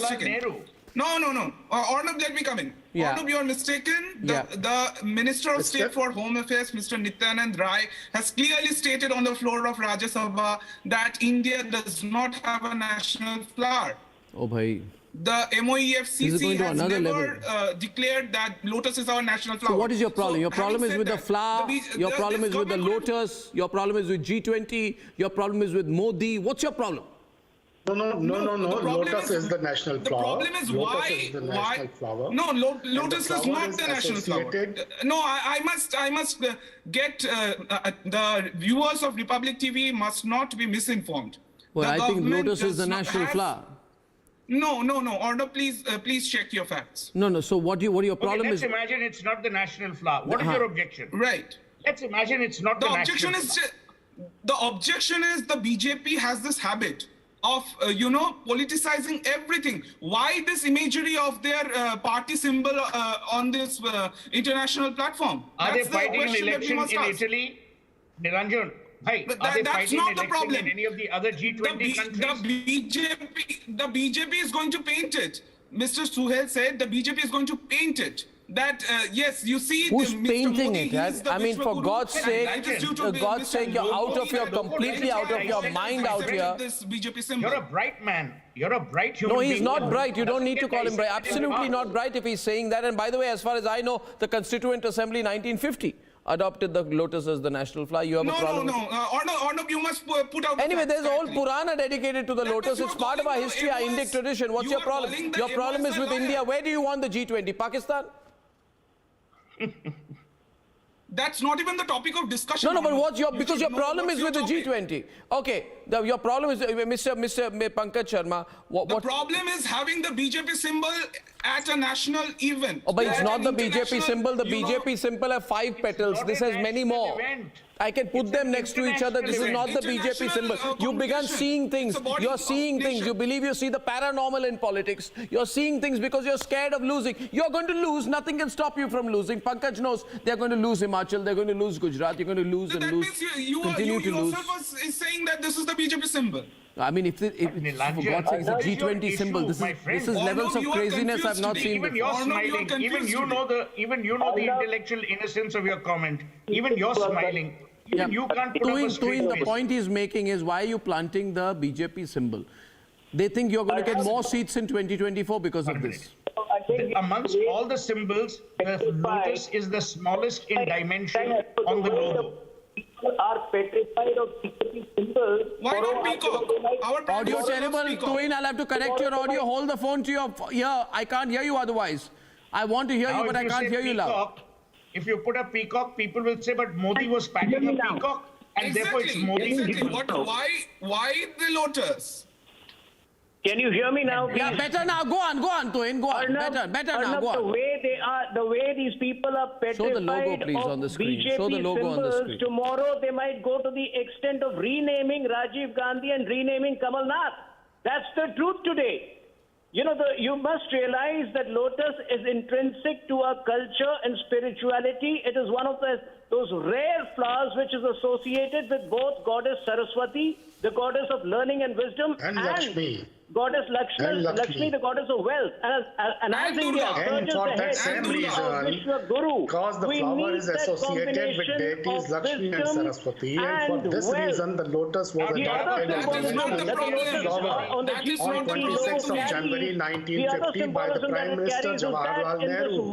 No one has any objection in including national flower in G20 symbol. But when let Tuin speak, please. Tuin louder, volume down. Pankaj, I'm coming to you, Pankaj. It is about time these people grow out of their narrow-minded behavior and respect pious symbols. You know, the other part which you clearly mentioned is that the BJP symbol has 5 petals, clearly by way of design. The 2 flowers are completely different. And please blame Jawaharlal Nehru, who adopted the lotus as the national flag, but unfortunately the panelist on your show does not even believe the lotus is the national flag. I'm reading from an article. I'm reading from an article. Sohail, I'm reading from an article. I'm reading from an article. Things to do. No, Arnab Goswami has so many better things to do. If you guys hadn't raised this trivial issue, this would not even have become important. No, now but everyone will be jumping on and they will say, why is the Congress always having a problem with